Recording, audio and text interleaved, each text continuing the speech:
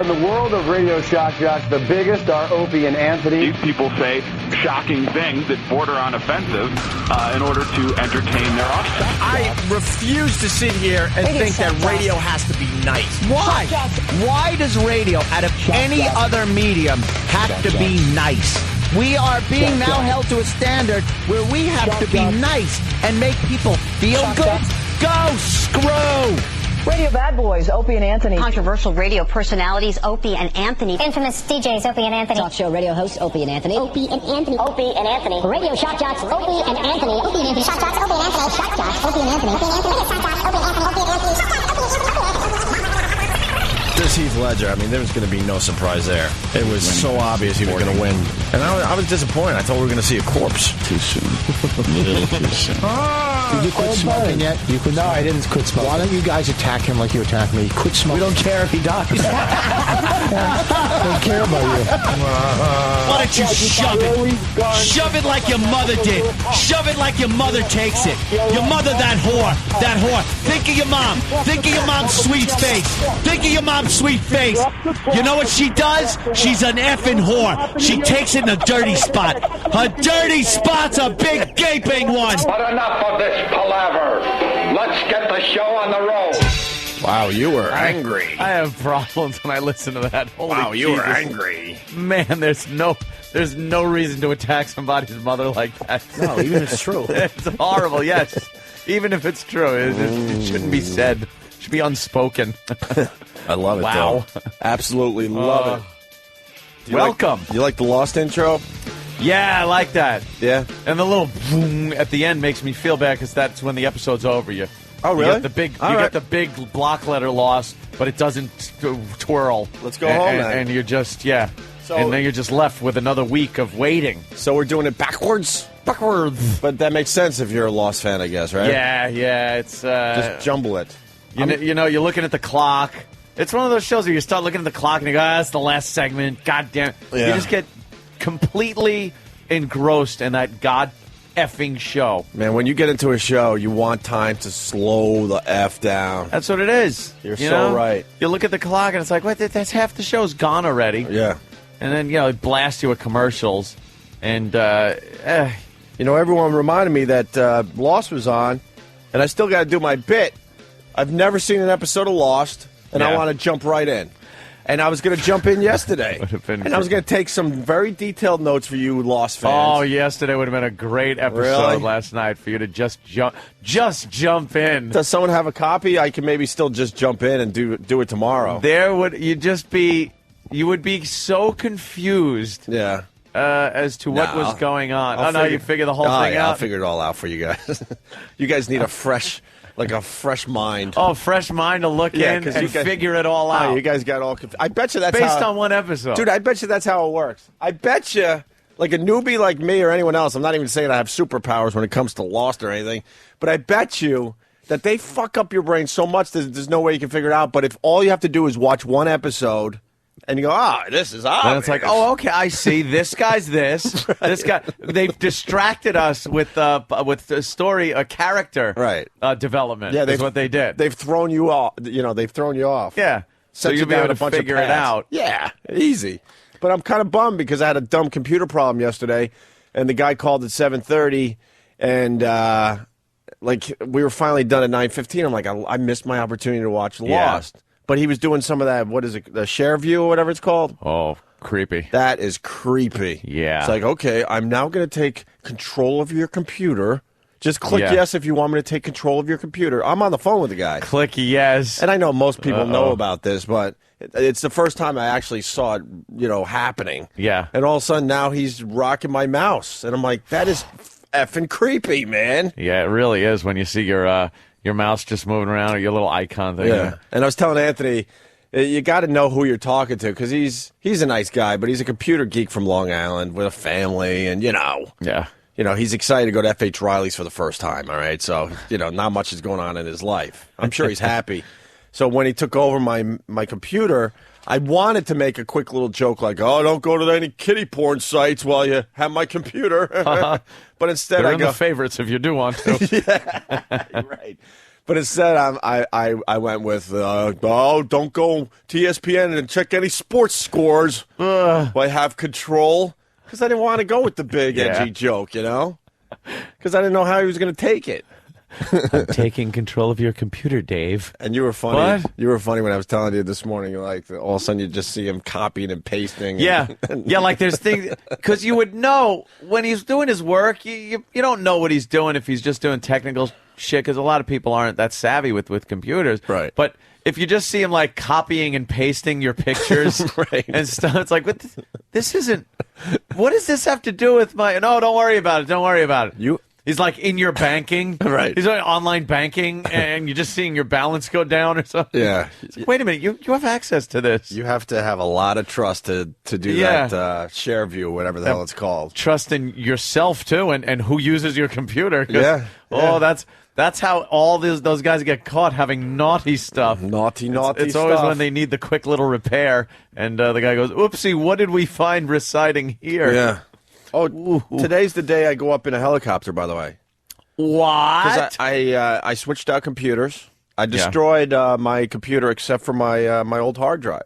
Oh, yeah. And there's nothing crazy on there, but I still don't trust a human soul on this planet. Yeah, I never trust my hard drive. So I rented a helicopter, and I'm dumping it somewhere in the Hudson River today. In the Hudson, along with some baggage and cameras and stuff from the... Yeah, Jimmy's like, what? Sully's plane? Yeah. I figured, they had a tough time finding that black box. I saw them searching the river for days, so I figure, all right, what the hell? So I'm going to be in a helicopter. I'm going to drop it somewhere in the Hudson River today. You can't just stand on the pier and give it a little skip. Nope. No, huh? Too close to shore. Too close. I don't. You could throw it to Jersey. Be funny Too close. If it floats, it doesn't sink. On the news, a kiddie porn bonanza was found. Bestiality in the Hudson. We'll let you know what we mean. You know the panic you would feel if you threw it like from the shore and you see it just floating down the river. Yeah. And you realize you wrote your name and address on the bottom. Right. Oh, please, God, make it to the ocean. Please, please, please. By the way, please. people are checking in the fact that hard drives are sealed very tightly. Oh, I understand that. And I think it would take quite a while in the water for it to... I understand that. That's why it has to be... I have to go on a helicopter and I have to drop it in the middle. So it gets stuck in the muck at the bottom. All that, yeah. And I'll bang it a couple times before I... oh, yeah, you bang that hard drive. Bang that hard drive. Yeah. Oh, yeah. Yeah. Yeah, I don't want some dumb diver that thinks he's going to have a little fun and jump in the Hudson and find this thing. I just use a Makita drill. And this is a hard drive that just has like maybe a few pictures. You know, I bet. No, not even. I mean, just boring stuff. But, yeah. But you know, you feel like you're. What do you?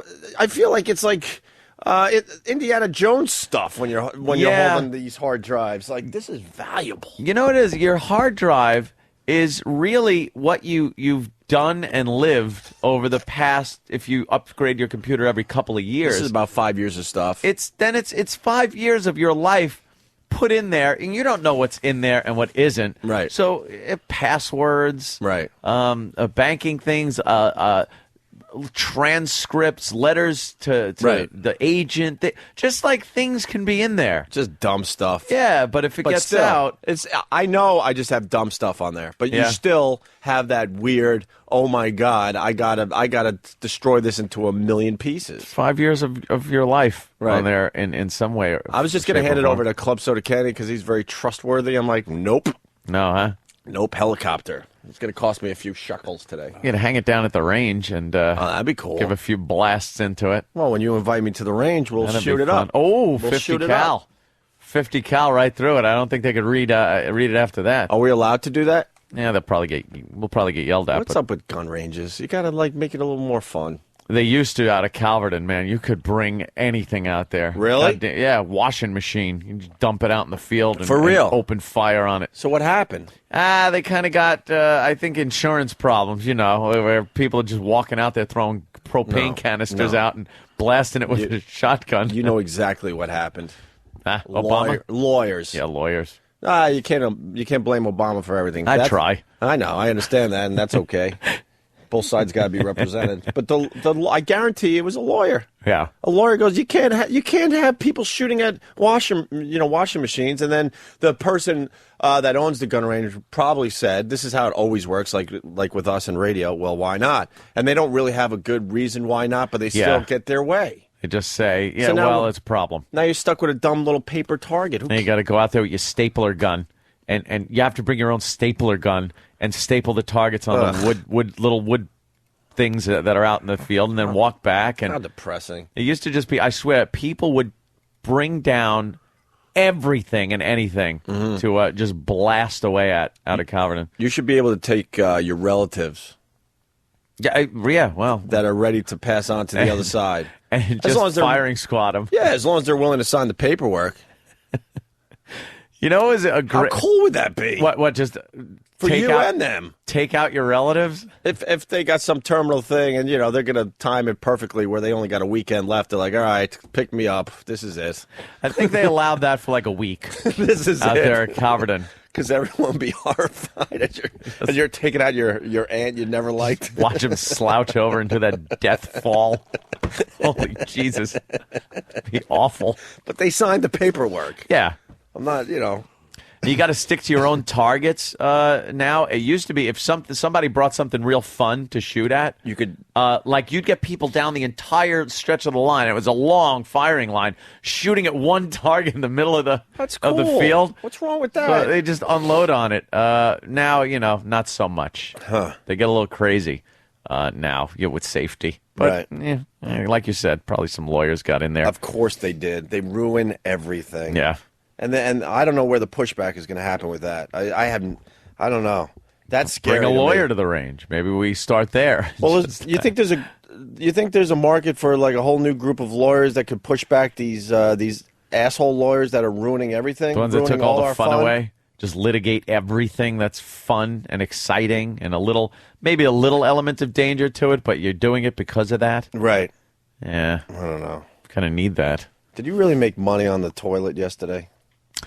Yes, I did. This is to me, this spells 2009. Yeah. This is the age we live in. This is the future. No flying cars. We understand that. A lot of things we expected in the future. Not here. Right. We kind of got robbed with things. You still look down the street, you see wires on telephone poles. Thought that would be gone. Right. Thought they'd be microwaving energy into our houses. Things like the house of the future from the World's Fair. Your woman won't even have to do the wash. She just throws the laundry in this bin. It biodegrades it and makes brand new clothing. Yeah. She doesn't even have to push the button. A Negro can do it. Because that's the future. Lucky Strike. The future sponsored by Lucky Strike. Yeah, the good old days when they thought the future would be like this very utopian-looking thing with flying cars. But the future to me, really, yesterday, I really saw the vision of the future.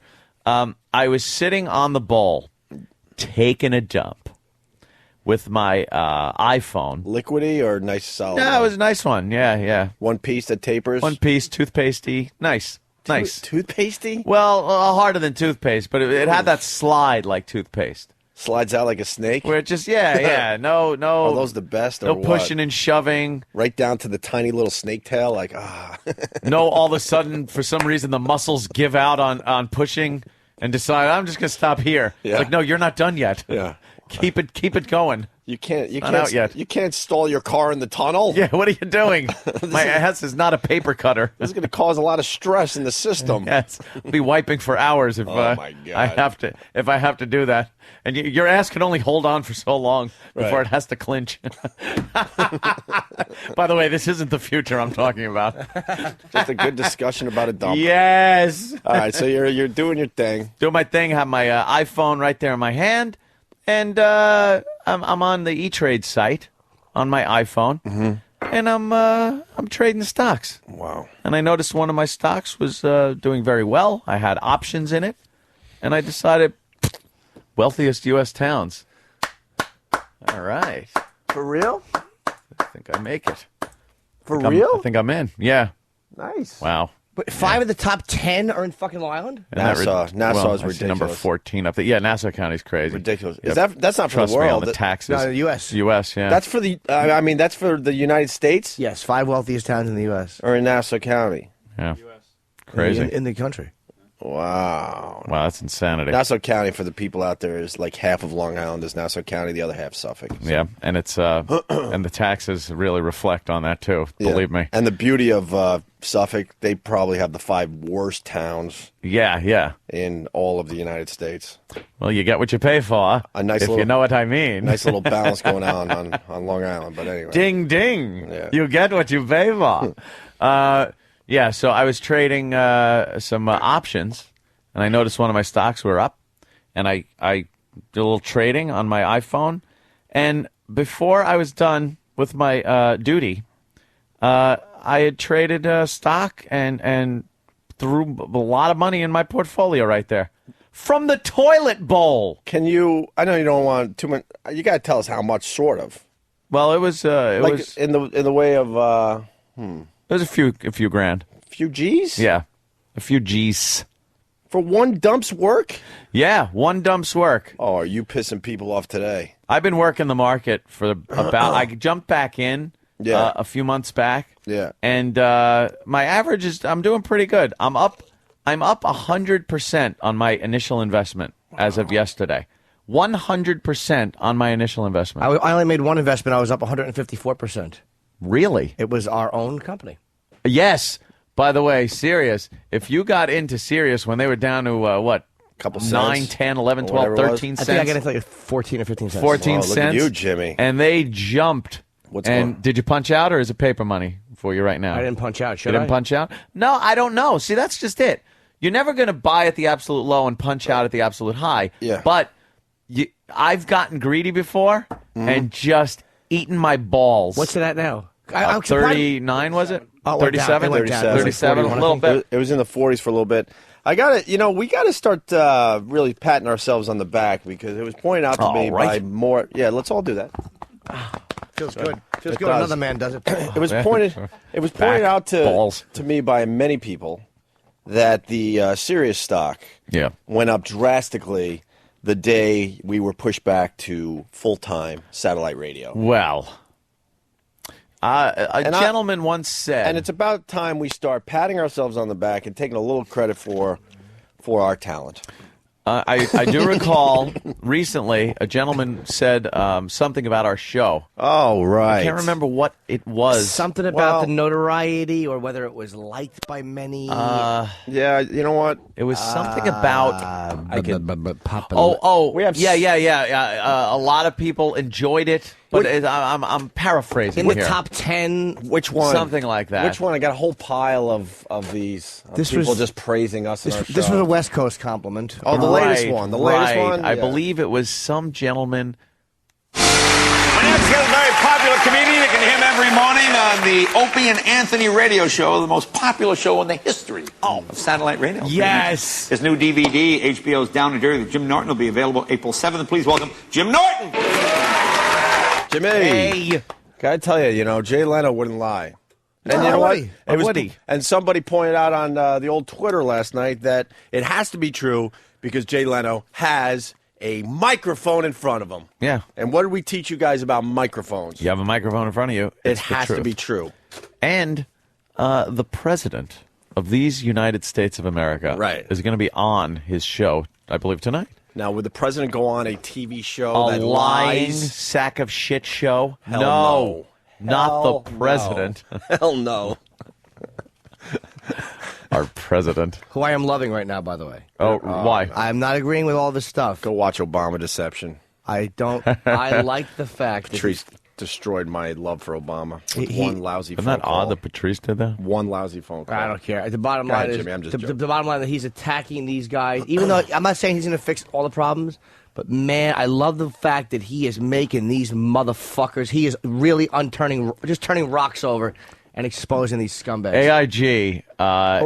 What dummies? They get a bailout from the government, billions of dollars, and they hand over bonuses. They're pigs. To executives. A bonus is supposed to be for doing something good. You get a bonus. It's not. Your company was so broke the government had to bail you out. How did you earn a bonus? On taxpayers' fucking money. 80% of it the government owns, and it's also people are sending death threats to these people. Oh, and, hell yeah! I would never encourage people to do things, but I'm not saying it's happening. No, people are getting death threats. Some of these executives. Good. So they said they have to give it back. If not, they're going to tax their bonuses at a rate of 90%. Yeah, if the government gave you more than $5 million. Right. Yeah. That they will tax you at 90%, Wow. which means you're pretty much giving your bonus money to the government who initially gave the money to you. Good. Although you are keeping 10%. So. Some of them, though, it's weird because some of these guys are probably like executives that were actually good at their jobs who would have left, who had to be convinced to stay. But they're screwed too then. It would have been a bankrupt company. They would have got no one would have gotten anything. Right. So it's like, at least be grateful you got jobs. Like, what fucking dirtbags. The economy took out my brother, Quinn. Is he fired? Wall Street guy. Huge Wall Street guy. He was Bear Stearns, right? When Bear Stearns completely collapsed, he was one of the lucky ones where he got picked up immediately. My brother's very talented. I don't talk about that brother that much because he's like a normal guy. Normal, healthy dude. Yeah. Nothing wrong with him. But he's like, he's been a Wall Street guy for many, many years, and the economy took him out like Monday or Tuesday. Well, let me tell you He's what out. he should do. Sit on the goddamn toilet. Well, because it used to be you had to run down Wall Street with your little sheet of paper. Sell! Yeah. Sell, Mortimer! Now, you could do it as you shit. I don't even have conversations with the guy on the phone because that's how good he was. I don't want anything being interpreted as him giving me info. Yeah, a little the guy, insider info. You don't want that. He knows what he's doing. He'll land on his feet. He's one of these guys like, I saw it coming, and he's one of these guys, I'll just be fine.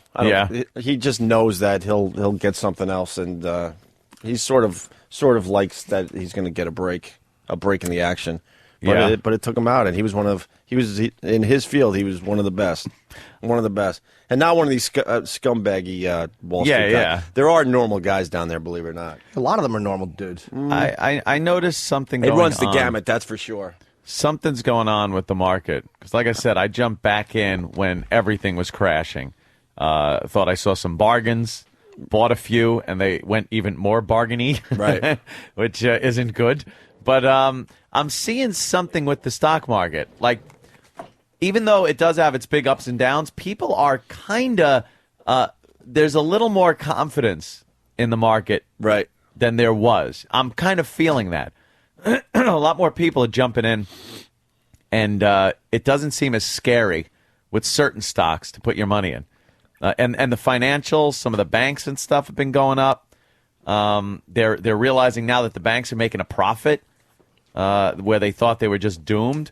The auto industry is still fucked, but the financial thing, like the stock I was trading was Bank of America. And I wish I hadn't traded on the shitter. Because I kind of bailed out a little earlier than I should have. Because by the end of the day, it really took a nice jump. So you were wishing that you were a little more clogged up. I wish I was a little constipated. If I was constipated yesterday, I would have made a lot more money. You think that's actually the truth? Yeah. Wow, that's... Because as you're on the dumper, right. I looked behind me, and I had read all of my American Rifleman magazines. Mm-hmm. So I needed to read something because you're on the shitter, and I pull out the old iPhone. It's great, while you're taking your dump. And I realized, the market's still open, and I'm in this stock. Let me see how it's doing. And I saw it was doing very well. So I'm like, something? No chances, no bullshit. Let's just punch out. Yeah. So I did that, and then I checked it again when I woke up from my little nappy, and I shouldn't have traded through the nappy because funny. it jumped up even higher. But like I said, you're not getting out at the top, and you're not getting in at the bottom. As long as you're making money, feel good about it. Know what's funny about that? My dumps and how they go. I could do it with less than a minute. So you'd be just day trading all day. Well, we call it dump trading. Dump trading. I can't be one of those dump traders. A dump trader. It's officially a dump trader. I'm a dump trader. Can you dump trade every day? I want to dump trade. That's our new bid. I should just dump trade. Do a dump trade update every day. Because you're back in kind of. Find a good pump and dump stock. And and you can only work the stock. That's where you jerk off, take a shit, and trade. It's a pump and dump. Start doing dump trading. I'll do some dump trading. And you got to update us every day. But you can only trade as that is happening. As that's happening, okay. Right now you're 4,000 up. 4,000 or 5,000? What are you up? A few thousand? Well, a few, yeah. Okay. Yeah. I took a certain investment, and it's it's an E-Trade thing. So it's like, you throw it in there, you see what happens. All right, good. We got the chart. Serious stocks since leaving K-Rock. I see. Wow. I see an uphill there, my friends. Look at that. I see an uphill. Maybe Jay Leno was onto something. He certainly was. What was it when we just before we left? 15. It was 15, and now what is it? 37. 37. There you go. We're making people money. We certainly are. We're making people money. I kind of want to stick with it because it's like I invested a couple grand, nothing too much that I can't lose. It was like I said, let me just do it because it was low. Yeah, and it's like you kind of want to support your company, and it's like I think things are getting better. And this is just a novice talking because of guys like Madoff going to jail, and because of people calling these scumbags out. I think people feel better, like a little more confidence. They're not going to be able to do the same shit they've been doing for all these years. Yeah. Yeah, people are a little more confident in investing these days. Just at the very beginning of this, and again, it could just fucking crumble today. Who knows? See what happens? You don't even know. DW writes. We went back to the Jay thing for a second here because the instant feedback's pretty good on that. Jay said O&A is one of the greatest treats of all time. Wow, Lily. Exactly. And then Stephen S. from Bayshore. Jay Leno's giant chin is filled with nothing but truths.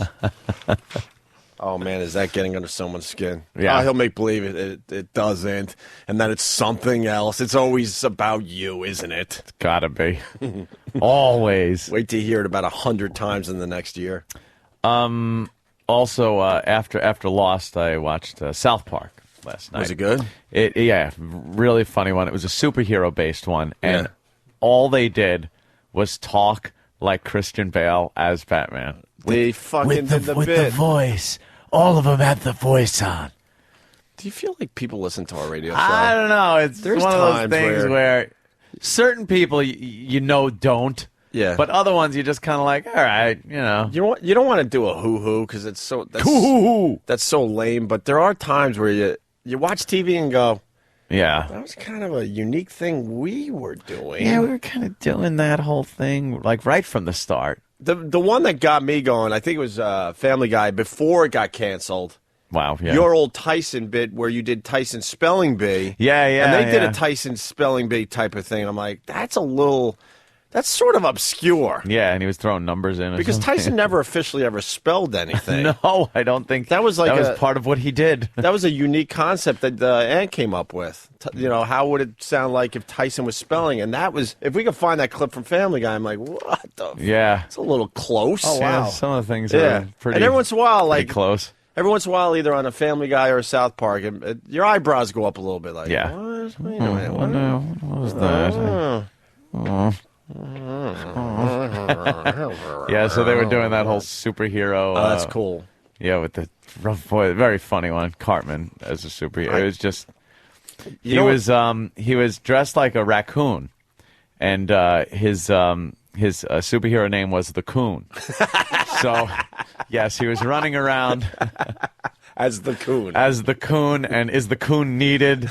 I wish the Coon was here to help us. Yeah, they just don't.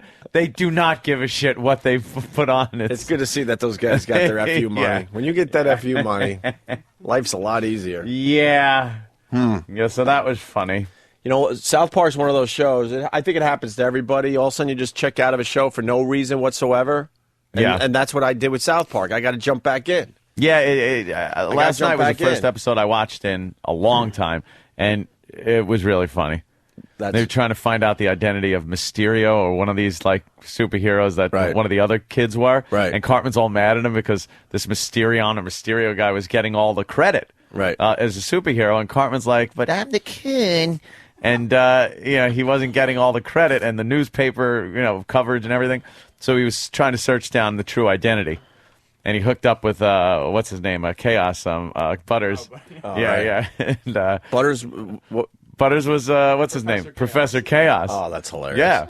And they finally unmasked this Mysterio kind of character, and it was like, oh my God, I can't believe it's you.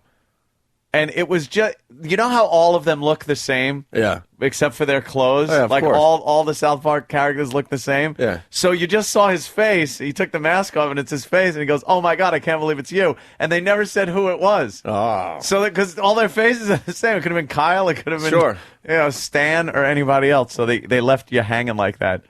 It was a very, very funny episode, though. But like I said, it started out just the whole Jimmy thing with the voice. Every time they were talking to each other, it was the Christian Bale voice. Yeah, we pushed that concept out there pretty good. Yeah. Maybe that was an obvious one. I don't know, though. No. I don't know. I don't think people found it as disturbing as they did until Jimmy just relentlessly ragged on it. And put it over the top. Yeah. It's terrible. Let me go to Dave in Israel. David. Yeah. Hey, David. Oh, we got we have a David update. I hold on. I'm using whatever. Oh my God, it's all right. Go ahead, David. I was just going to talk about what you boys talked about right now. How they had Obama on, and then right away they were bringing up the Coon, and what you guys were saying. They got a bunch of fuck you money.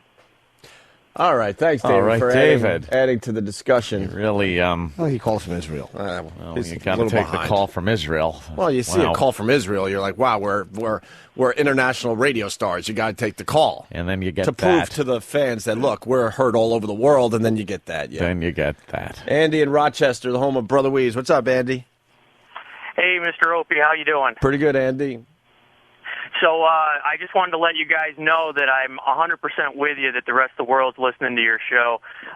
There was a bit on Saturday Night Live a couple weeks back where they were doing a Donald Trump thing. It was right after you guys had Dice on your show, and it was pretty obvious because the Trump guy was calling people a douche. And you know what? I didn't mean to do that. I haven't done that in a really long time. Poor bastard. He called back. I really didn't. What happened? Whatever. Should I get too technical? There's 2 banks, and sometimes I try to clean out some phone lines. And I was supposed to use like bank. Why would you go to the bank though for a phone line? I don't understand. I haven't done that in a long time. I used to do that to celebrities. We're listening to them, and I'm trying to clean up phones, and all of a sudden they're gone, and it's like, what the fuck's wrong with you? And he called back. We'll get the rest of your story. Some kind of SNL we'll get bit. you right on. For sure. I was going to say we have a David update. We could do it now if you want. Get it out of the way. Oh, my God. David's not here for the people that hate David. There's a thing going on with David. People, I mean. Is there? Yeah. But this one is, there's no gray area. They either love him or hate him. There's no in between like, he's all right. Whatever. People get excited when he's on the air, and people go, holy shit, I can't take another David bit. Yeah. So. We don't know what to do about that, to be honest with you. We just keep fucking putting him right in your face. But Sam, we got a David update. He's not here, but right. But he did. You instructed him yesterday to go on the Ron and Fez show. Yeah. Yes. And introduce Scott, the new MVP intern. Yeah. Now, because he is the new MVP, he got the highest grade, right? Yes. Scott got an A-. A- from David. See, but the thing is, Ron Bennington hates David. Right. No, because Opie got an email. Right. While the show was on, that Ron said, Anthony. You forgot about that. Ron said he doesn't hate David anymore, and he would like to meet Scott at some. Yeah. I believe that was an erroneous email. Really? Yes, because Ron is not a fan of David, and as a matter of fact, Ron never wants to see David while Ron is doing his program. Yeah. And Opie telling him to go in and not even ask about it. He said, Ron wants you to just barge into the show. Well, I made it perfectly clear that give Ron a few minutes to just get into some kind of good conversation. Yeah, conversation. You know, because he likes to warm up before he really starts rocking on his radio show. And that would be a perfect time to get in there because then, Ronnie's, rocking on all cylinders. Right. Hence, actually interrupting probably a really good bit that he was in the middle of. Interrupting Ron's train of thought. I believe, you told him to wait until they pick up some steam so they can get the show going and then go in. And then just open the door and come in with this new super intern. And probably the worst advice you could give young David because... But he likes to listen to us, and I heard he did just that yesterday. He did, because he was nervous about doing it, and none of us were going to be here because we all had to go to Sirius for a meeting. But before we left, and a bunch of the interns, we assured him, I told him, David, what you have to do, Ron and Fez don't like cues, like they don't like to do things, so there won't be a cue. Yeah. You just have to do this between 12:15 and 12:20. To fly by to the seat of their pants kind of show. You just got to barge in. And was he hiding? And so he said, okay, yeah. And we told him he couldn't let Ron see him. Right, so he was hiding. So Ronnie he was in the back. The coast is clear. He doesn't have to see David. Then Danny told him, David, when you go in there, you got to sell Scott. You have to make them know that Scott's the #1 guy. And he sat David down and told him to go on YouTube and watch old Jimmy Hart promos from WWF. So he knew how to sell someone. Oh, shit. So David said, okay. So he was all set. Yeah. So then we found out what happened was David... We have the audio, by the way. Okay, I haven't heard the audio. You want to... Well, I don't... I'll explain what happened. David, he took one step in the door. Well, do we want to play the audio first, and then you could, go inside? Yeah. The audio. And then go inside the audio? Yeah. So, because that's the setup. So, David, all excited. Yes. He thought that I really got an email from Ronnie. And he was getting ready to do the wrestling manager thing. Like, he was getting ready to go in and just... This is Scott, the new MVP intern. Yeah. I'd be more happy to see a home invader come through my door. He would be treated nicer than Ronnie treated David. Yeah. And David's like, it's got to be true because Opie said he got an email from Ronnie, right? Yeah. All right. And this is what happened on the Ron and Fez show yesterday, noon to 3, of course. I can't take it anymore, Fez. It's going on too long. You and that fucking witch doctor, psychiatrist have done nothing to get better. And you have now taken me to the point of aggravation. I can't put up with it anymore. I'm going to kill you. I'm going to kill you. I've had regressions, yes, I'll admit that. But, You think I'm fucking around. You think that... What is he doing in here? Throw this motherfucker out! Throw this motherfucker out! Throw this son of a bitch out! Throw him out! Throw him out! Fuck out of here!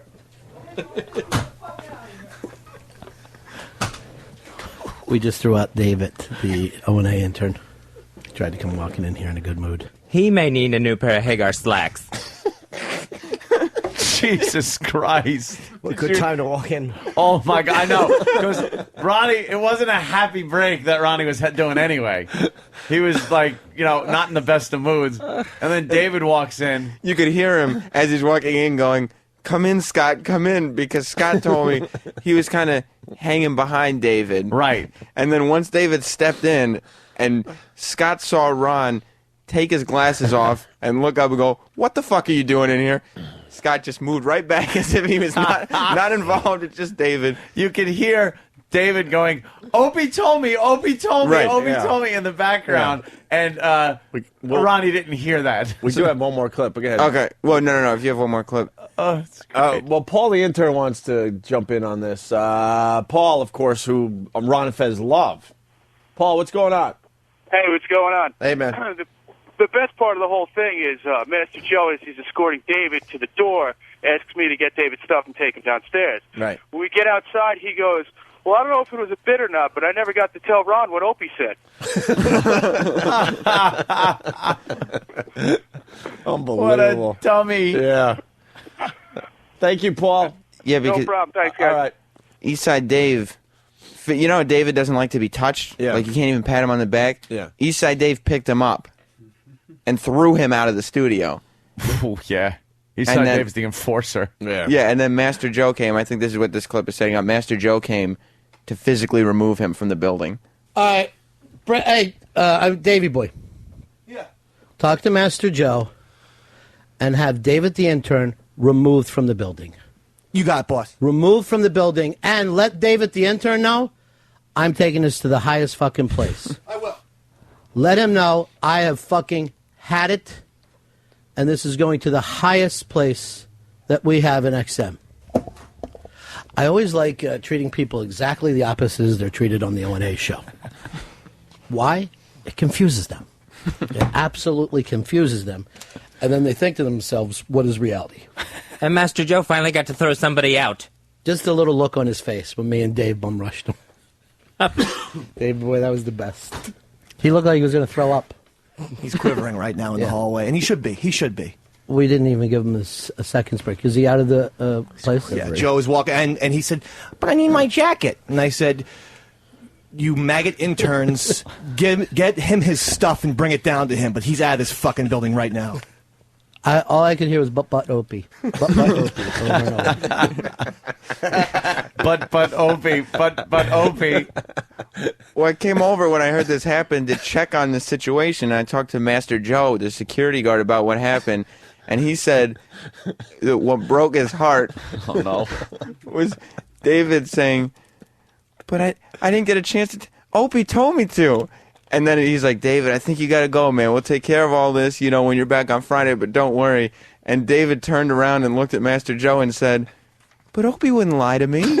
Oh, no. And he just walked to the elevator shaking his head saying, "Oh, Opie wouldn't lie to me.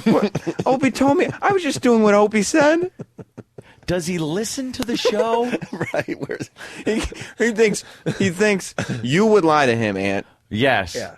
Opie would not. Yeah, of course. Exactly. Well, he's got it right, I think. I think so. I would absolutely lie to him.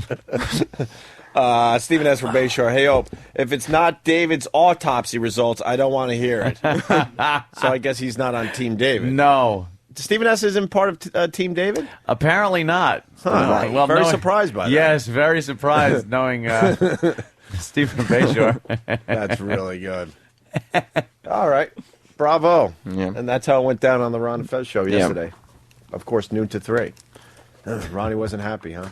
No, he was not. He doesn't even. He starts shouting when David is just like there. Yeah. Like David can be behind out, the glass. He doesn't outside. like it. Yeah. So when David just walked in out of nowhere, and they were having a serious moment on that show. Yeah, and you just hear, "Come on, Scott! Come on, Scott!" That was no Ichiban or any of that crap. No, that was like, Ichiban. That was Ichiban. That was getting to some of Fez's stuff. That was no old bored gossip no segment. No. What is he annoyed that Fez is keeps regressing? Like I guess he's just sick of Fez's therapist not to curing him or something. Yeah. Yeah. Yeah. You know. Why does Fez keep crying? I don't know. I guess so. He's sounded better recently than he has. Jay Moore made him cry. Yeah, well, Jay Moore is a bully. Oh. To Fezzy. He is the bully. He's the playground bully, and Fezzy is the poor little chubby kid on the playground. Oh, you're gonna make him cry. No, I know they're gonna play this now, and Fez is gonna cry, but I don't mean that literally. I mean it figuratively. I mean it like it was probably in the old days when he was fatty pneumonia. Oh, jeez, don't bring that up. What are you doing? No, fatty pneumonia. Why would they call him that? Oh, they would call him fatty pneumonia. Fez. Why? Anthony Fez. doesn't mean this. This is I can't believe this. Why would they call him that? Well, because he was a chubby little kid. No, don't do this. But it's way back in the days when he used to have to stand naked in the driveway after going to the beach, so he could be hosed off of the sand. Oh, Fezzy, and take your headphones embarrassed off. in front of his entire neighborhood Fezzy, turn as it he off. stood there, and the kids called him fatty pneumonia as he was being sprayed with a hose nude in his driveway. I can't believe you're bringing this up. Who would spray him naked? That's humiliating. You don't. Yeah, Oh no. yeah, it's humiliating. His family? Yeah, No, don't do this. Yeah, to keep because he had sand, and they don't want sand in the house, and they didn't want little poor little Fezzy dragging sand in the house, so they'd make him take his little bathing suit off and stand nude in the driveway as they hosed him down. Oh my God! Wow. It was probably very traumatic. That probably gave him shame issues that he carries to this day. He can't go into the bathroom here at the facility. He doesn't. He can only go to the bathroom at home. Oh God. It's tragic. No, turn off this But- tape. This is Ronnie, not don't good. do this. Does he hate his turn off parents? the tape. Ronnie. That's probably something he's sorting Ronnie, out you with a sick therapist. I'm Oh not my sure God. of the Turn off details, this tape, but I would Ronnie. think there has Ronnie. to be some type of Do the right resentment thing, there. Ronnie. Do the right If you're thing. being if you're standing out in a driveway nude If this is while still playing, kids Ronnie's a taunt sick you F. Ronnie, don't as you're do being this. sprayed with a hose Ronnie. as a chubby little You child. could stop this at any moment. He was Any probably moment. adorable as a little chubby kid. Ronnie, listen to this, Ronnie. I'm trying to be Ronnie. nice. You go to the beach. Oh my God, Ronnie. Yeah. You want to are have a sick fun. F. Right. You feel a part of. Stop the you tape. have Yes. a nice day at the beach. Yeah. And you come home where it's supposed to be safe. Yeah. Jesus. I give up. And you're humiliated. And they say I'm sick, Ronnie. And you're is a humiliated. sick Yeah, F. yeah. Like, Sick, Ronnie. how could he then take the next time that he goes to the beach and go like, oh, wow, I'm going to the beach, I'm going to have fun, when all he's thinking is, I'm going to be little fatty pneumonia getting hosed down in the driveway. It's probably not a happy memory. If the place you're supposed to be safest Right. is a source of humiliation and shame, There's a problem there. then how can, like you just said, you feel good about anything? Because the end of your day is always going to be there. So you could start Yes. off feeling good about yourself and having fun with your friends. Yeah. But if you're always going to think, like, I'm going to be called fatty pneumonia, that's a terrible thing to be It's called. a terrible name. It's horrible. And Jay Moore is a bully when it comes to Fez because Oh, my God. he brings things up like this in a Listen. bad way. I bring it up to try to listen. help. Ronnie, I'm controlling your show now. Look, see, that's all you have to do. You turn off the mic and it stops. See, it stops. You could have done this minutes ago. See, I got You a could've button saved over that. here on my side, so I can just talk about anything as far as Fezzy goes. All right, listen, Ronnie, I tried. Now it's up to you to turn this off. I tried. I tried. Skinny Sniffles turned it back on. We got to take a break. Fezzy knows I love him very much. Oh, really? He does know that. Boy. I would do anything to upset him. I'm calling out Jay Moore as a bully, and that's where I'll leave it. Nothing I said is anything that hasn't been brought out on the air and discussed. I was making light of it. I find it tragic. He should be hugged. Fezzy probably likes to be hugged a lot. I bet. Fezzy probably likes the type Problem of is hugs. who's hugging him. He probably likes the hugs where his arms are straight down. Like, you hug somebody right, and they're yeah, so yeah. sad they don't even hug you back. Yeah, they can't even hug back. It's just this straight Their arm arms are down. just kind of straight down, and you're hugging around their arms. and you feel still. a little sigh. Fatty pneumonia is horrible. I've never heard that before. The song's fantastic. It's a good song. Yeah. Do we have that song? Oh, I'm sure they do. We could go to break with that Fatty song. pneumonia. Oh, we'll go to break with that. Yeah. Fez. Ron and Fez, noon to tree. Yes. Noon to tree. Think someone abused him? Noon to tree. I don't know. That's up to them to discuss. For family to be comfortable with nudity like that is not healthy. Right. Well, That's not what I healthy. think. But I'm not making any. I'm I'm not sure, the I don't know. therapist. I'm not making any. I don't know. I'll sit down with him. Yeah. Let's play the That'll song. help. People want to hear the intern Dave getting kicked out again. Yeah. We'll do it after the break. We'll give you one more play at that because they're Yeah. saying it's amazing. And this is the story. So if you want to catch up, Jim, on fatty boy. pneumonia. Okay. Ronnie wouldn't still be playing this tape, would he? I hope He's not not. that sick, is he? I hope not. He went to break by now, right? For I would Fez's hope. sake. He Yes, wouldn't for actually Fez's sake. keep this going as we play now the song. I right? guarantee you will not hear this on This the Ron part? Fez show. No, by this time. Because Ronnie does it's care over. about Fez Yes, enough to stop this tape. Absolutely. Does Fez There's get- no way we're still on the Ron and Fez No, show. with no. this. Does All Does he right, get good, sad with good. when people still call him fatty pneumonia? Oh my God! Yeah, and Yeah, the he chubby gets- thing too. You don't know what he's going to be Thank God sensitive Ronnie about stopped the tape a while ago. on so. any given day. Like some days it's Oh, fine to God. talk about something. Oh, my Other God. days, not so much. So he was probably a chubby kid. He was probably teased a lot. Oh my gosh. Yeah, that's been brought up on the That's show, sad. so I think that's fair. An assessment of what did happen back in his past. Fatty pneumonia. Fatty pneumonia. Fatty pneumonia. Fatty pneumonia. Fatty pneumonia. Fatty pneumonia. Fatty pneumonia. Fatty pneumonia. Fatty pneumonia. Fatty pneumonia never left the house. All the neighborhood kids used to scream and shout. Hey, look at Fatty staring out the window again. Fatty always had food, but he never had friends.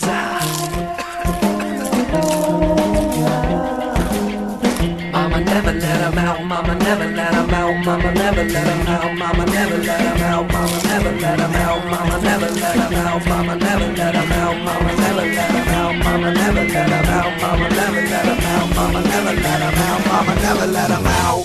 He was always too sick to go out and play. Fatty pneumonia. One day, Fatty made love to a cupcake. Fatty pneumonia. One day, Fatty made love to a cupcake. Fatty pneumonia. Fatty made love to a cupcake. Fatty pneumonia. Fatty made love to a cupcake. Fatty made love to a cupcake. Fatty pneumonia.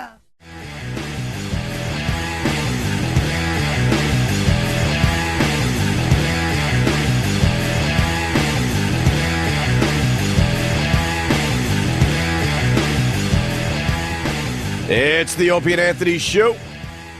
Well, there's the Vultures. I saw them yesterday. That's sort of my neighborhood. I walk through there all the time, talking about the Upper West Side. And now I think they're waiting for, what, the corpse to be dropped off at the front of the building? Yeah. So they can get a picture of a dead person? What else is there to do? Natasha Richards, right? Richardson? Richardson is, she died. And kidding. Liam Neeson's wife.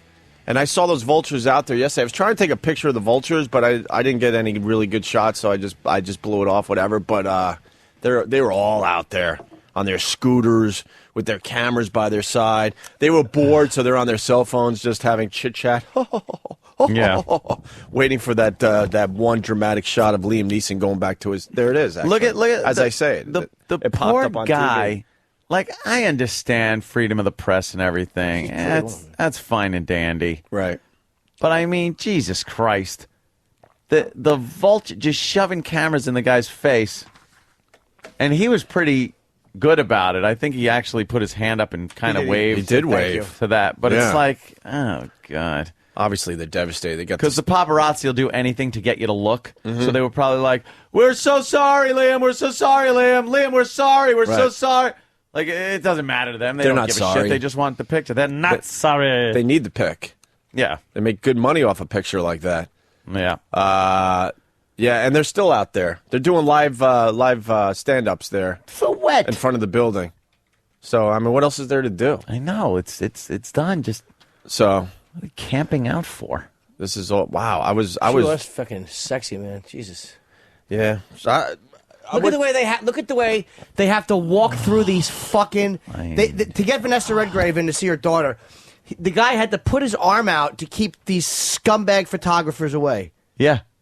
I don't know why. They're not standing at a respectful distance. They'll shove the camera right in their face, snap it, and then pull the camera away. I don't know why, like, Liam Neeson's people and stuff don't get more aggressive and go, all right, well, I'm going to play back. Again, let's go back to the lawyer thing. Yeah. Because the paparazzi there, and they sue at the drop of a hat. Yeah. Right. If you push them, hey, don't push me, don't touch the camera. Go fuck yourself. But that's why, by the way, and they think, well, the media goes, well, they're not legitimate media. Sure, they're showing on the news. They are legitimate media. They are exactly what the media is without their clothing on. Yeah. It's absolutely everywhere. Fucking predators. There's no. We're trying to get Dr. Steve on the show because something just doesn't make sense with this story. Because now I'm hearing that when she fell on the ski slope, which was a tiny little bunny hill like Anthony brought up yesterday, she didn't hit her head. So something else was probably going on, and we're going to learn more in the next day or two. And I don't want to make any... Jesus, that's terrible.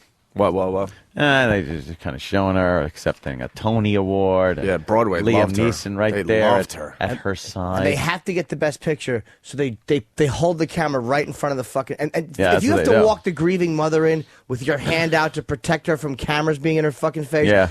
you should literally punch your way through that line and drill cameras into their faces. Punch. It's all they understand. That's what I'm would be saying, Jimmy. fantastic, I'm with wouldn't you. it?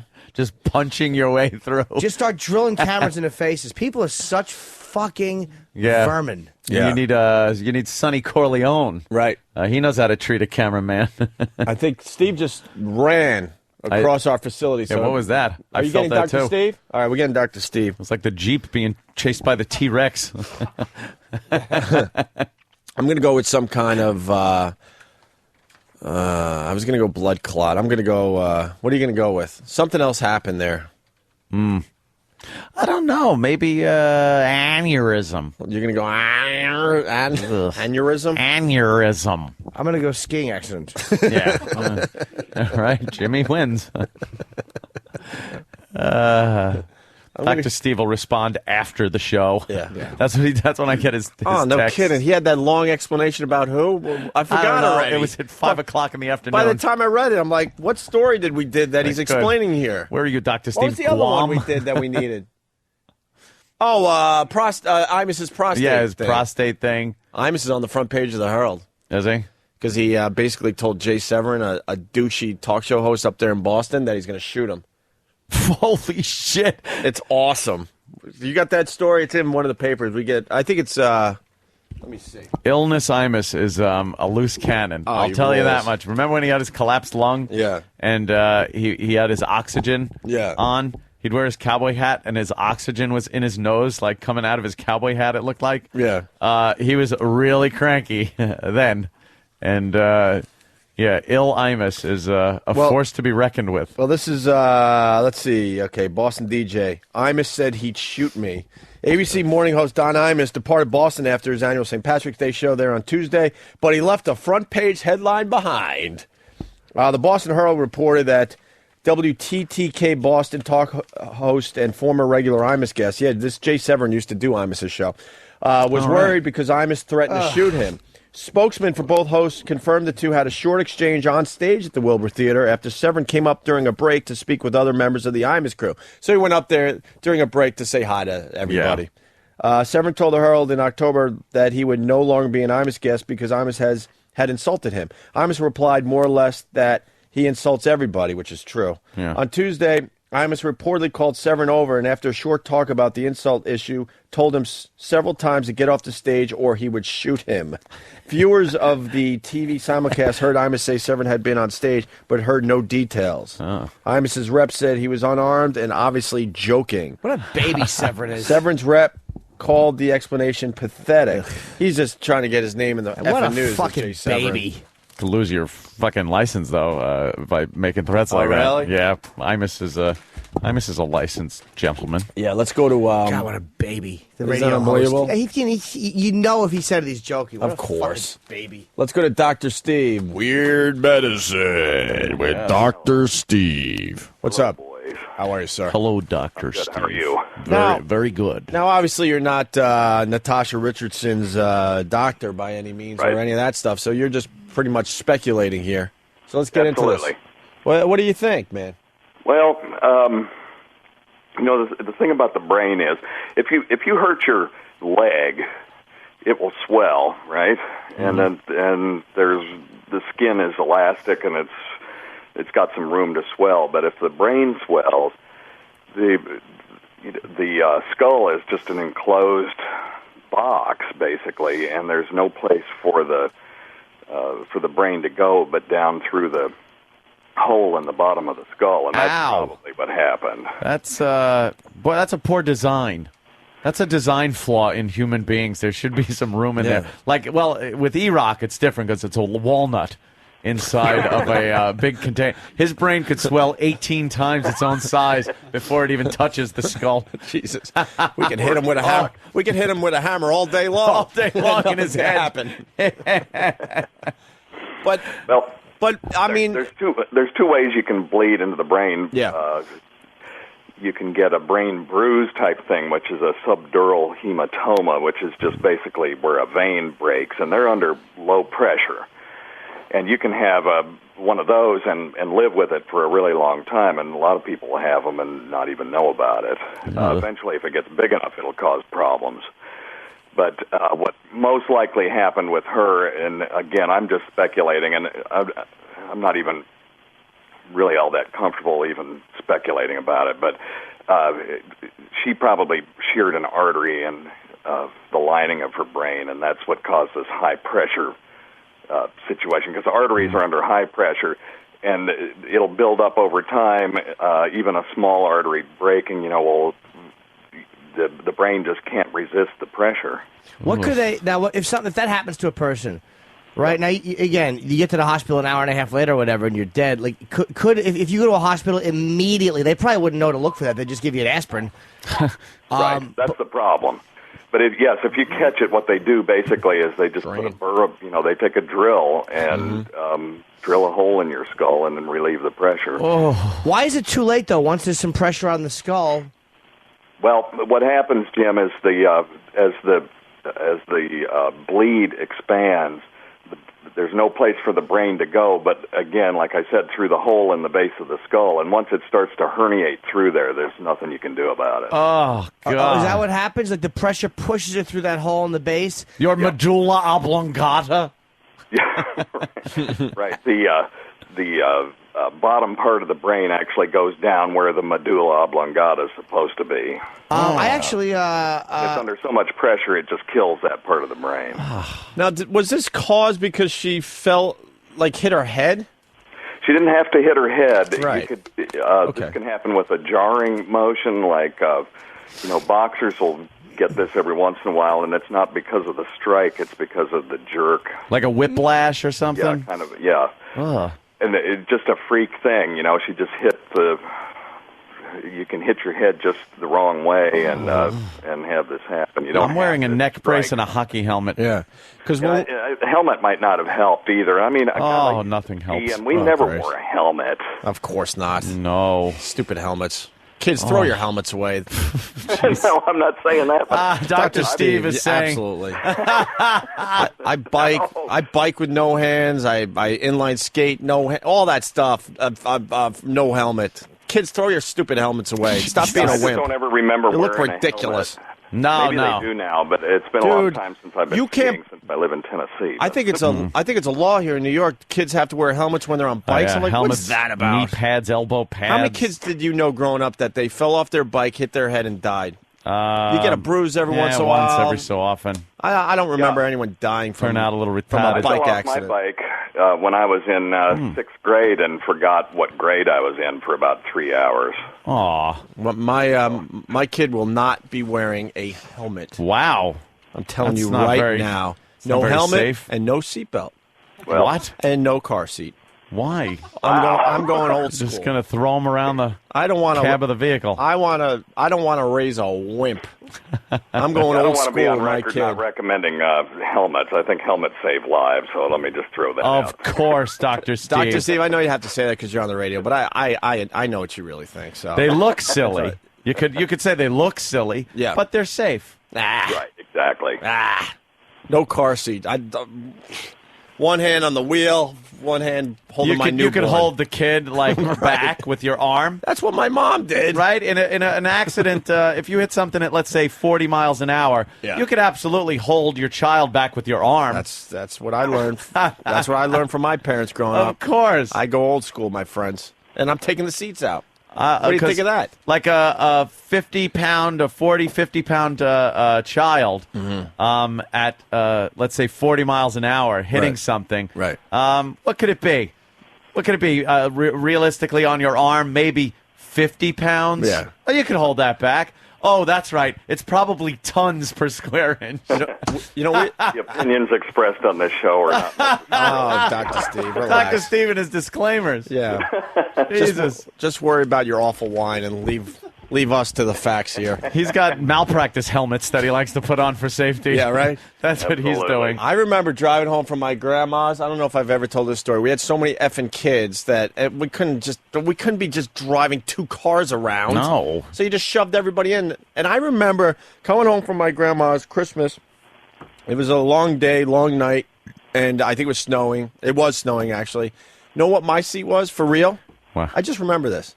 At the foot of my mom. You know that little area where you put your feet in the passenger seat? Yeah. That's where I cuddled up at her feet and went to sleep on the way home from Grandma's house. What awkward teenage years those must have been.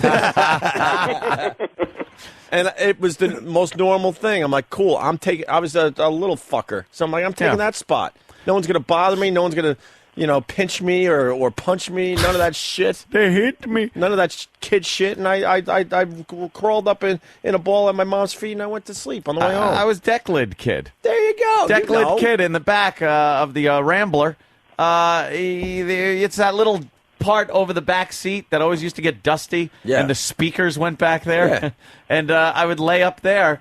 And if there was ever an accident where Dad would have hit something head on, I'd have been a projectile, just flying through, taking out both parents and whoever was on the other side of the windshield after I bashed through it. You would have decapitated both parents. Oh yeah. But that was a warm spot.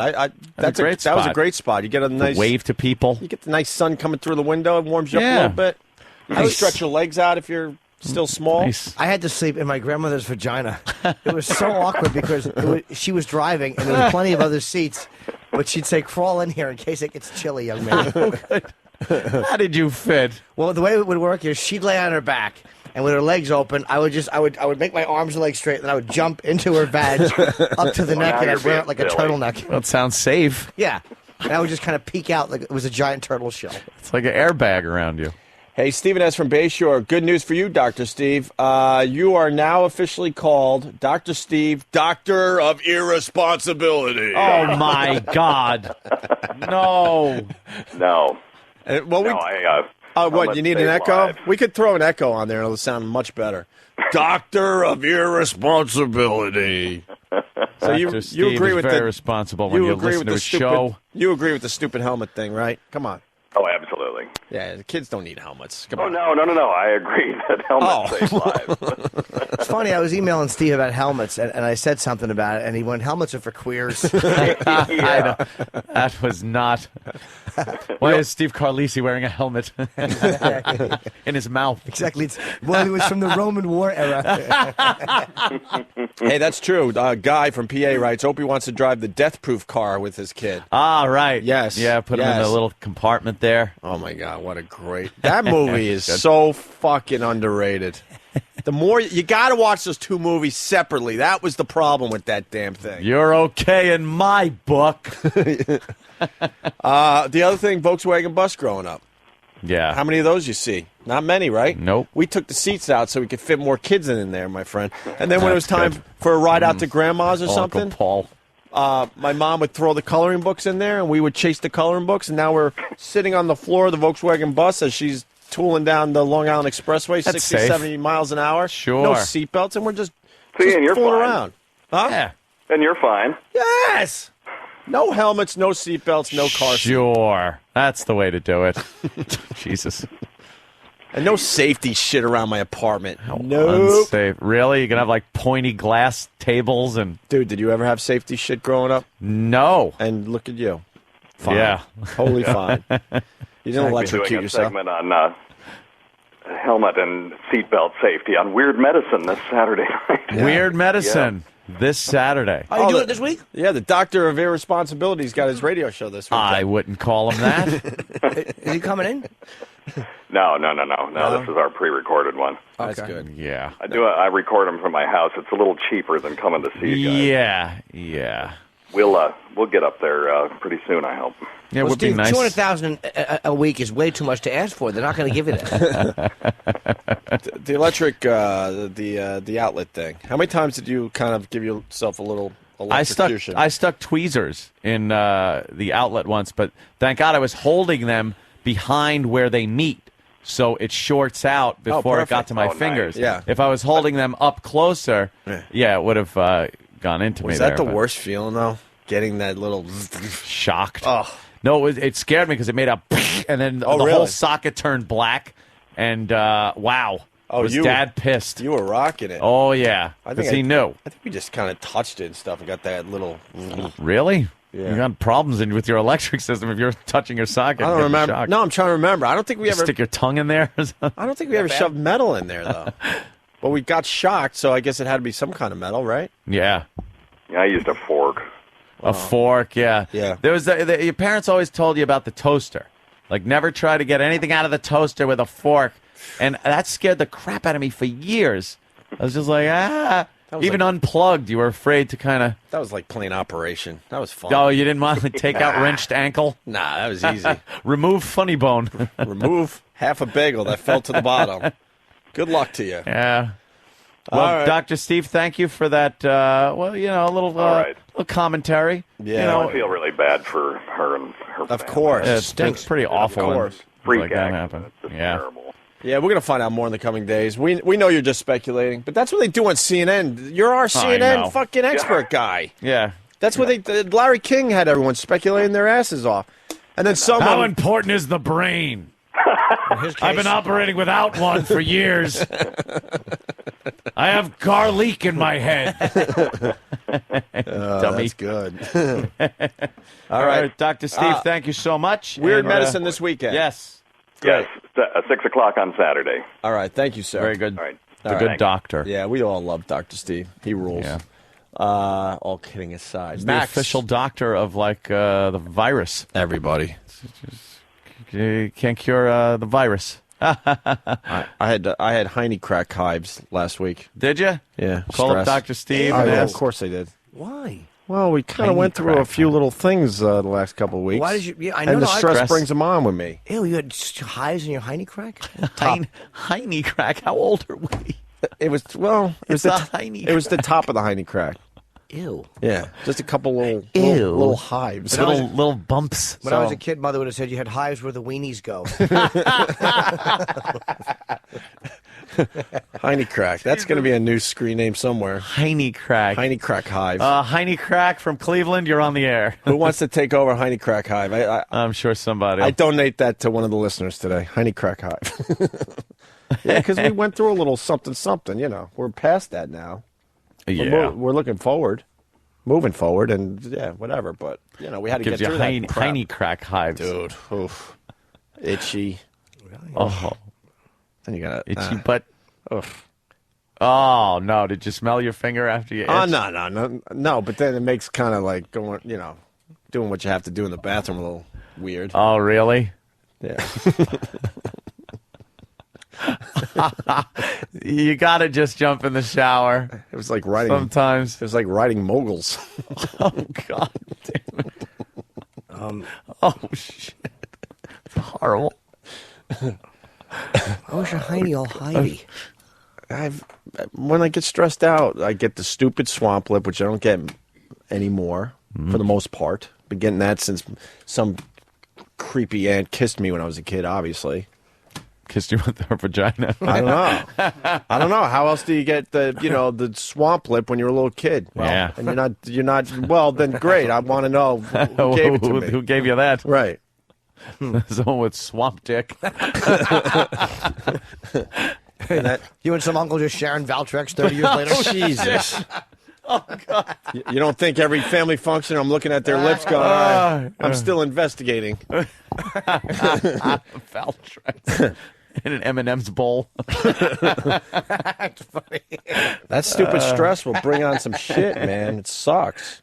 Oh, fuck. It was just tiny. It was tiny, Heine crack hives. Tiny Heine crack hives. Yeah, it wasn't an all-out, like... Yeah, you weren't. No, I wasn't like... A big fucking pustules. Remember the day I had to leave the show because my face was turning into the Elephant Man in front of your eyes? Yeah. Holy shit. Yeah, your eyes were like shutting. That was around wedding time. Yeah. Holy crap. I couldn't see. I had to actually leave the show. I can't see, goddammit. Dr. Danny trying to step into Dr. Steve's territory. And it's a girl. Dr. Steve, you're so done. Goodbye. Yep. Dr. D-A-N-N-I. Dr. Danny, you'll be starting your own show here on The Virus. We haven't even heard you yet. Well, we haven't heard her talk yet. Hi. Yeah. Go ahead, Dr. Danny. Hello, gentlemen. Good morning and happy birthday. Thank you, bitch. I'm on my way to work to go work on people's brains, but I wanted to confirm that Dr. Steve is most likely correct. And it's called a closed head wound injury. Closed head wound injury. Oh, that doesn't sound good at all. No, wait, the brain starts to squeeze through that part that they talked about. Yeah. Why can't they just, like, once they drain the fluid, doesn't the brain pop up? Like, oh, it's damaged by that point. No. That's because that's where your Okay. respiratory... You be the doctor. Dr. Steve explains this so much better than I can. That part of your brain controls your involuntary things like breathing and your heartbeat. And Anthony, you are so smart. Thank you, Missy. And it's another bad thing about the brain is no regenerative capacity. Actually, there is some. Yes, some, but not like I mean, not like you cut yourself and it heals. It's a long, hard road. But it doesn't matter because didn't Einstein say we only use what percent of our brains? I think that's bullshit too. Oh, really? And the thing is, you could have certain parts of the brain take over for other parts, but when you're talking about the part of the brain that controls, your breathing and shit like that, that's not like I'll wait 6 months and start breathing again. Oh boy. Through that big hole that he was talking about. Yeah. The magnum foramen. Oh, is that what it's called? Magnum. Ooh, that is nice. Big hole. Once the brain pushes through that and you have any pressure on it, that's about it. so she has, there was 100% chance she would not recover. Oh, I can't say that. No, but I mean, when that happens to Now? a person. You can't say that. Now you can. Yeah. When that Jesus. Usually, I've had patients where, say, car accidents, you get them right away. You get that, like Dr. Steve said, you get the hole. If you can drill an area. My God, they're drilling holes in his head. Yeah. Exactly. That's Bones said. If you receive some of the pressure, the problem is that you usually have to take a little piece of brain with that to release pressure, and then you're a different person. Then you're Phineas Gage. Anthony, you know that? Oh, my God. What if that's an important part? Yeah. No It's usually kidding. a very important part. You never know, usually though. an important part that kind of makes your personality. If it's a woman, it could be the part that nags they take, That would be a good one. or the jealous part. She's like, go fuck whatever you want. Could work out. She should come back looking like, oh, Christ. I blew it. What? I was thinking of a cuckoo's nest. I couldn't remember his name. Yeah. Murphy. McMurphy, right.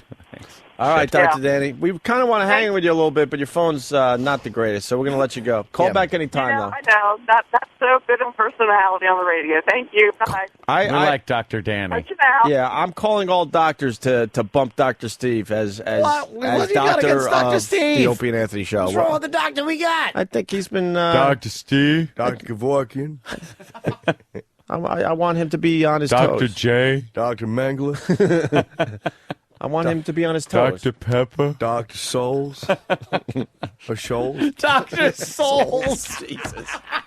I'm sure there is one somewhere. Oh, somewhere. Of course. Oh, shit. I think Dr. Steve, he's had a free ride, my friend. Free ride? And I think we need to keep him on his toes, so I think we put out the challenge. I think Dr. Steve is a fine gentleman. He's fun to hang out with. He's Is he? Great dinner conversation. Have you tried his wine? His wine stinks. All right, there you go. But he's got another batch coming out. Yeah, there you go. Yeah. He calls it boozy ball juice. That's the name of his wine. I don't know if he does.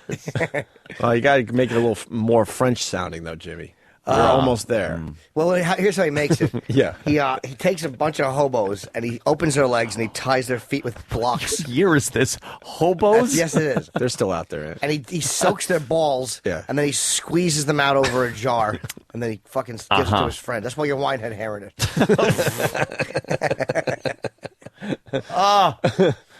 Let me say hi to CJ in Georgia. Very disturbed. CJ. All right. Next time I decide to eat cold pizza on the way to work, can you guys try not to talk about Heine crack hives? Oh, cold pizza. It kind of looks like Heine crack hives. Yeah. Why are you having cold pizza? It's 7:30 in the morning here on the East Coast. And they were tiny. Just Heine us. crack. Yeah, didn't look like pizza. Hives. Right. All right. I guess we're going to move on. Yeah, let's move on. Sure. Want to do a little break? We got a lot of people nice. stopping in today. We got Kristen Davis. Who's she? She's Who is that bitch? oh, she's the madam, right? Oh yeah, I want to. Elliot Spitzer, madam. What? I remember that broad. Well, she ran the she ran the whole gig there with the. Does she look this good in person? The who is? She don't look this good. She ran the who is. No way. Elliot Spitzer. Always nice to get a penthouse.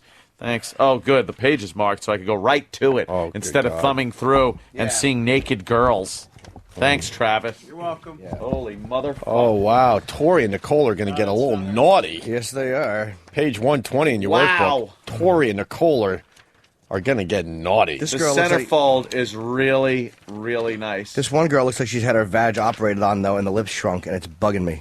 Which, do you like the centerfold? Page 67. I'm still on the Tori and Nicole section. Go to that girl's puss. I'm jerking off to this picture. You guys are missing Tori and Nicole. They're bumping donuts.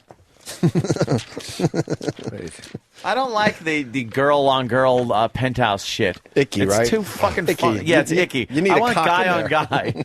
No, I just don't think it's too fucking polished. The centerfold. I don't like her pussy. You don't like our pussy? No! Look, it's all open and yearning. No, it looks like it's been fucking surgically shrunk. Those are meant to be big, meaty lips. You know what? She's not excited, so they're not plumped up yet with excitement. You need a little air left in the balloon. It's like a burn victim's mouth. Creeps me out. Little air left in the balloon. Just a little. Oh, not a lot. Just a little. Let's turn it sideways. Oh, it's wow. definitely the blinking whale.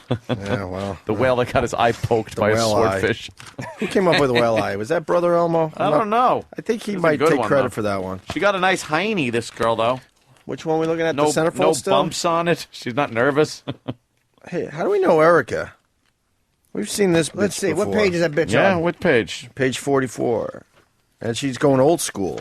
What? She looks like the top of like the. Oh, help me out, Aunt. Go to page 44. You know, when you get one of those. Oh, I know this bitch. She looks like a drum major's hat. Yeah, thank you. Thank you. Stupid pubic thing. Yeah, that dumb pubic thing. Oh, wait, I gotta see that. Okay. Oh, she's my got God. She's got to bleach her asshole, though. No, I like a dark asshole. Like that? Yeah. I looks like like she needs dark to wipe. asshole. Yeah. Okay. I was going to make a joke about somebody. No need to. Who's... Yeah. All right. Thank you. There's nothing wrong with a little darkness in that area, but in this case, it looks like she needs a little wiping. Oh, I don't mind that. Somebody's just wrote Earl. I don't know what that's about. Who's Erica? I think do we know this one? You don't like the pubes like that? Looks horrendous. But She was they're at Mama's wispy. Boy. I saw that dumb show. I knew this broad. That fucking pubic design is atrocious. You don't like It's that? It's horrendous. kind of wispy. No, it's horrendous. Kind of wispy. That's fucking awful. Get rid of it. It's horrendous. It looks like a 4th of July display. You know what? You know what? When girls lay down, when they have like a triangle of hair, more hair than most girls normally have these days, it doesn't look good when they're spreading their legs like that. But if they're standing there and they've just dropped their panties, maybe at the foot of the bed, and you're looking, it's kind of like sexy, because they're why no? Because it's womanly. No. What are you talking? I was like asking Jim his opinion, but you don't like that at all? I don't, buddy. No. No hair. All right. Oh, good God. Just chiming in with my 2 cents. Look at the big bosoms. Ooh. There's big bosoms on page 118. Wow. big, huge bosoms. What about 49, where Erica is laying down? Let me see what it's taken by down at the bottom of her legs, very long legs. Yeah. That's a great angle to do some fucking, by the way. Wait, yeah, a little side action, right? The sideways banging. Sure is. Yeah. Be a great place for a wet nap, right in that crack. Wet nap. You guys discovered Sasha? Sasha. Who's that bitch? Page. Sasha's got some sand in her vag. What page is she on? It starts on page 104, a little beach thing. Ooh. Look. Hope they don't have to hose her down. Oh, good God. Like fatty pneumonia. She's got a cleft chin, though. She does have that little, that's a little cleft awkward. chin going. I hate the way the light's bouncing off these pages. Oh, well, she's not bad, though. Yeah, I like Look at the Sasha. ass on page 105. 105. Who wouldn't stick the... Who's on there? Steve Carlisi. Look at the incompetent ass on page... Let's see, 105. Wow. She's a fat little puss, too. She perches that ass up very nicely. Wouldn't mind jamming my weenie in there.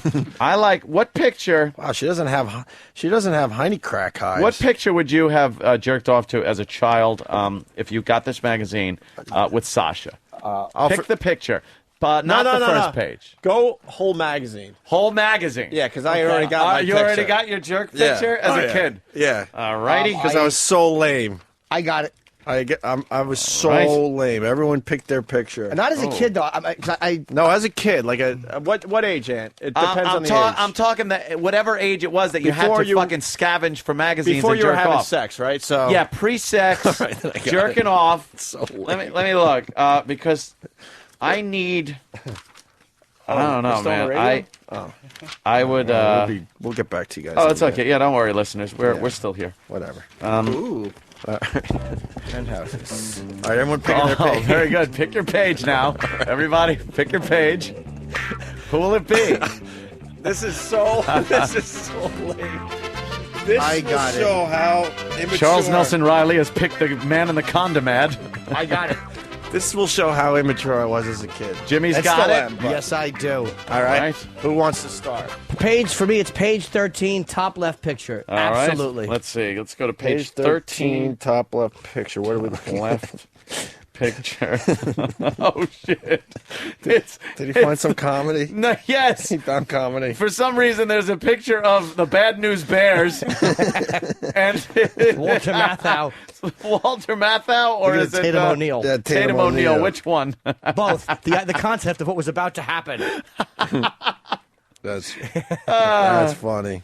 I think I'm going to go with a real answer, even though Jimmy found the comedy, obviously. God, I wouldn't do to that. It's this is. Here's mine. All right, where's yours? Which one would you have So spanked fucking to? lame.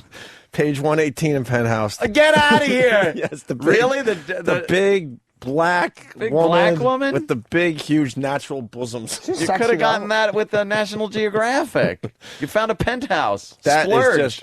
that's just over the top. Oh my God. No, Yeah. a real answer? Hold on. I want need that ass picture on the tree. You know what I would do? When I was growing up, it was all about the big bosoms, and then finally, I kind of grew up a little bit and realized, oh wait, there's more parts to a woman. I like so nice lame. tits. Brie Olson's got nice tits. Yeah, I still enjoy that, but you also realize, wow, there's a lot of other things going on here. The sand is ruining Sasha's pictures, by the way. Did I you don't find like one? the sand body. I need complete and utter nudity in my spanking material, especially when I was a kid. Really? I don't like the little bikini on. I don't like anything. I don't like when you can't see the whole body in the picture. So I would probably go with page 106, where she's just leaning against the tree. I could see every part of her. What page and I is could that? see her snatch. Because I would imagine, What page, bro? 106. 106 would be what I would spank to, because I would imagine her hips, feeling those, and sliding it right in. Wow, look at that. Because I need the whole picture there. You know what I was looking for, but obviously it's not a Penthouse? The breast cream ad. Oh, that's stupid breast cream. As a kid, that would get me frothing. Really? Oh, yeah. I produced that naturally. My sister had her teen magazine, whatever the fuck they were called when we were growing up. It might have even still been Cosmo. I don't even know. Yes. But in the back had the breast enlargement cream ads. Delicious. That would just send me over the top. How old were you when you started jacking off? Wow. Well, I remember the ropes in gym class. So it had Did to be that really grammar do school. something for you? Holy shit! Really?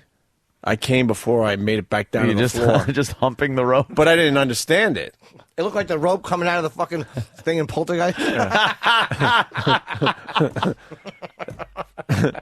I think it was like 5th or 6th grade, for real. You had to climb the rope all the way to the ceiling, touch the bar, and come back down. And when I slid down, wow. You burn your hands. It was kind of like the Wizard of Oz going from black and white Black to and white color. to color. Yeah, the whole Life new experience. was never the same. And it came out of nowhere. I'm like, what? What? I never understood what it was about. Right. Like I had heard about it, and I was in the shower. I was toying about. It was wonderful. You know, kind of feels good.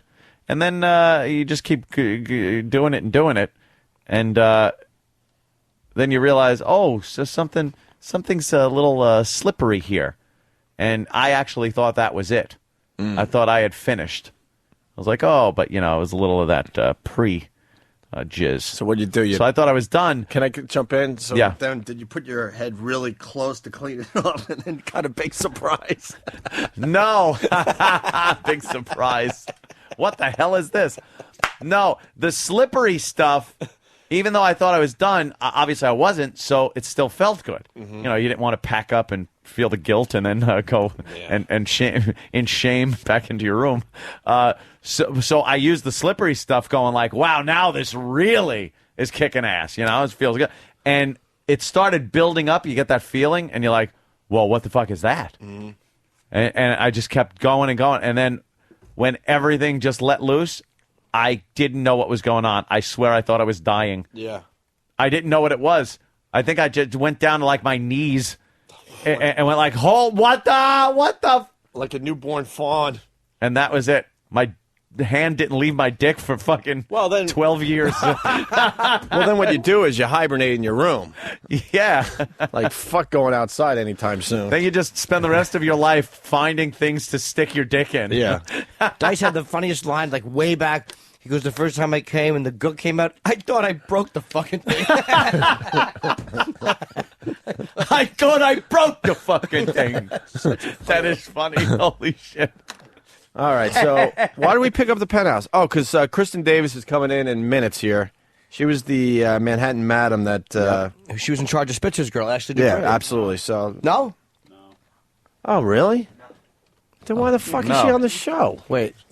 What's our angle on this, Sam? She was a madam that Elliot Spitzer went to before he got caught. Oh, okay. But he still went to her. Only Yeah, the best she- for our show. Oh, okay. Maybe the other one's not doing press, so she might be in jail. A year after one of the biggest stories ever, we get someone that is second almost string part of whore. the story. Great.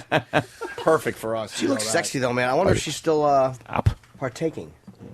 You could ask her if she's coming in. All right, and then we got Greg Gutfeld at Gutfeld. 9:30 from Red Eye on Fox. And you're doing Red Eye tonight, Ed? Yes. Very cool. I'll be doing a red eye this evening. And fun.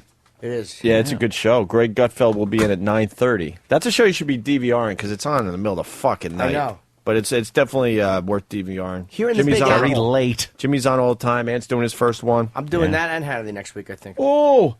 Then again, they fight over me at Fox. I'm like, talk to O'Reilly. I'm busy. I got Hannity. I got Red Eye. What do you want? We got to squeeze in the South Park Coon clips before before we get Kristen Davis in here. So we'll do that after the break. What else did you hand in? Batman Begins clip from the end. It's a comparison of what they did to Christian Bale in the movie.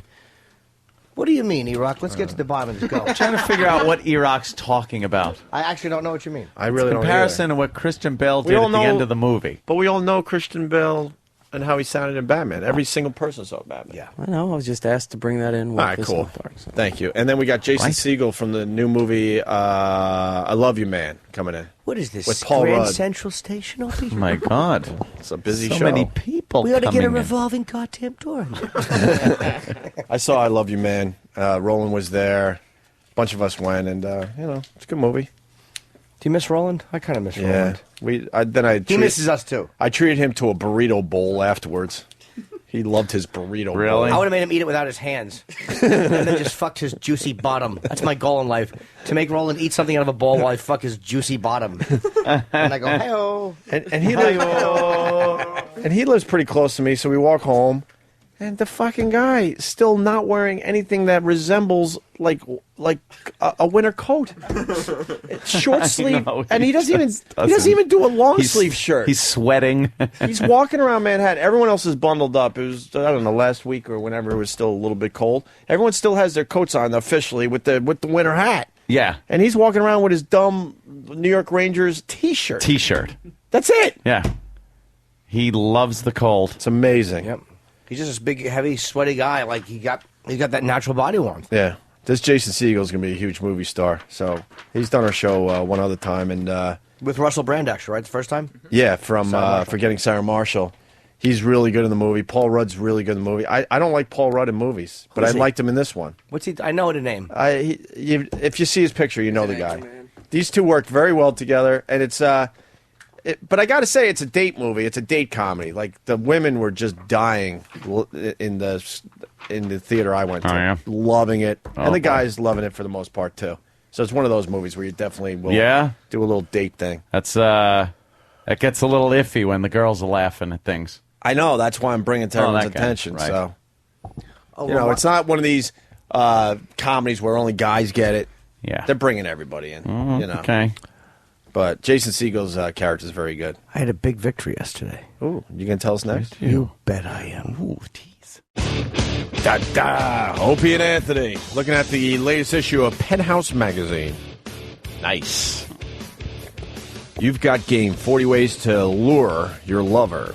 No. Down and Dirty. Erica Ellison? Erica Ellison. I'm gonna guess it's Ellison. Ellison of NBC's Mama's Boys. Witness for the prostitution, Manhattan Madam on sex and ex-Governor Spitzer. That's why we're talking about Penthouse. It's, who? What's her name again? Kristen Davis. Yeah, Kristen Davis. Sorry. Wow, you got big boobies. Thank you. Hello. Only on the radio can you do that. You can't just if somebody's invited to dinner and they sit down and you just go, wow, you got big boobies. That's what I love about this radio show. That filter just goes away. It's gone. Just get right. I mean, because if you walked in the room like that, every guy would be thinking that. Get right to the parent. But you can't really, and they jiggle nice and everything. Thank you. They're nice and perky. Yeah. A little follow-up. Manhattan Madam Kristen Davis. Jimmy knows a little something about this, Yeah? Should I have looked for you in my client list? Or should I be quiet? Well, when you were a madam, what was the hourly rate? It would depend. 1,000 to 3,000 for the hour? I wouldn't have been in your client list. Kind of upper, higher end than Jimmy's used to. Yeah, I like girls that just moved to town and had a job fall through, and they go on to Craigslist. And they're like, "Look, I'll jerk you off for 150, eye contact with 200." I've engaged in a lot of pay for play, as they say. Oh, that's nice. Craigslist is your primary form. It was Eros Guide too. I liked.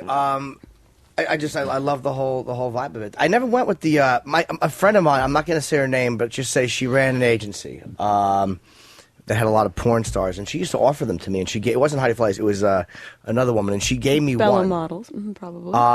No, porn exotica. Yeah, there's a lot. Those people are out of business now. I don't even want to say her name. Oh yeah. She used to offer me girls all the time, and she gave me one porn girl who was kind of nice, but I think they were like 1,500 and up. I'm like, oh my god. Was it worth it? I didn't. Was the porn star better than the girl off of Craigslist? No, she wasn't. She wasn't bad. She was nice. Really? No. Oh, and also Jason Itzler. You know Jason Itzler? I don't know Jason Itzler, although he claims to have met me once upon a time. Maybe he did. He's kind of a he used to offer us girls. Jimmy was, and I swear, was the only one that partook. He offered us all hours. He offered everybody, and Jimmy was the only one that cashed in on his hour.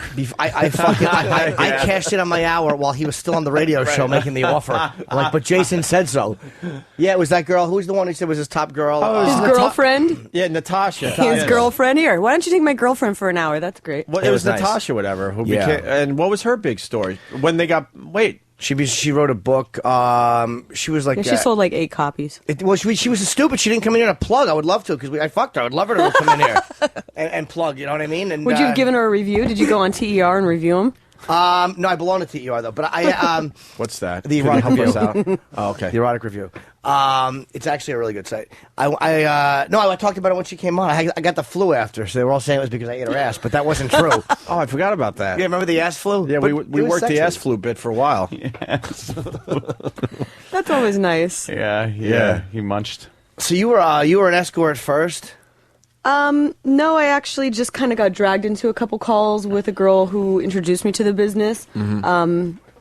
Went, watched, left, thinking I can do this better than you, and there's a lot of money in this, and started my own agency 12 years ago. So wait, guys, this is the thing for me. Like a lot of times, you got to be careful when you, again, maybe with an agency like yours, it's a little bit higher. You know, it's different, but you got to be careful and never let two people in the apartment because while one is fucking, the other one is stealing your shit. You can never have one person wandering around your living room while you're having sex with the other person. So they would just let you come up and hang out? Me per se, or when you first went up, when you went on the call with the other person? No, actually it was like party calls in Hollywood. So it was like a bunch of cocaine, bunch of celebrities, and it's like 20 million girls there just rotating through, just eye candy primarily. And the girl I was with was like, look, they don't really want me, but they'll take me if you come, and I need the money. So I went along with her and made her do all the work. In exchange, she made most of the money. And then I took that experience and I said, gosh, that was run really shoddily.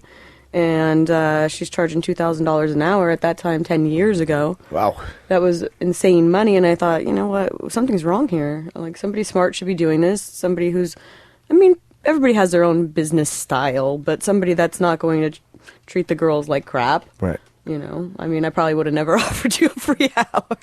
That was Oh, really?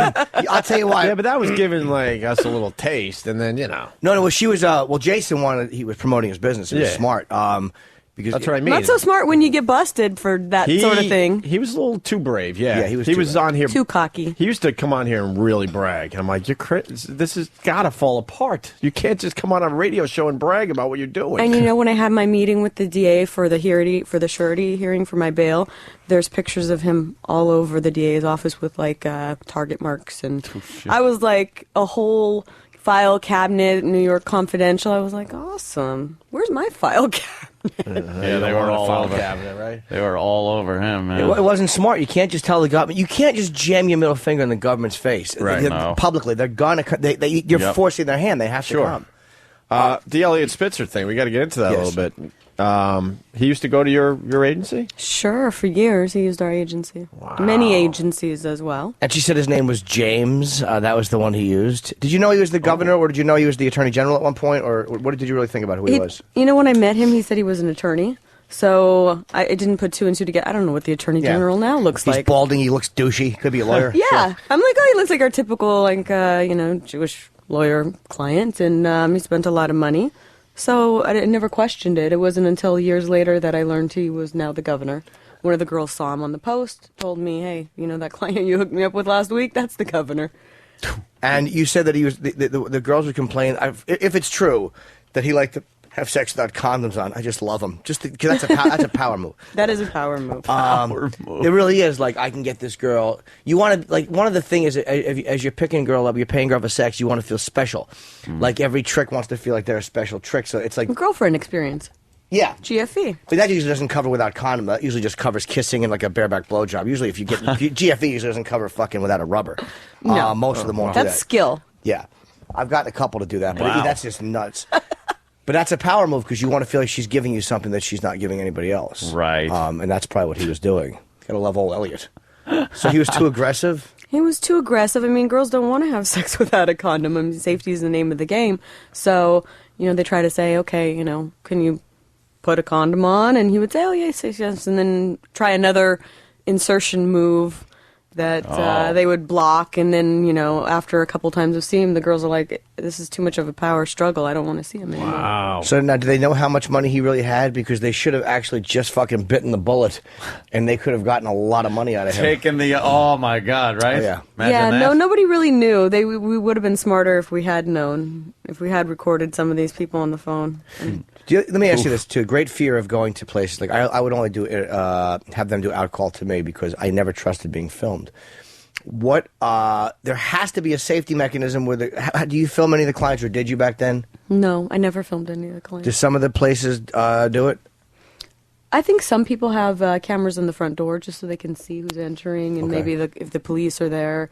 But at my level, my screening process was so difficult that if you lied to me, I caught you before you even got an appointment. What was the process?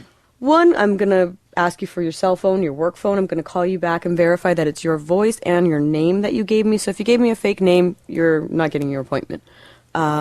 So I'm doing all this verification. I'm also reverse search lookup on all the paid search engines that I'm a part of, making sure you are who you say you are. Vandalay Industries. Vandalay Industries. What's that from? So all of that sort of thing. So you'd verify that. But what if a guy's married, doesn't want to give you his real name? I mean, He doesn't get an appointment. Oh, but you wouldn't ask for his home number, would you? No, I'd ask for his cell and his work. So I'd call his work. I wouldn't ask for direct extension. I want to go through the receptionist so that I confirm that you really are who you say you are. Wow. There were a couple guys that got through, some famous musicians that would say, well, I'm a musician. And I'd be like, all right, what instrument do you play? So I'd just do like a rule, basic common sense sort of thing. And they would tell me, I play guitar. What kind of guitar? I'd ask them some questions. Where do you live? What's your favorite coffee shop in your hood? And confirm that they are who they are. What's your favorite song to play? Oh, I'd say, Welcome to the Jungle. All right, Slash, we'll see you in an hour. Do you, this is what I wondered about, because again, I've paid for sex many, many times. Is there ever, like, moments where the girls get like I'm prostituting? Like, is it like these moments of clarity that they just feel is fucking terrible? Because I've always had this weird guilt thing, like, like, am I dehumanizing somebody by doing this? Because I'm a fucking sex addict. So am I my addiction like really taking what is hurting somebody?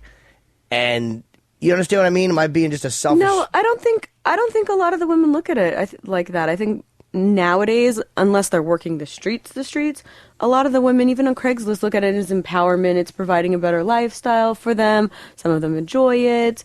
I don't think they ever have these moments where, maybe occasionally. I've never had any girl come to me and be like, I can't do this anymore. I've mostly come to me and be like, I need more work, I need more work, I need more work. And a lot of them actually appreciate the attention because maybe they're not getting that in their personal lives. So they get a guy and the guy's like, wow, your body's great, or your boobs are great, or I love your butt. And the girl's maybe not ever had like any guy. She's 21 and 20-year-olds don't ever say that. So she's never had that before. So she gets kind of addicted to the attention. What's the most you ever saw a girl get paid?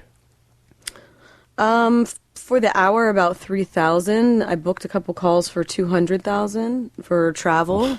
Wait. Was this makes it? Was it a space station call? Who the fuck is getting? Can you blow while you float? Is that possible? Yeah, I had a couple of kings of countries that got multiple girls throughout a week period and spent a lot of money. Can I behead them? Okay, 200,000. Yeah. Is that? I heard in Saudi Arabia. I was wondering if I could be like their fifth wife or something. Wow. Would they do that in Saudi Arabia? I heard that they would fly like they'll take a bunch of blondes. They like blondes in Saudi Arabia. I guess it's just the opposite of what they have. And just fucking fly a plane full of them over for a week or 3 weeks or whatever. Send them back, fly another one over. They tend to do it more like out of Florida. They tend to have you fly into Florida and they have a yacht and you go on the yacht. And you kind of tour around there because in their country they have like 5 wives and their wives are all kind of possessive, so they really can't do that in their country. I have heard of girls actually who work for me going over to their country. Other countries similar, but that sort of thing. What kind of dangerous situations? There had to be some. Every girl has a few, I'm sure, war stories. We only had one day. When you use agency, you tend to think that somebody behind the scenes is like mob-based or whatever, so they don't pull too much crap. Is that true? Are they mob-based or Russian mob or any of that stuff? No, not for the most part. But I only had one bad incident where I sent a girl out to Queens. The only time I ever sent a girl to Queens. Client talked me into it, was super aggressive, calling. Come on, I really need an appointment. I'm paid it up front in credit card, like $3,000 for 2 hours, charged him for travel time. She gets there, he's Middle Eastern, they have a conflict, What was the And conflict? She must have told She you. like just laughed at him, I think, and he was demeaning to him. When he pulled and, his dick out. That's yeah, and she was just making like some idle like chit chat and jokes, and he kicked Called her him out a of the Jew. house like naked. She called him a Jew. She accused him of seeing her as an equal. You know. He's like, "What are you doing tomorrow?" She said, "Voting." Get out. He kicked her out of the house naked, you guys. Oh my God! Did I miss that? Yeah, you missed that. He Ooh. kicked her out of the house naked. Amazing. And took the credit card receipt, and because the idiot hadn't put it in her purse or anything, it's just laying out there, and ripped it up. So we not only did we not get paid, she called me from the street corner, like crying, didn't know where she was, naked. I had to send a car service to go get her. She was hysterical. Got rules. Yeah. Do you believe what she's saying? That doesn't make sense. That she just was making light banter, and a guy threw her out naked. Something happened that she's either not saying. Something happened. Oh yeah, I kept questioning her. I said, "No, come on, what did you really do? What did you really say?" And she said, "No, I didn't do anything." I said, okay. "Why didn't you collect the credit card info and put it in your purse? At least we get paid for that. At least you get paid for your abuse, because now we're not going to even get paid." I called the guy, screamed at him. He screamed back at me. I told him I'm going to be at his house with a bat. I was going to get all my security force to be at his house, and he was like, "Bring it on! I've got guns!" And blah, blah, blah. When are you having that kind of argument with a guy? Because again, that's the deterrent. Like I've had very few run-ins like that. I've had a couple where the people aren't who they said. I've only sent one girl away. I called an agency on Craig's, and I wanted this really skinny blonde girl, and a chubby Hawaiian showed up, which was great if you have a fucking party and you need a ukulele player, but you want to have an orgasm. But I was nice to her. I wasn't mean to her. I was like, "Look, this is the person. You're very pretty, but so I gave her a little travel money because she was nice." And she's like, "Oh, they do that sometimes." But what do they send? What are the odds of violence from a driver or somebody if you don't? By the way, have you noticed how I'm just using this interview now to strategize so I know what I'm doing? Yeah, this is, He's like, "How can I get the best girls?" But when you're honing his craft, you're always in danger of some kind of a driver or some kind of a person they bring with them who gets a cut or whatever. What was the odds of you actually sending somebody to get that money? That's a lot of money.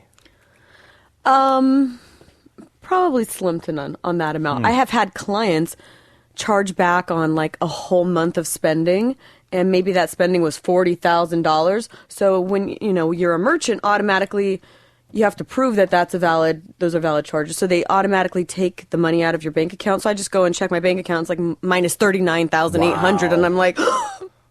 And then I have to call this guy, threaten to go to see his wife. I have to stalk him at work. Eventually they pay me. Because I do have, if they paid on credit card, I do have your billing address, and I will go to your house. I'm not afraid to do that. So I've sent other bigger people than me over to people's work and houses to knock on the door and say, like, "Where's our money?" Well, yeah. If a guy spends that kind of money and fucking then doesn't want to pay up, you kind of deserve it. You know what I mean? If you're going to try to steal from the agency and not pay your bill. I always wanted cash, though. I went with credit cards years ago, and do you believe somebody shady at that agency overcharged me? Oh, no. I had for years, they charged me $10,000 extra on one credit card. 10,000 extra. Yes, and then I think it was. You might notice that. Yeah, I something you might notice. Anthony, it's funny you should mention that because this is like '93. Yeah, I was making no money, and they did like $6,000 on the other one. But I went to the credit card companies, and they eventually got it taken off. And said, "I bought a whore." Oh, you believe me? And that's what I said. I went to an escort, and I had no shame. I'm single. I don't give a fuck. Right. I went for it. I would have told them what it was, and what we did, and how old the tranny was. So go ahead, Jimmy. No, go ahead, man. No. It's the Elliot Spitzer thing. I wanted to get back to that because there's some stuff in this article that he was a pretty aggressive guy. Sure. And he liked girls that were into self-defense or something. I actually, and I talk about it in the book. I actually at the end, at one point, I didn't know this when we wrote the book. He used to use the name James. I remember meeting him. I blacklisted him. For his aggression? Yeah. Because I was pro-women-based agency. I had 5 or 6 girls complain. I was running out of girls to Would you label him like a creep? Yeah. You would, right? I get that feeling. He looks like I read about it. Oh, a creep. And I blacklisted him, and I thought he had disappeared for a time period and then came back. Well, unbeknownst to me, actually, I was just checking my client list because I still maintain it the other day, and I was looking for someone in particular, and I find, I have 2 clients of the same name, and I'm looking through this person's email address, and it links right back to Mr. Spitzer. And I'm like, you got to be joking. And it was all through the time period in which I thought he was blacklisted. And, the Daily News got a hold of one of my girls who said, he was into this self-defense, and it was the same guy. And I went, I can't believe he's not back. What self-defense? What do you mean? Like, what did he... Like, he would call up and say, I want someone who knows martial arts. Ew. And, I maybe have 2 girls. I mean, girls take yoga, I'm like, will Pilates count? Kickboxing? And so I tell the girl, I'd be like, look, fake it. Just act like like some sort of kung fu. And then she would say, okay, well, he just wanted to fight. She comes through like the Asian in the Pink Panther. I'm like, wear your cat suit. But no, and they would do a little wrestle thing and a little choking here and there. And was he a sub? No, I think he switched. I think he was a switch. I mean, if the girl really knew her martial arts, I think he would take a beating.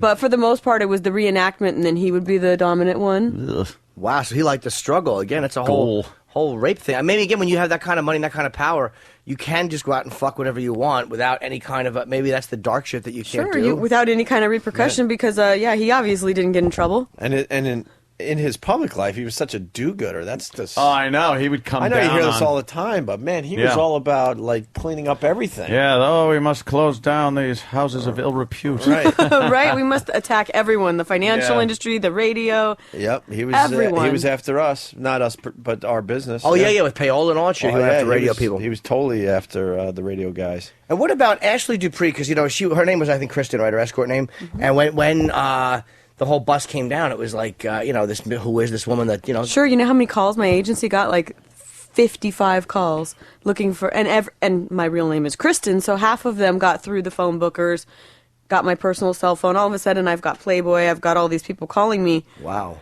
I'm like, who are you? I really hadn't watched the news. I mean, I was busy running an agency, and I said, some of them I talked to, they get sneaky. They call up and they're like, oh, hey, how's it going? I'm thinking it's a client. And I just don't recognize his voice or his name. And they start talking to me, oh, did you see the news? Oh, how do you feel about that? And I'm talking, and then all of a sudden it's somebody from ABC. I'm like, crap. Yeah, so I've gotten myself into trouble. So actually at that time I closed. I closed the business. I closed it down. I started seeking immunity, actually. What were you giving them for immunity, though? A lot of things I recorded about Elliot Spitzer. Girls talking, documents. If they wanted to, they could have went after, after him if they really had wanted to. What now? Did you when all this happened? You went to jail. I went to jail. What exactly got you thrown in jail? That's a good question. I have no idea. You don't know why you were in jail? Well, my charges were promoting prostitution and money laundering. Money laundering was dropped. I took a plea to promoting prostitution, but I had already been secretly indicted by the grand jury. So when I got arrested, I'm already charged guilty by a jury of my peers. And there's a gag order on those proceedings. So I have no idea what evidence they have. I have no idea anything. And the only way to find out what evidence I had would be to decline my plea and take it to trial. And then because of discovery, you would have got it going into trial. I would have had it going into the trial. But, I mean, then I would give up time served for potentially a year and a half. So they could have bluffed, actually, and had very minimal and sealed the... I mean, they got the indictment, but if they could have had just a good talking prosecutor, had minimal evidence, sure, had the indictment sealed, and kind of bluffed you into pleading guilty. Sure. I mean, my client list is 10,000, and making it kings of country, prime ministers. You figure if Elliot Spitzer goes down, they're going to take down everyone maybe associated with him, and someone like me who has the potential to ruin many lives, let's just keep her quiet, Well, you got some good names on that list? Oh, some great names. Some great names. Their phone numbers, their credit card imprints. I'm not even going to attempt to get it out of you because I've been doing this a long time, but will you someday? Does it kill you that you can't just go, wow, I had such and such, you know what I mean? And go down the list? It kills me a little bit. It kills me a little bit that, it kills me more when I get the threats from the clients now rather than being like, we're really sorry for what you went through. Thanks for maintaining your silence and thanks for protecting us. No. I get Don't you threats. dare talk, right? Yeah, my attorney's ready, or you should be scared for your physical safety. All right, what kind? All right, so that's my attorney's ready, and you should be scared. All right, so she got to call up a politician and a rapper. So what? That's the thing I want to. Was Spitzer the one that kind of undid you? Like when that happened, that kind of started the whole House of Cards coming apart. I think so. And they wanted. Did they want names from you? No, they didn't care. They didn't. How could? All right, Because they're involved. You know what I mean? The Yeah, it's a authorities boys' club, right? Right. That's why they don't care, Jimmy. So there was a madam in Washington. They don't want to start digging because it's going to end up with somebody they know. People they know, right? Definitely. Maybe, yep. Well, there was a madam in D.C. that committed suicide. She, I think, right? Jean Palfrey. Mhm. Yeah, she hung herself because she didn't want to go to jail. But she had a lot of powerful names on that list. How does somebody with, I mean, unless they had to run for cover, but how does somebody with powerful names on the list? She didn't really have any powerful names she didn't? on the list. Oops. Uh-oh. No, what she was charging like $300 an hour, and 2020 actually went through her client list, and they went through my client list as well, and they couldn't. How'd they only get your client list? I let them have access. Oh, okay. They were going to look at the hypocrisy of all these guys spending corporate money, the Madoff types of the world spending all Like of a grandma's powerful people. retirement. Pauly Shore. And then, conspiracy number 2, at the very last minute, they decide not to name names. Wait, 2020? Yeah. So they know. 2 days before we're airing, we've spent 5 months investigating people. They've called these clients. They've verified embassies of countries are in towns and cell phones and talked to people. And they just pull the plug and say, you know what, they got your names, so they know too. They don't have them anymore. I gave them online access. And Yeah. Wow. Well, I'm sure that they copied. Yeah, no kidding. Copy paste. Yeah. Never hurt anybody. Yeah, you could hit Control Alt and then the well, it's a number pretty 4 on large the fucking file. They had a lot of problems because I kept notes. So not only it's just not name and phone number, it's name, phone number, Right. your sexual preferences, your likes in girls, the comments from the girls, what you do for a living. I kept everything. Now, why would clients subject themselves to that? Like, it is a very dangerous. A computer hacker could have ruined them. I mean, especially if you're a married guy and you have 30 I think he's million saying to that lose. hint. Go hack my system so you can publish it. No, not at all. No. Nobody cares. I mean, it's like Nobody to me, cares. It's not a big deal. I'm a comedian, so I'm open about it. I mean, I don't give a fuck. It's like to me, it's not a big taboo thing. So and so got a who cares? No, I'm saying as a client, when you're in that position of power, why would you give credit card information? Pay cash. Well, you think about it like this. Okay, you've called and you've gotten this girl on the cover right here, right? No, I have not had this girl on the cover of Penthouse. Okay. Or anything that looks like her. Hypothetically, you've gotten this girl. I charge you With a $1,500 an hour. And Yes. maybe she's completely charming. And after the first hour, you're like, I want to spend 4 more hours with you. go.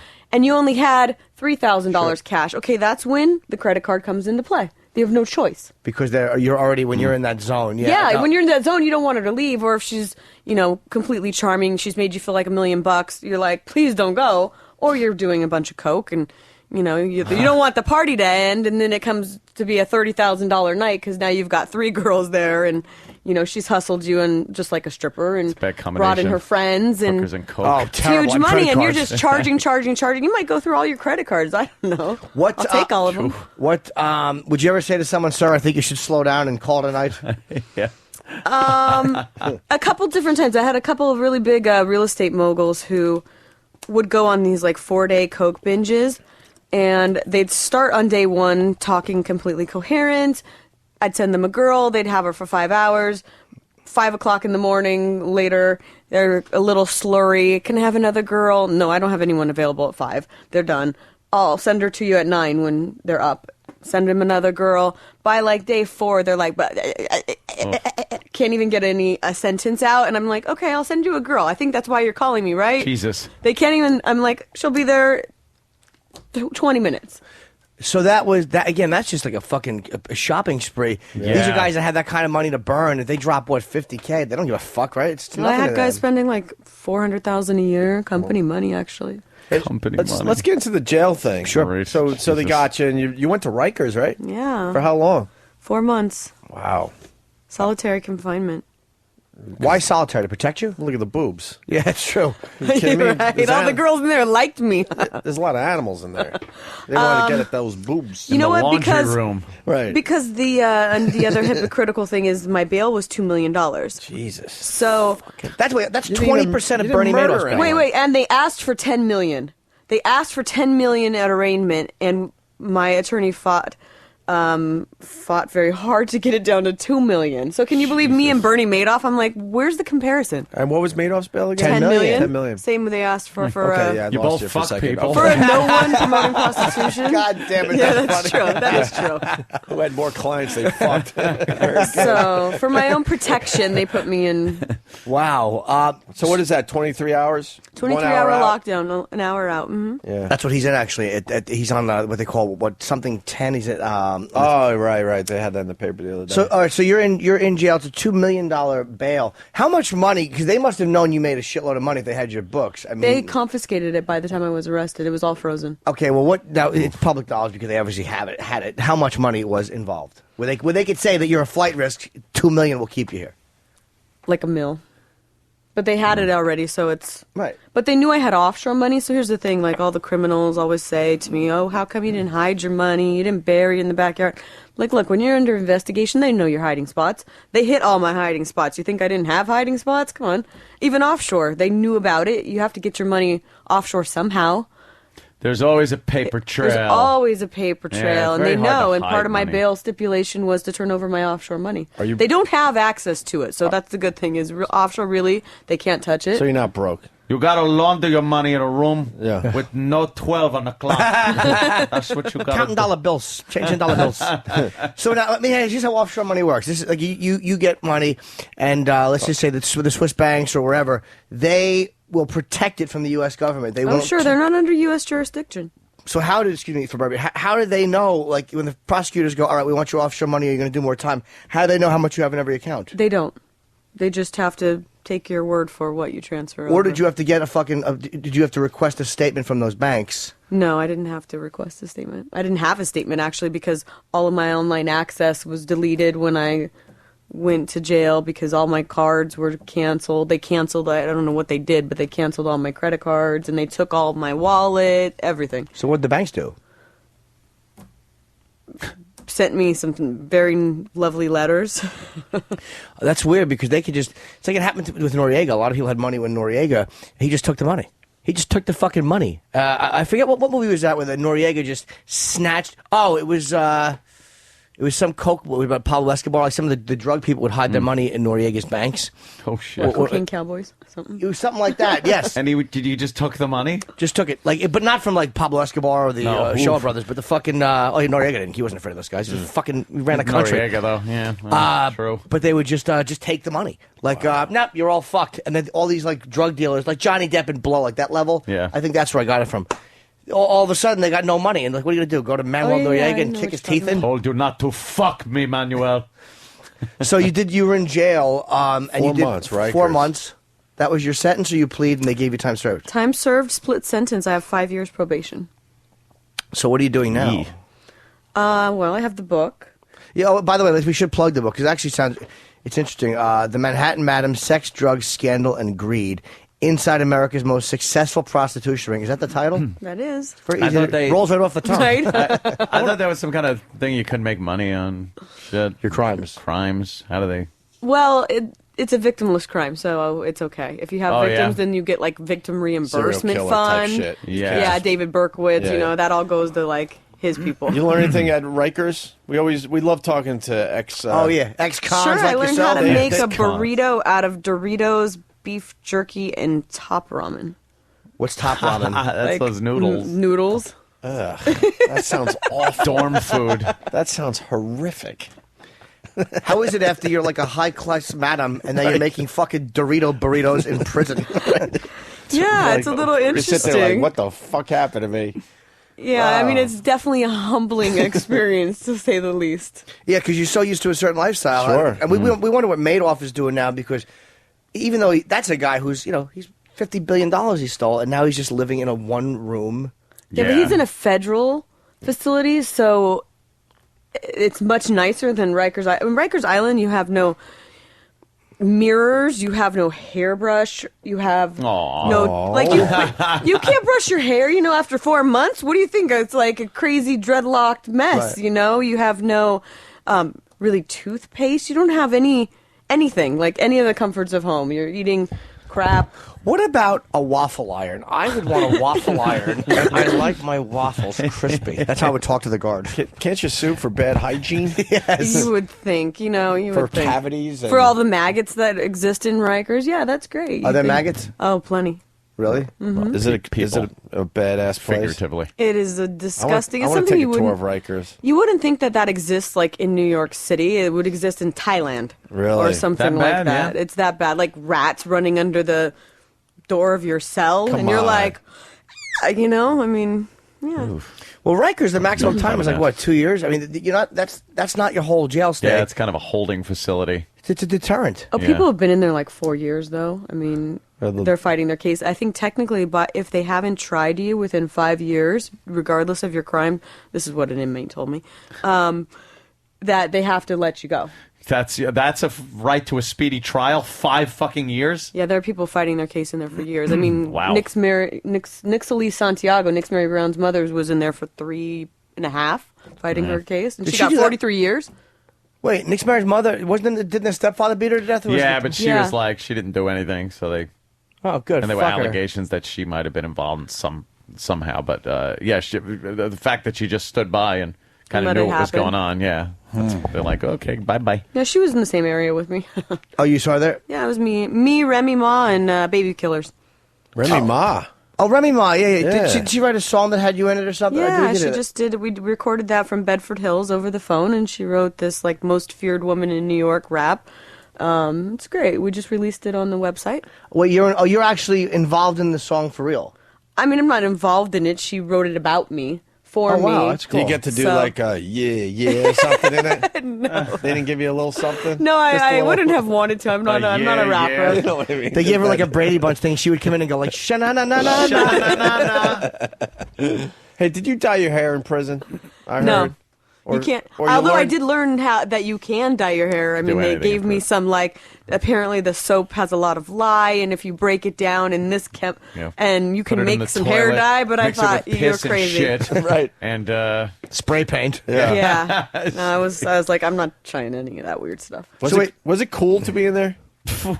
No. I mean just because it's so different. That's all. I mean, you're past it now. Was it like a cool life experience? You know what I'm trying No. to say? like What- camp.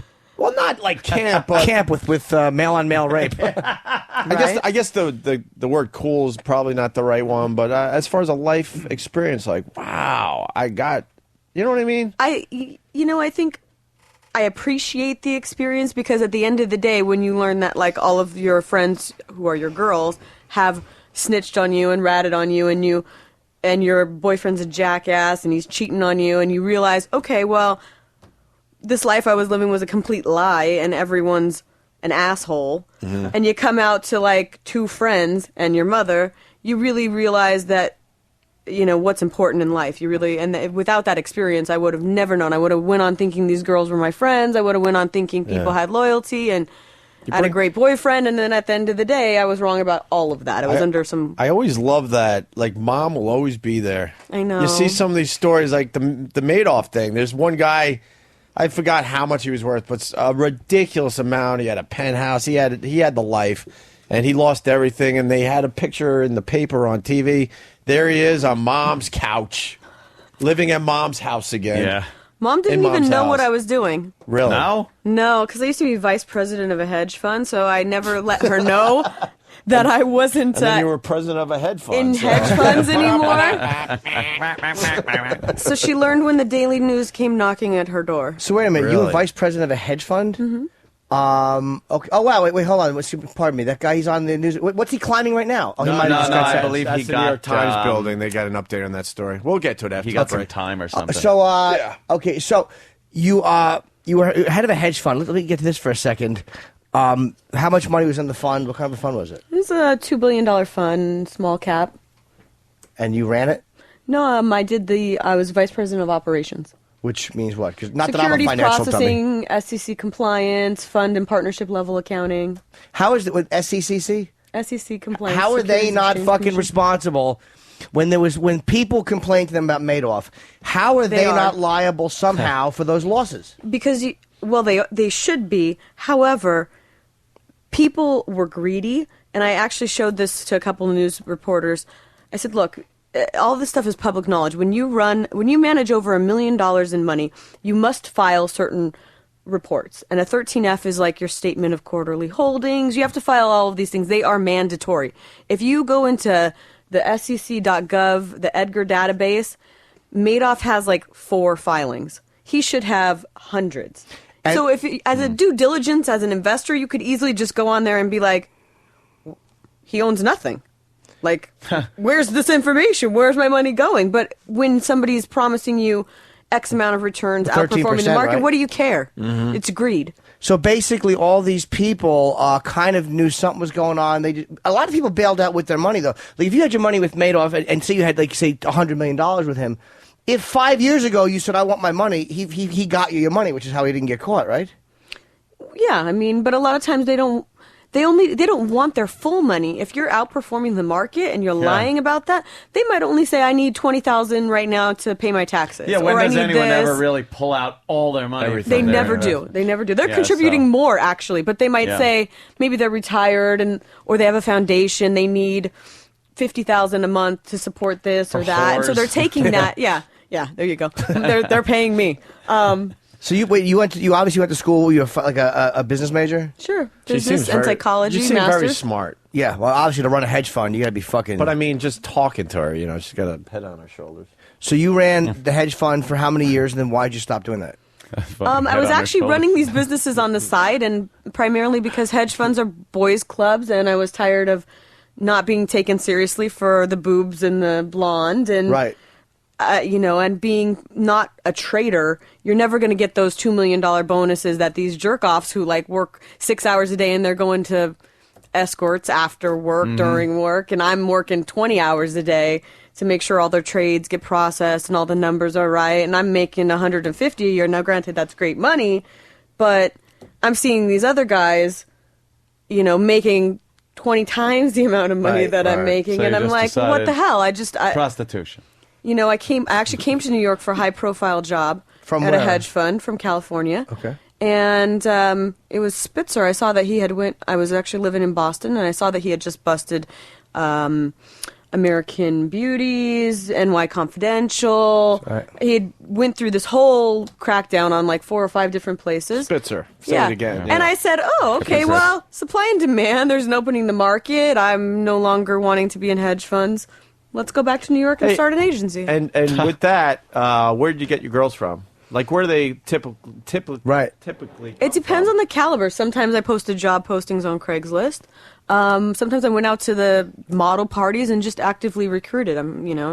No bus terminals for you, right?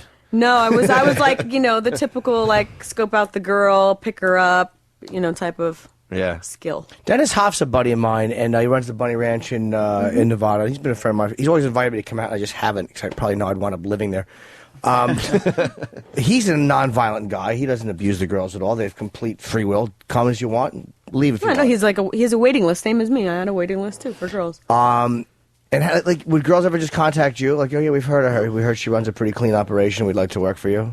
Plenty of girls. What percentage did you take from the girls? 50-50.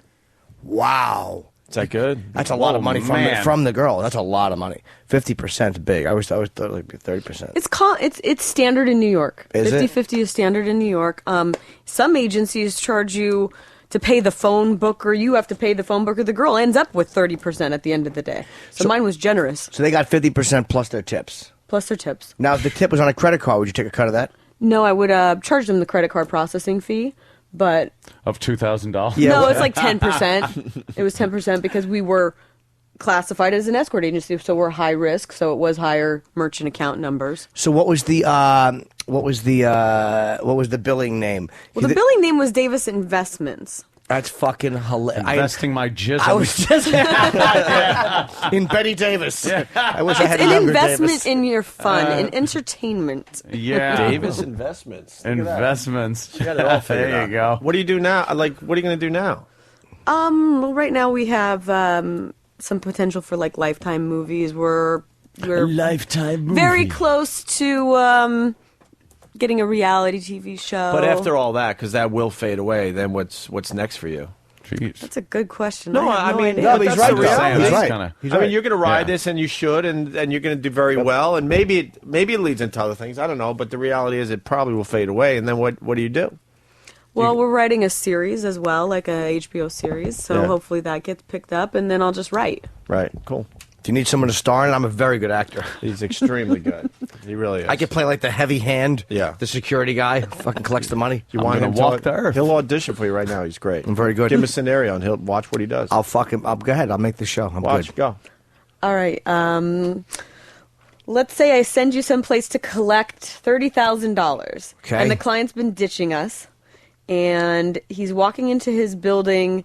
You're waiting outside just for a glimpse of him. You've been there like a day. What are you Okay. gonna do? Hey, you owe some money from prostitutes. Hand it over. Oh, you-hoo! You-hoo! I'll bring the police back. Scene. In the middle. Are you doing this outside or in his lobby? Oh, no, outside. I'm With a running down the bullhorn. street, Right. waving my arms frantically. That's the way a security guy does it. That's I'm right. with the mafia, sir. Okay, what about the guy who lives in Jersey with his wife and his children? Could you get your father? He owes money for prostitutes, and my Easy Pass isn't working. I'm going to hit rush hour going back, for Pete's sake. Do you know your father likes a finger in his bottom? And what would you say to Elliot Spitzer? I don't blame you. I'd hate to fuck a woman named Silda, too. Silda. Stupid Silda. That's a terrible name for a woman, that is. How do you get in bed and Why- just go, oh, Silda? Why is she still with him, you think? I don't know. Maybe 'Cause there's more and something to more be said stories about come loyalty. I don't know. That's the one thing that I learned in jail. There's something to be said about loyalty because at the end of the day, the people who stand by you got to give them some credit. Sure. She kind of gets a short end of the stick, I think. I'm not sure why she's still with him because I would have left, but I'm guessing money, and also Yeah. they have kids together. Cash it's and like- the kids. Maybe a little power thing, too. Yeah, I mean, it's like, what is she going to do? I would think right now she'd just be able to, like, she has her thumb on him and Oh, watch yeah. all his moves, and at least he's going to behave for a while. yeah, like if she split up with him, he'd probably be out. His career's fucked, so he'd probably be out there just banging, and she's like, Well, does he have a radio show now? Who? Does he? Does he? Yeah. I don't know. They That tried would to. be They were. I have My no publicist was like, "I think it would be fun to book you on his show." I'm sure he I'm would like, have "Oh it. yeah, right." Yeah, that'll happen.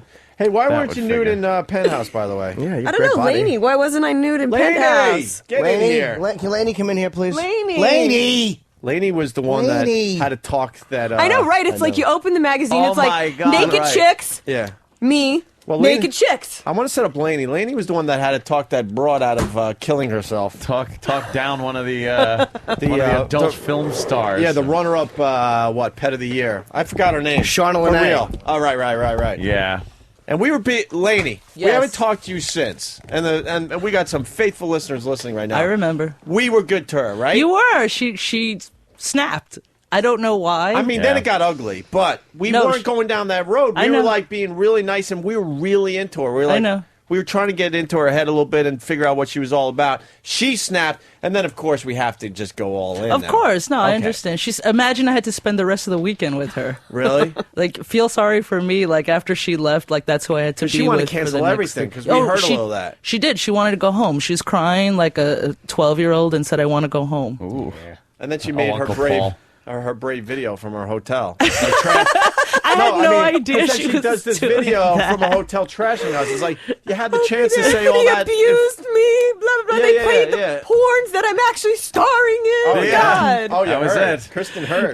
But then she was telling me about all these, like all your many loyal fans that you Yes. have were flooding the crap out of her on MySpace and Facebook especially. All Oh, these yeah. guys pretending to be you. Oh, really? Especially, there's like a bunch of people who say they're Anthony, Come and they're on my like, Facebook. "Listen, you little bitch, you know that's as good as you're ever gonna get to have some black ass balls on your face and blah blah blah." Wow. You know all this, and she kept saying like, "I wanted to have her back on." I said, "Why don't you guys talk it out?" And she goes, "I'm scared. Like all these people are like threatening me and like saying She's disgusting." stupid. We would, if she came back on, She wanted to, we but would have she's talked to her scared. nicely. Yeah, we If would not, talk to stop her. be scared. She could have straightened it out. She had a Yeah. bad day.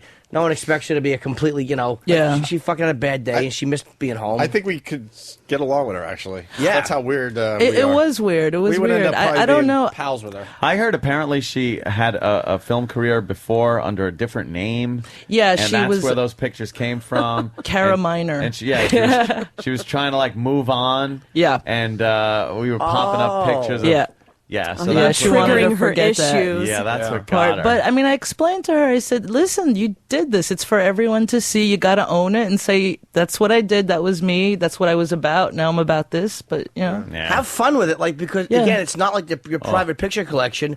So what? We talk about it. So she looks like she fell into a vat of strudel icing. Now, Lainey, why isn't Kristen naked in the penthouse? I don't know if we could afford her. First of all, Oh, really? I mean, those tits aren't cheap. She's not going to do it for like $5,000. But she would have been smart to do it as promotion. Sometimes promotion is invaluable because well, you're showing a lot of cleavage, and it looks like I would have to go boob job, obviously, but a good boob job. Very nice, yeah. Because some of these boob jobs are just atrocious. Yeah, they're abominations. horrendous.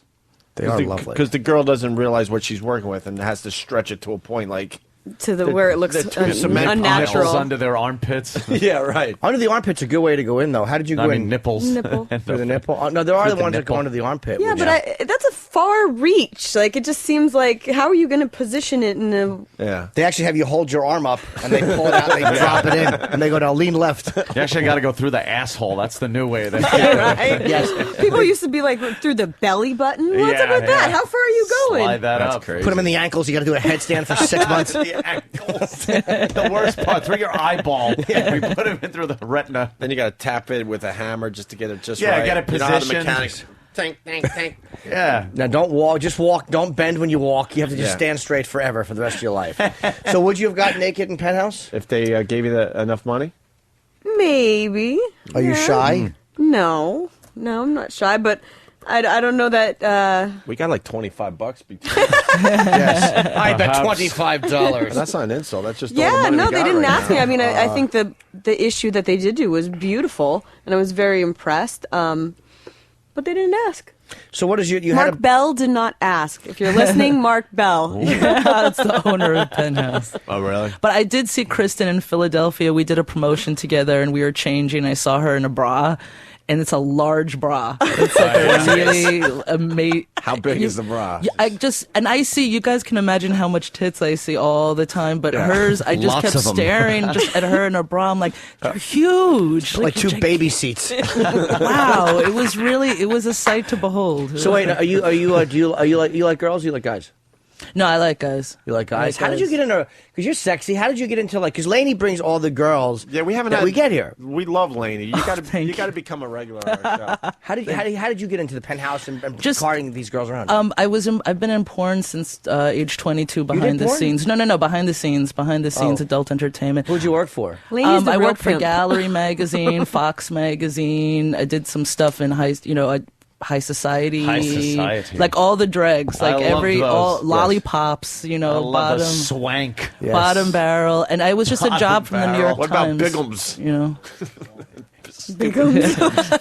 No, it's just I just answered an ad in the New York Times. I was, right out of college, was out of work, and had an opening. I never even saw a porno movie in my life at that point. Wow. Or anything. And I was just like, I like it here. It's really cool. People Wow. are really cool, and I'm going to stay. Step right and, into it. and I never left. So Penthouse is like the major leagues. When I got the job at Penthouse, all my friends from like Swank and like Screw and Gallery, they're like, "Ooh, wow!" You you've made it. You Yeah. made it. You made it. So you have a large. What size breast do you have? I'm gonna guess. Can I guess? I'm not really good at this, but normally I can only guess when they're on my face. I'm kidding. I'm gonna guess. I'm gonna guess 38D. Oh my God, no! Your skills, you need to brush up on them. Horrible. How's it guess? She's off the scale. Those You think are like, 44D? First of all, get rid of the D. All right, triple First E? of all, get rid of the 44. That Yeah, would make right. me huge. I don't know. First of all, she's That's 10 inches Wait, more I'm than gonna what tell- I am. I'm gonna, that's Oh, right. he's pretty Let's good see. at I'm this. going to nail the number. It's a 36 triple E. right? Mm-hmm. I got the number, and those. No, not even D. Custom. I said triple E. It's a custom Oh, job. you're in the E's or something. Yeah, it's a custom job. He has no clue. No. I'm going to send you like a chart of boobs. I'm good with later on. small ones like A's. I'm the master of. Like he's got A's. I have B's. It could be C's if I don't watch myself. All right, let's all do the guess. Here, hand out the paper. Start that music again. I got it. What, cup size? Because you already said the 30. Yeah. It's definitely 36 because that's the back thing. Yeah, that's the thing around here. So you figure if this is 36, that's easy. You're giving me 10 inches. You've taken me out here. You made her a 40. fat broad. No, 36. Holy shit. She's not a fat broad. She got big Pat boobs. from Unaki. I like 44 B's. All right, I got my guess. That's a flatso. You know what? We should play a round of Bra Bingo today, one of our favorite games of the show. Let's see. Bra Bingo. Are you All guessing? right, everybody. Yeah, I'm guessing. Don't say if I'm right, because Ant's going to guess too. Okay. But I'm just going to go with a strange letter. I'm going to go 36J. Wow. Okay. I'm going to say triple F. I already know because I saw a bra. Oh yeah, the 36 double F. Double F. It's probably an H. It's an E. It's just an E. Just one E. I was gonna say He's really big. I was closest though. I said 36 triple E. You went over though. You didn't. You and said I went double way F. over. I don't think there is a triple. I think there's just a doubles. I think Playing once you Price get is Right past Yeah. D, it's just doubles on everything. Really? So Kristen, your boobs are bigger than every penthouse pet I've ever encountered. Oh, Yeah. Grass. Yeah, like Ease. if you guys have met Victoria Zadrock, she's got probably one of the biggest racks that we have, and I'm she's very double sexually D. attracted to her. Are you? She's beautiful. She's hot. We saw her last night for dinner. Yeah. Did Is you? she the Yeah. sex expert too? Yeah, Yeah, she's she's one that brilliant. came in? She's fucking Yeah. brilliant. She wanted to strap on something And fuck Dave, pop yeah. somebody. Oh right. Now I recall. She's And the lawyers got in the way, or we would have had like some. Fun. Well, I don't She know. would have done it. She was naked with Yeah. the thing Oh, yeah. on. She was loves ready being to go. naked. Is she doing another book? Her book was actually very good.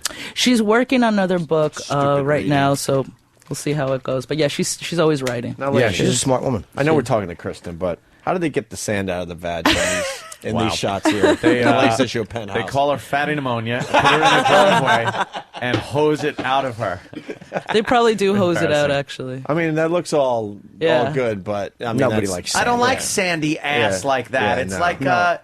how are you supposed? You're supposed to fantasize about having sex Yeah. with that, and the grit. Ooh, and it's gonna chafe. And one granule, one gonna hurt.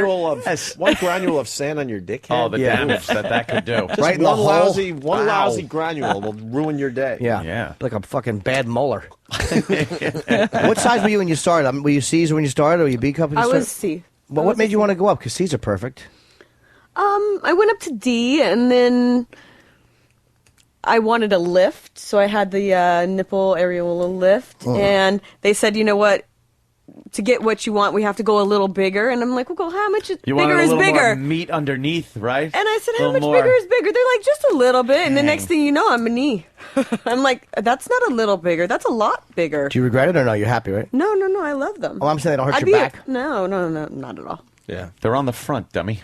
No, but sometimes. I know, I was joking. Sometimes a girl will somersault. Sometimes when she's jogging on the treadmills, the Does an bounce endo. hurts the back. No, they're good. That's very sexy.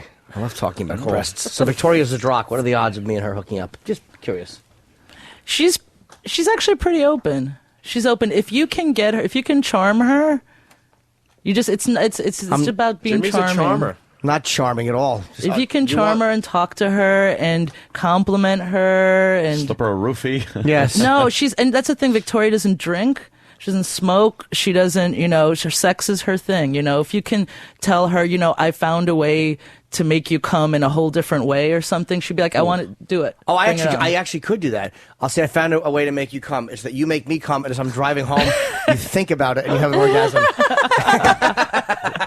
Wouldn't it be great if that Always worked? taking care of the ladies, Jim. Absolutely. I'm good with the compliments, so the broads love me. Oh, Wait till yeah. she comes in next time. Nice hands, Vicky.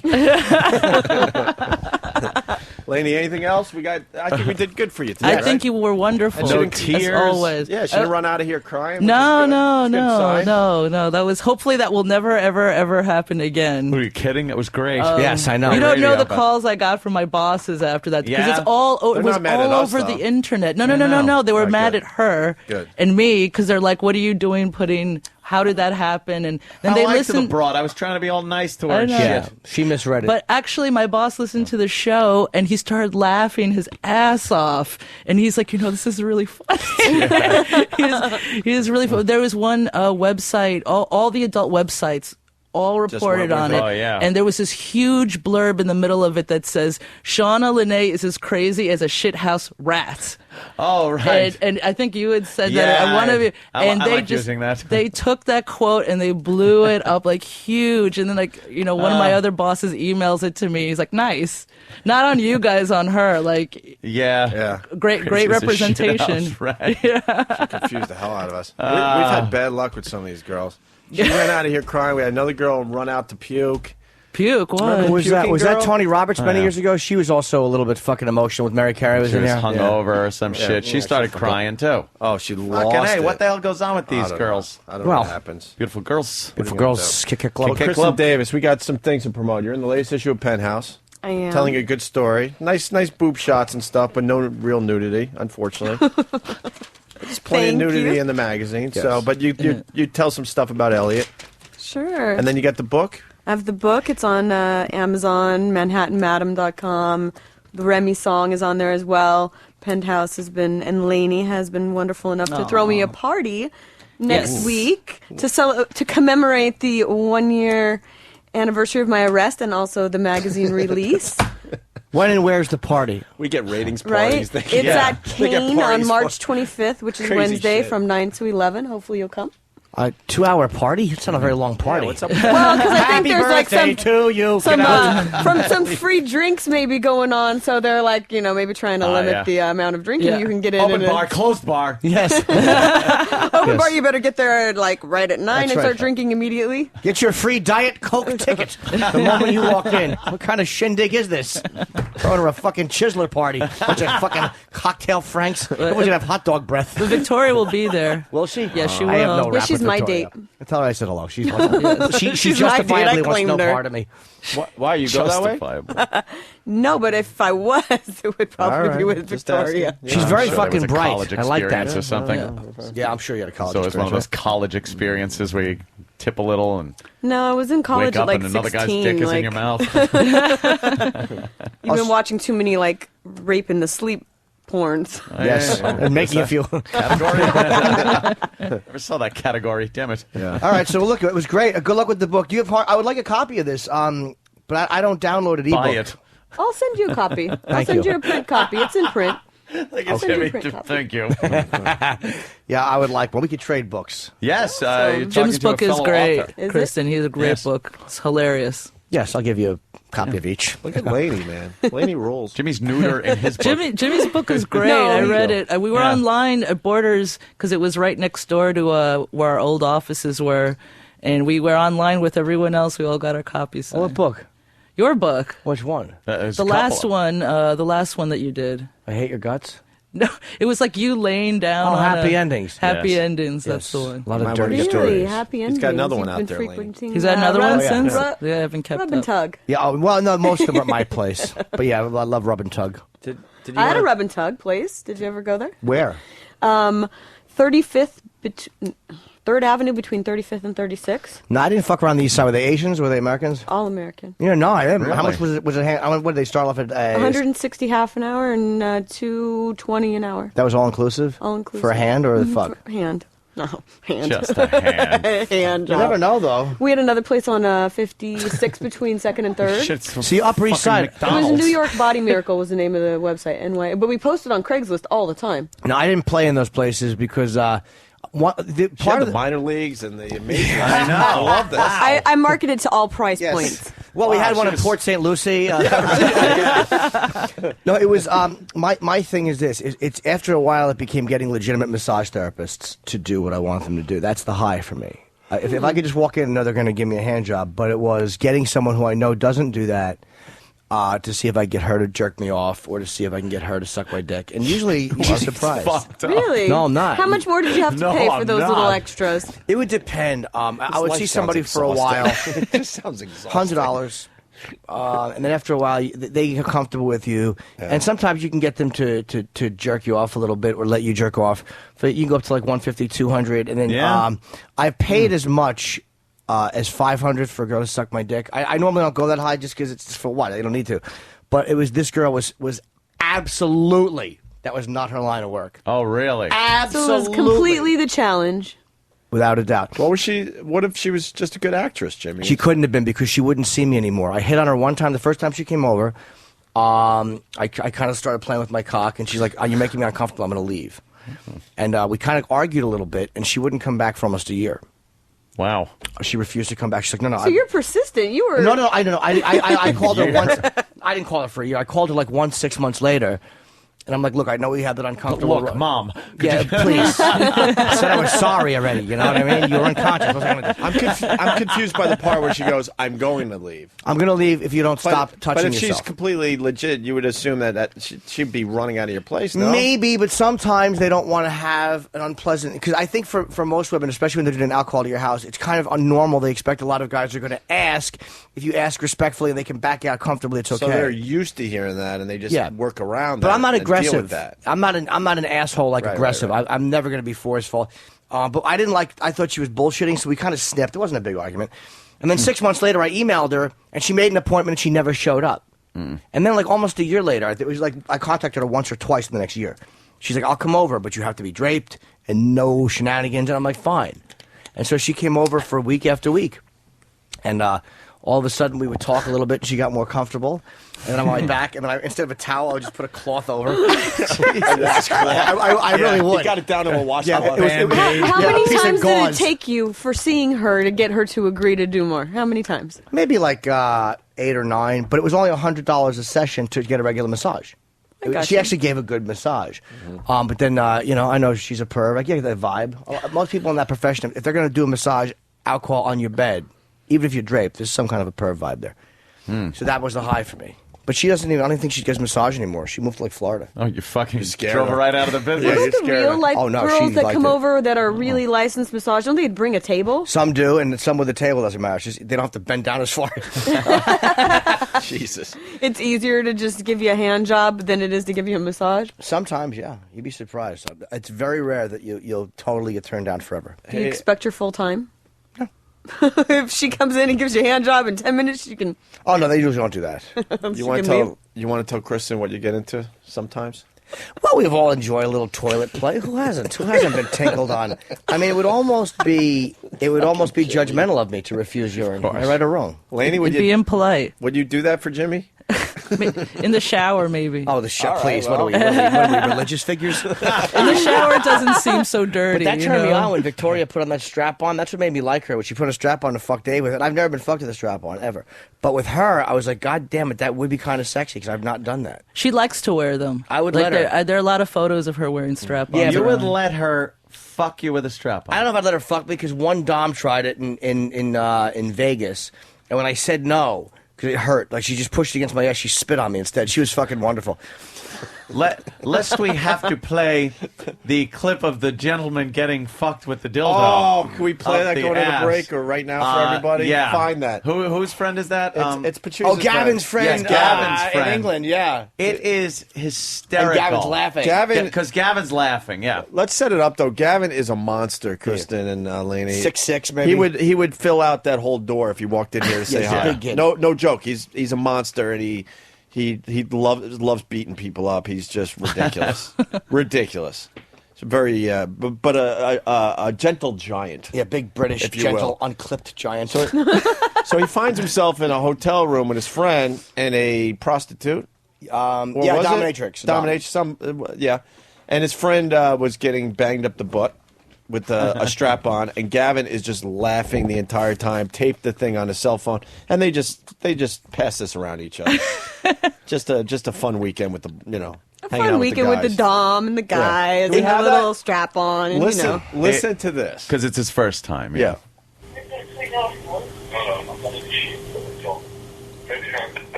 Don't worry if you can't understand what they're saying. It's English.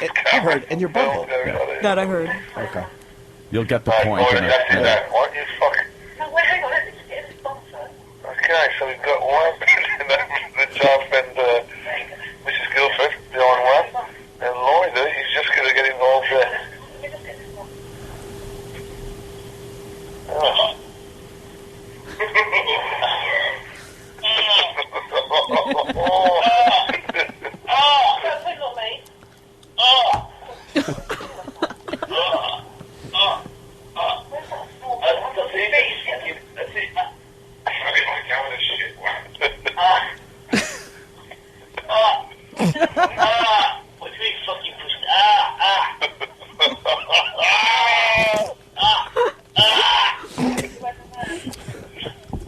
Oh, it's fucking good. It's nice. Why is it nice? It's like my fucking eyes.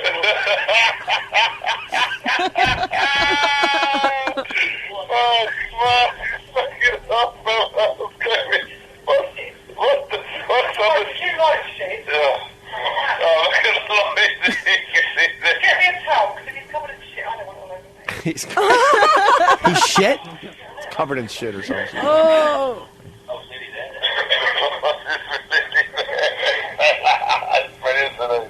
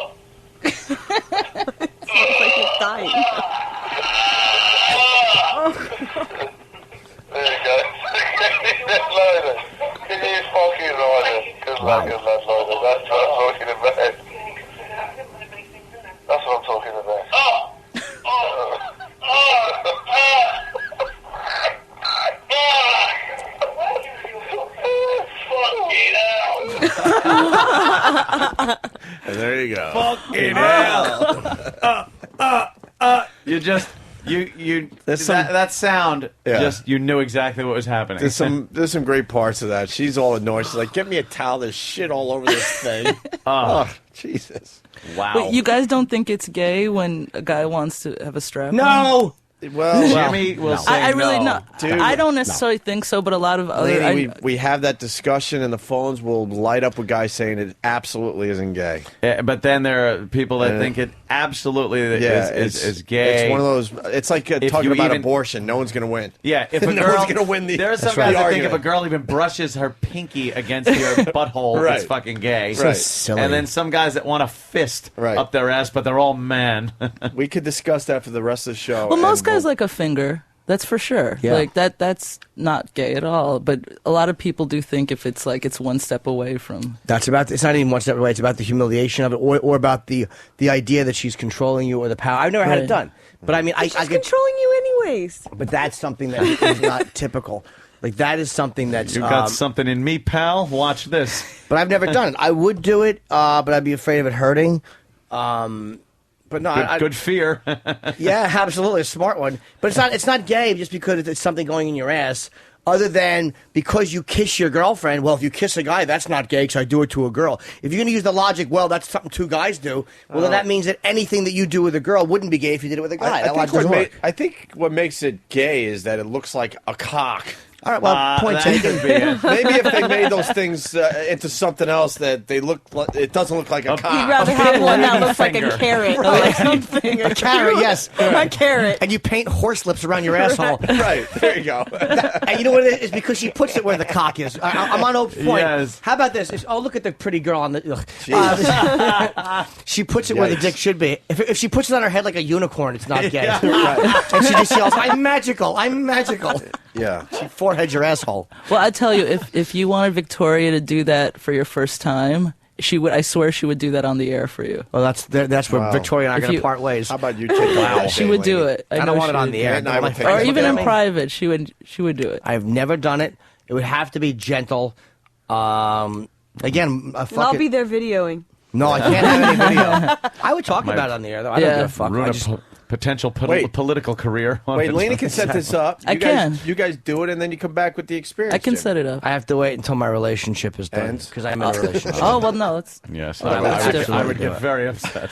if she's cute, Victoria want her to join in because she loves girls. She's not into girls, though. Believe it or not, she's not. I don't think she's bi. I really haven't asked her. I love your open mind as far as your relationship goes. I got to wait for this relationship to end, and then. Well, I'm actually doing really good with this one. We fucked on the period last night. I never. Wow, and you don't do that. Never. That's rough. No, but with her, I've done it That's a twice rough this one. week. It's just, Wow. It turns me on. Got right in there. Yeah, she's a fucking sexy girl. All right, we got to take a break because I have to pee. I've had to pee almost this whole interview, but I've enjoyed talking to you. Yeah, very much. Kristen was good. She was a great. She is. A lot of people saying you were a really good guest there, Kristen. Kristen Awesome, Davis, great. in Penthouse. You got all the plugs in, and ManhattanMadam.com. Go check out her stuff, and it's actually a very interesting book. This is one I would read. And Lainey, tell the boss that this issue of Penthouse very nice. I will. He'll be happy to Very hear nice. that. He'll be happy. But it's extra nice because Kristen's in it. There you go. Yeah. Is Penthouse surviving? It's surviving. It is. Because Playboy having a tough time.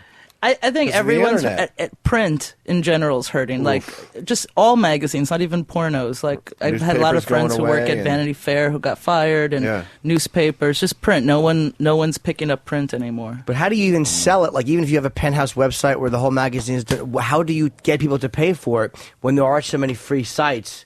And most guys just want to fucking just pull up a quick clip and jerk. But it's just nice to. I like going old school. I do too. Yeah. It's like you got it It's in your nice. hand. It's old school stuff. Can you bring a also, laptop on the toilet and jerk off? Yeah, No. you can't take your laptop, exactly. Can't do the work jerk. There you go. With a The work computer, jerk. sometimes you got to go into the bathroom stall, nice magazine. Maybe there's a guy at home as kids and stuff like that. Can't get the computer. They got peanut butter on their fingers. They're touching the keys. No hard drive involved here, my friends. No. It's right there in the palm of your hand. You feel a little guilty when your child is got his little hand on the mouse, and you know that like there's just what you were doing with jizz that on the same mouse. Yeah, and the kid accidentally hits the history button. and said, "Dad, what is something gendered?" And you're like, "Oh, nothing. They're just alternate friends." Let's all go alternate friends. Yep. Yeah, I got to tingle desperately. Thank you so much for having us. for And, having me. Will you guys No go pee tears. with me and Jimmy? Yes. It's how we wrap up all interviews. It's We how all- we wrap up yes. all interviews. It's, It is. it's just some. Aw, It's fun. sweet. Some shows have like the photo booth and they get all cute. We like to just share a pee together. There you go. Me and Opal put our helmets together, and the girls go back to back over a bucket. All right, we're going to take a break. Opie and Anthony. We're back with the show, the Opie and Anthony Show. Jim Norton. And now we get to say hi to Greg Gutfeld from Red Eye on Fox. Hey, how are you? It's on in the middle of the night, but I'm pushing for you, Greg. Thank you. I'm telling these guys to DVR the shit out of your show. I appreciate it. That's the way to go with this. You can't, tell them to stay up. That's ridiculous. Yeah. So you got to go with the DVR move. We're like the #1 DVR show in the world. Is that it? Yeah. They're ratings for that? I actually tell people that because there's no way to prove it. Yeah, so you might as well just say, once you say it, it's out there. And you can also tell people you had guests on that you didn't have. Well, because no one They don't stood. say When it, yeah. Angelina dropped by, just completely. Can I and tell then you? Brad just stripped. came in. It was unexpected. Can I just jump in for a second? Yeah. Because you say you're the #1 show and they can't. Well, let me tell you what we are, my friend. Yes. You just reminded me of something. Oh, that's right. Listen to this. My next guest is a very popular comedian. You can hear him every morning on the Opie and Anthony radio show, the most popular show in the history of satellite radio. Pretty Wow. neat. His new DVD, HBO's Down and Dirty with Jim Norton, will be available April 7th. Please welcome Jim Norton. Very good. And now you know that Jimmy's also cheating on you. Yeah, doing that- other shows. that hurts me. Well, he knew I told him to promote Red Eye, and he wouldn't. It's actually it's on 3 a.m. here, but on the West Coast, or as I call it, the left coast. Jimmy. Laws and allow the laughs to happen. It's on at midnight, which is actually Those a much people easier are time. different over there, aren't they? Dude, I do this whole fucking 45-minute bit about how New York and LA are different, yet rape is the same in the Midwest. That's it. So, I'm doing Red Eye next week. Yeah. I know you and Hanley had to kind of fight who gets him first. Yeah. And I know, and Anthony is doing it too. Apparently, I'm on this evening. I'm very excited. Yes. You'll be happy to know you'll be on with Congressman Thaddeus McCotter. Nice. Yes. Thaddeus. Thaddeus. I got your opening line. Yes. Welcome back. Because there's a Cotter in his name. Yes. You know something? I take Jimmy's advice. I'm going to soar. Yes. Thaddeus. More rape jokes, too. Yes, please. Of course. So who else? So it's the congressman and who else? This hot chick from CNET, which is like some what do you call some She's online? not a traffic girl, is she? No. All right. It's her name's Natalie Del Conte. You've been on with her. She's like a brunette Britney Spears. Absolutely drop dead gorgeous. Well, let's get a picture of her. Yeah, so we can all jerk off. Yeah, I think we should now. But you actually were very uncomfortable this morning, you and Jim walking into the bathroom. Thank you. while I was I'm in there. glad because I want to mention that. Me and Jimmy, we had the long interview. We had to go take our pees together. Yeah. We pee together. It's Yeah. it's a known fact. And there's I walk in a little behind Jimmy, and you're shitting and talking to Jimmy at the same time. You're multitasking, my friend. Here's anytime I got to do something in the morning, adrenaline causes all of those things to happen. Do you ever play like high school sports? I was always in the toilet before any. I didn't play any sports. You get nervous for the other guys. Yeah, exactly. So I always got to go and make a delivery before I come you felt in. very comfortable just dumping and talking to us at the same time. Well, I really had no choice because Jim had followed me into the stall. He'll do that. I did actually as we're talking. I never got him with that one before. He turns around and there I am. I know, that is really uncomfortable, isn't it? He was engorged.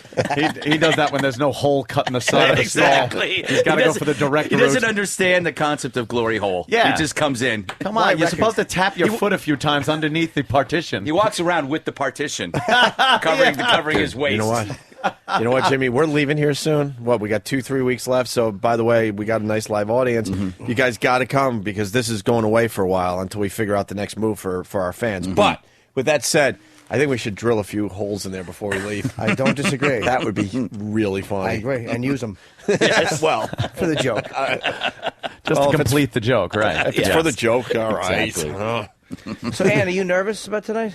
I've done enough television these days, Jim. Yeah. Where there is no need to be nervous for Red Eye. No, it's a fun it's show. 3 man. a.m. The people, 90% of the people are wasted. So no matter what you say, they can't hear it anyway. So it's like if you sometimes you think you do a great job, and then you watch it, and it's like. It's at 3 a.m. Our brutal fans, though, will be, nice and critical. I'm sure. Of whatever I say. Sometimes I get confused. I'm like, wait, they're fans of the show? I know. What? Wait a minute, fans? They claim they are. All right. What kind of subject matter will we be discussing this evening? Talking to Jim, this week sucks because it's all AIG. It's all AIG. Sucky week. I mean, you're not going to talk about the.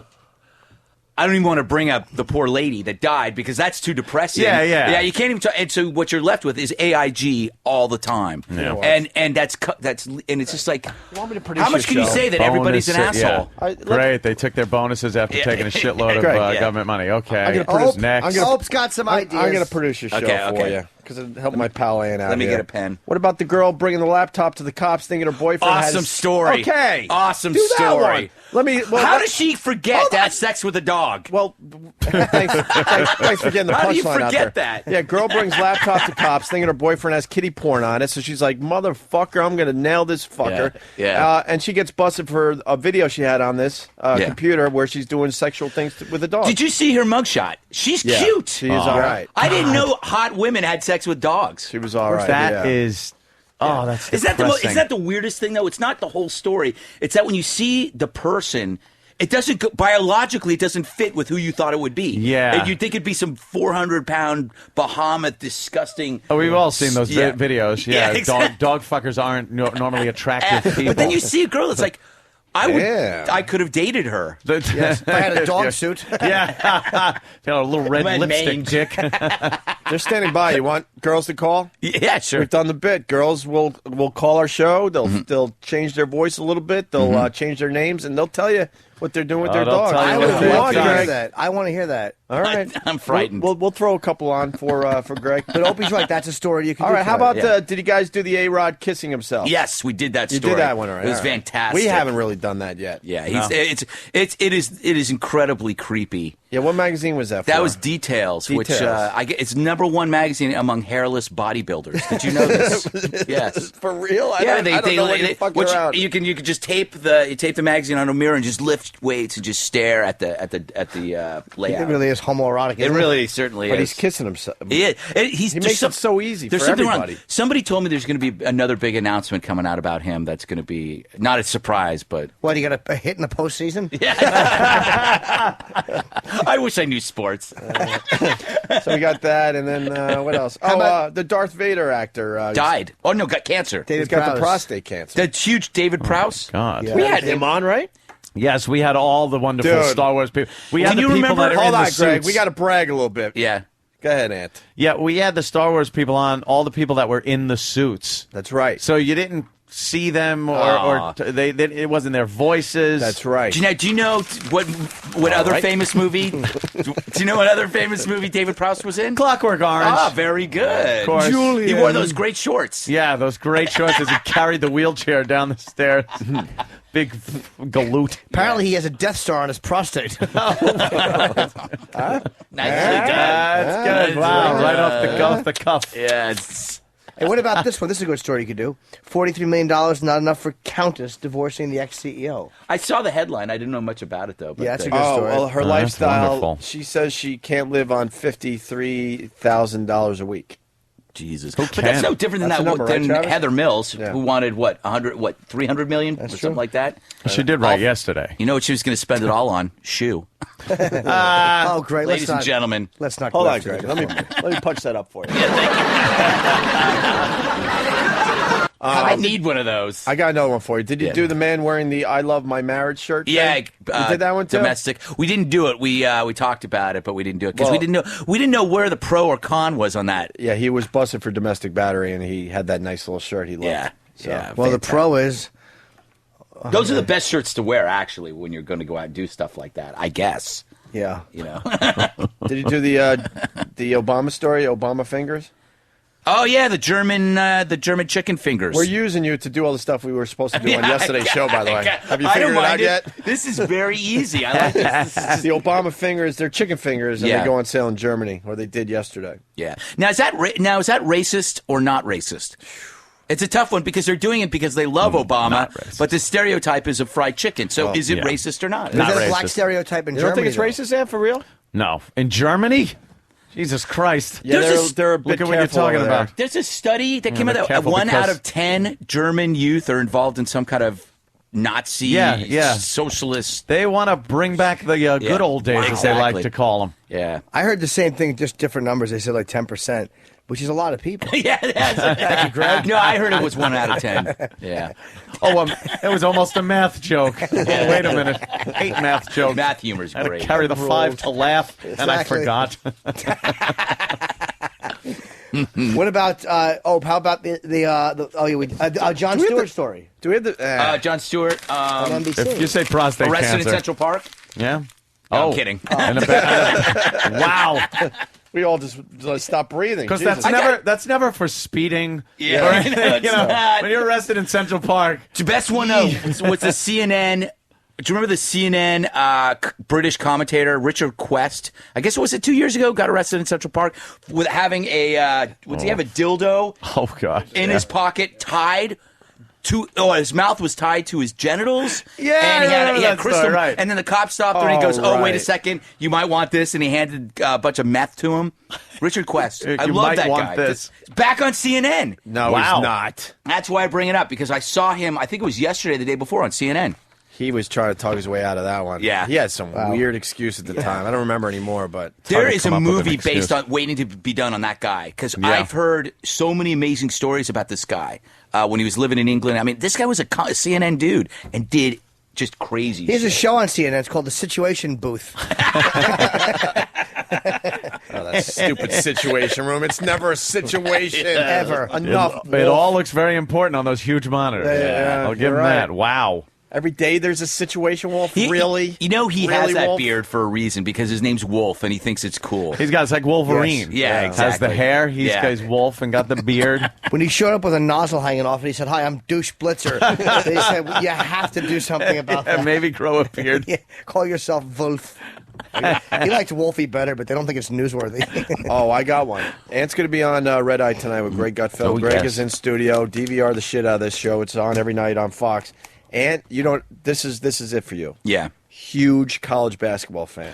Go with the March Madness thing with Ant tonight. I'm telling you, it'll if that kill. subject gets brought up, I'll just lay down on the floor. Wait, because I have no basketball. Ant's got the whole thing figured out for you. That's what it is. Why are you downplaying your knowledge? Downplaying my knowledge. This guy is brilliant when it comes to the when I'm listening to Wins on the way in, and they go to college basketball scores, I can't hit the button fast enough to get it off because I don't even know where these schools are.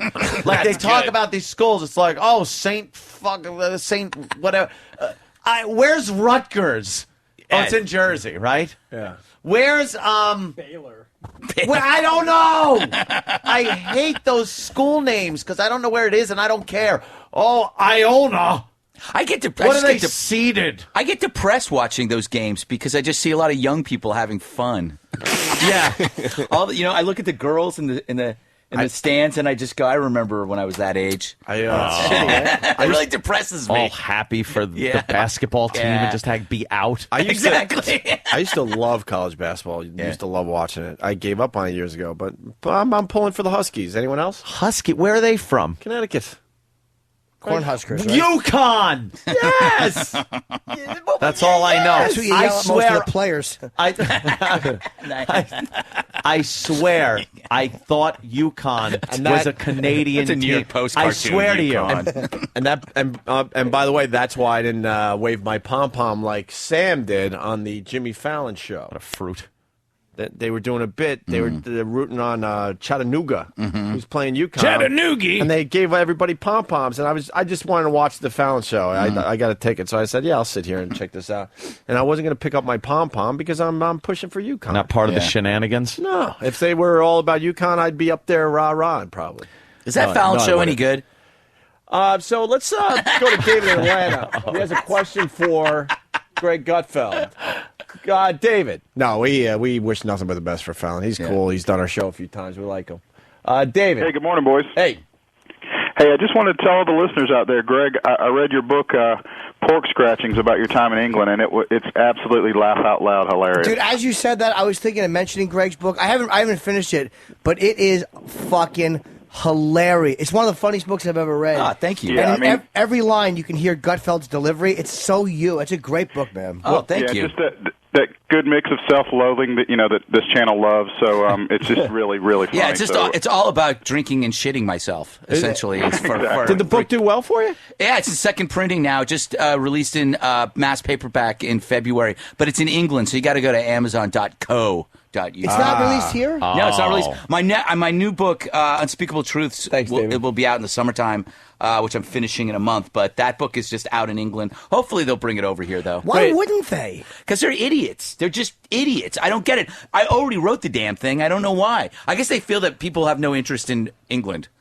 Well, what's the book about? It's about me when I was editor of Maxim, and I lived over in England for 3 years, and basically became kind of like a fat, pointless British person. All I did was drink every day. I got very fat and it was just about giving up. And just getting drunk every day. Yeah, that's what it was. And it was just every chapter is a little lesson about England, about the food that they eat and the way they act. It's hard to explain, except it's I want to read them. I'll bring in a bunch. I got a bunch of copies. Bring in some copies. Yeah, I'll give you a couple tonight, and you can take a. Yes, a little gift bag. That's nice. A parting gift. I like that. Exactly. It is fucking hilarious. I'm not even being polite, dude. I can shit, huh? every fucking they're like short chapters. Yeah, like some are a page. It's great toilet reading. It's just fucking great book, man. It really made me laugh. Cool. Really made me laugh. I'm gonna check that out. Yeah, I'll bring some. That I would read. Yeah, dude, you could promote it on Fox in the U.S. and then not read. Yeah, dummies. I know they are idiots. They're idiots. You wonder what they're thinking sometimes. Yeah. They aren't thinking. That's the problem. We had a real whatever. I'm not gonna make it about us today. Remember our bozo guy? Ugh. Whatever. Oh, we'll right. do that another Bozo day. manager. Well, maybe I should now. I apologize because they hate when we do this. We had a CD that did very well when we were doing radio in Boston. Very well. And it charted nationally for just a little bit, nothing crazy. And then we moved down to New York, and this guy couldn't figure out that, wow, maybe there's a whole nother audience that might enjoy this CD. Yeah. He never figured it out. Yeah, I don't get it. And we're like, it's a new market, you idiot. Yeah. We got a product. This is and we were doing well. Yeah, it makes no sense. This is I got a TV show, and I don't know, we get almost between 400 and a half a million people that watch the show.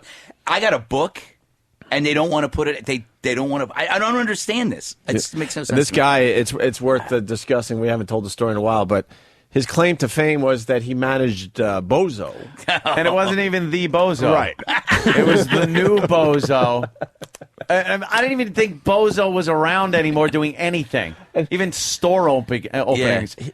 He was trying to... Go ahead, sorry. No, and he was trying to use that as like his trying big to impress get. us.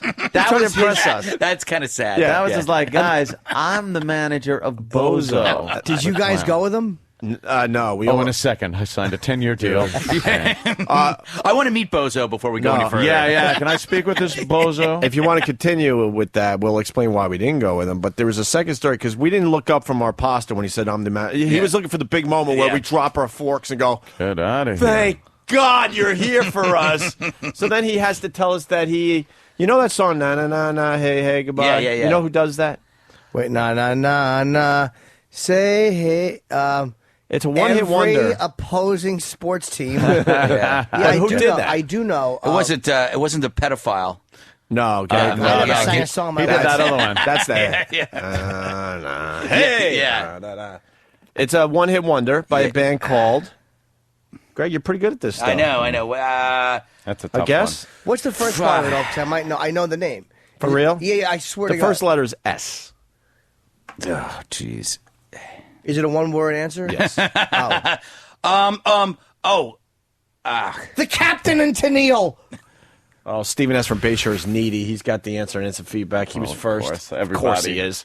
Everybody. The Spinners. The band is called Steam. So this guy, his second story was, I want to tell you something else I've done in my career. I was in the studio when Steam was recording Na Na Na Na. Hey, goodbye. God, that is really sad and wonderful. And he looks at Ant and I and he goes, and the band was really bothered because they wanted a name for their band. And I looked over. Remember this? Oh, how could I forget? And there was an old school radiator in the corner. And I saw steam coming from the radiator. And I said, how about Steam? And he said it like that, dramatic. And they all turned around and said, that's great. It's brilliant. We'll call it Steam. And he's lying. What he probably said was, how about Condensed Water Rising? And they said, no, that's too long. Yeah, how are we going to get that on a fucking album? What's wrong with you? Why don't we go with Steam? Right. Oh, okay. Right. Condensed Water Rising is pretty good. I like that. And then we still didn't bite. And Ant and I were on our way. Like, we knew we had to get some kind of representation.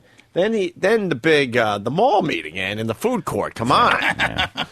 He brings some like muscle with him. Yeah. And basically try to force us to sign a 10-year deal in a food court. That's fantastic. Yeah. After he was supposed to pay us our money for our CDs, and and we got there, and me and Opie had this big discussion on the way to the mall about what would be an acceptable check, because we didn't know how much we were going to get because this guy's such a shyster. We sold a shitload. Yeah, This thing shitload. Ended up selling over 100,000 copies. We were going to signings. Jesus. We were doing all kinds of shit. It was really a lot of copies sold. Was there any paperwork involved at that time? No. Oh, because it would have been great if you just ordered a huge Cinnabons at the food court. It just got it all over the table. All over that? Yeah, we could have done that. Yeah. So we're driving there, just going, this motherfucker doesn't show up with at least 10 grand for each of us. Mm-hmm. There's a problem. That's the number. I go, even if it's like 8,000, he's getting fucking ripped apart. We didn't get a cent at that point. No. We were waiting for our big. He kept putting it off and putting it off, and he said, said, the meeting, I will have the checks for you. And he had to have checks for us because he wanted us to sign a deal with him, and that's a deal breaker, not getting paid. So he comes up, he's got the envelopes, which are slid over to us. I open mine up and see, paid to the order of Anthony Cumia, $2,000. And I was like, this isn't even close to the mark that I'm infuriated with. Like, this isn't even close to my pissed off mark. Yeah, And then we didn't hear anything else. Told that guy. Yeah, we didn't hear anything else he had to say. Goodbye. You guys, I'm sure in the beginning, we never got the money for that CD. Everyone gets fucked on their first record, so we figured that was our good deep dicking. What did you do when people would ask you to like show up and do stuff? Because that's just starting to happen with Red Eye, and I never know what to say. Oh, an appearance? Yeah, appearance stuff. Because now I've been asked to do a cruise. Well, you're lucky. Rosie ask you? I'm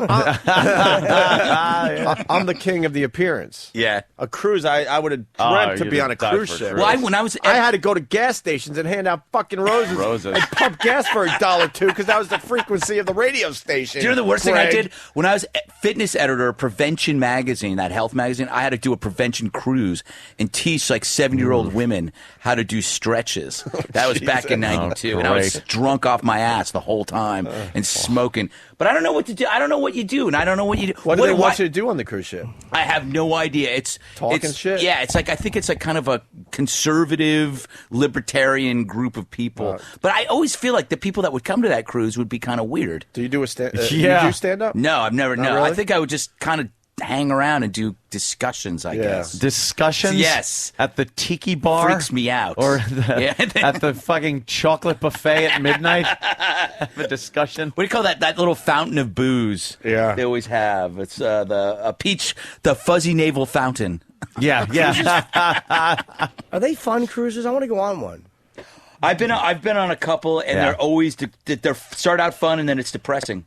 Unless it stops and you can get the hell off. Well, them. that's what you got to do. Yeah. You got to go down like the Caribbean, and they stop off at the beaches and shit, and that way you get off. But if you're just on there, it's like, oh God, I'm waiting for the elevator. All it is eating. Eating and gambling. It's just eat. It's like it's 24/7 food, and the meals change like every hour. So you got to eat because you paid for it. Yeah. So no matter how full and miserable you are, you're going to go and eat more food, and you're going to be disgusted with yourself. Why do we all feel like we have to get our money's worth? Yeah. It's just like you're not even hungry anymore. Have you ever been to that restaurant, that Brazilian one? Oh, we talk about it every once in a while. I get so the meat place. Yeah, the meat place. It's like $50. You sit down. I live near there with the paddle. The green and the, my God! I actually talk about this again. I love this eat discussion. until I'm shitting. Yeah. I will actually do it. I will simultaneously bring the plate into the toilet, and while I'm evacuating, I'm depositing more food.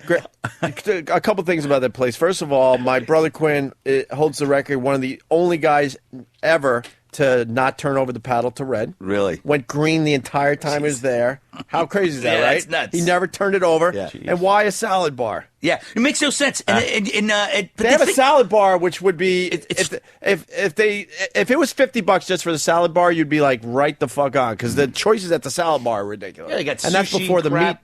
the meat parade. But you know what? Do you ever feel like when you go in there, it's got the depressing aura of a wedding reception with people you don't know, and you're because everybody's in line with a plate, and everybody really has that feeling like it's free, or they think it's free, but it's not. I gotta get everything. They're piling crap. So what happens on the plate is there are things touching that shouldn't be touching, which I have a phobia. You can't have cold things touching warm things. No applesauce touching like fucking mashed pork. potatoes. Yeah. Mashed potatoes and fucking applesauce. I can mashed potatoes can touch almost anything, but like I just have a problem. I don't like buffet type thing. Hey Margie, how's the fricassee? Plus, they're always trying to get you out of there pretty quick. You know, I always got that feeling. You know, dude, let's do a meat party. Yeah, let's do a meat party. It's just if that's any appearance let's do a meat we've ever done. Jim, you invited me to a meat party, but it was so weird. I know. There was only 2 seats in the car. We got to do a meat party. I'm telling you. I haven't been there in a while. The best is the next day, whoever you go with. In my case, it was a lot of my brothers and cousins and a couple uncles.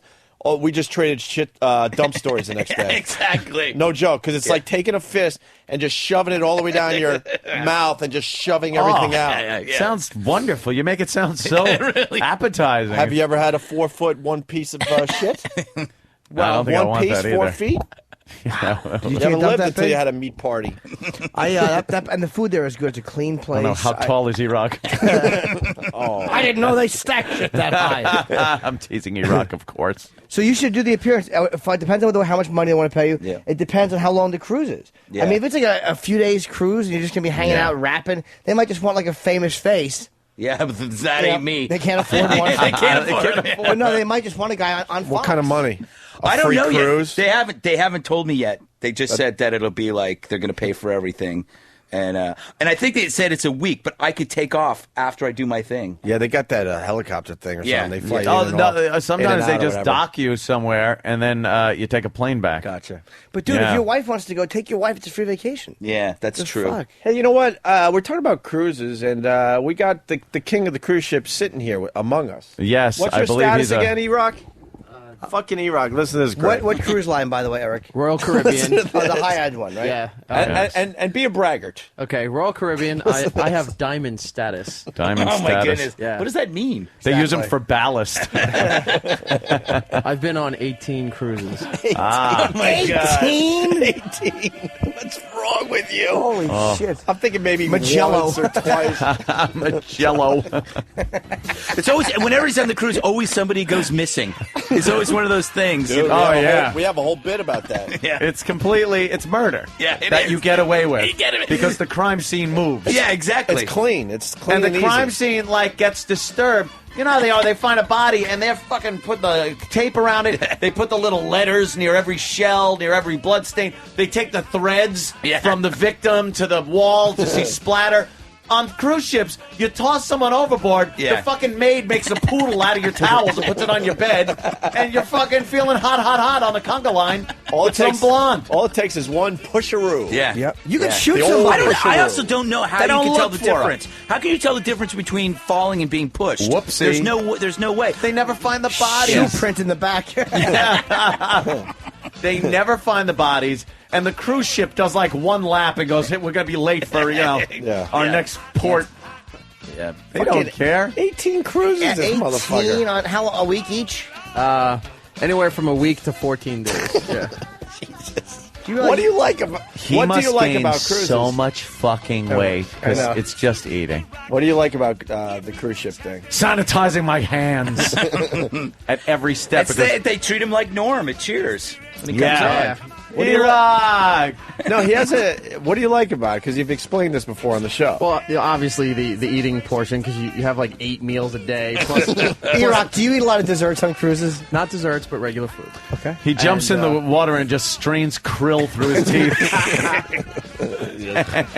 Just tie a rope to his So all ankle you do is so eat. he can feed. You just basically eat, don't you? You eat and you hang out by the pools, and all they do is just keep pumping drinks into you all day. That's actually the best But part. then you go Yeah. back and watch Yeah. what movie? What was it? Daddy Oh, yeah. Daycare or something? So the casino closes at 3 a.m. and they kick you out.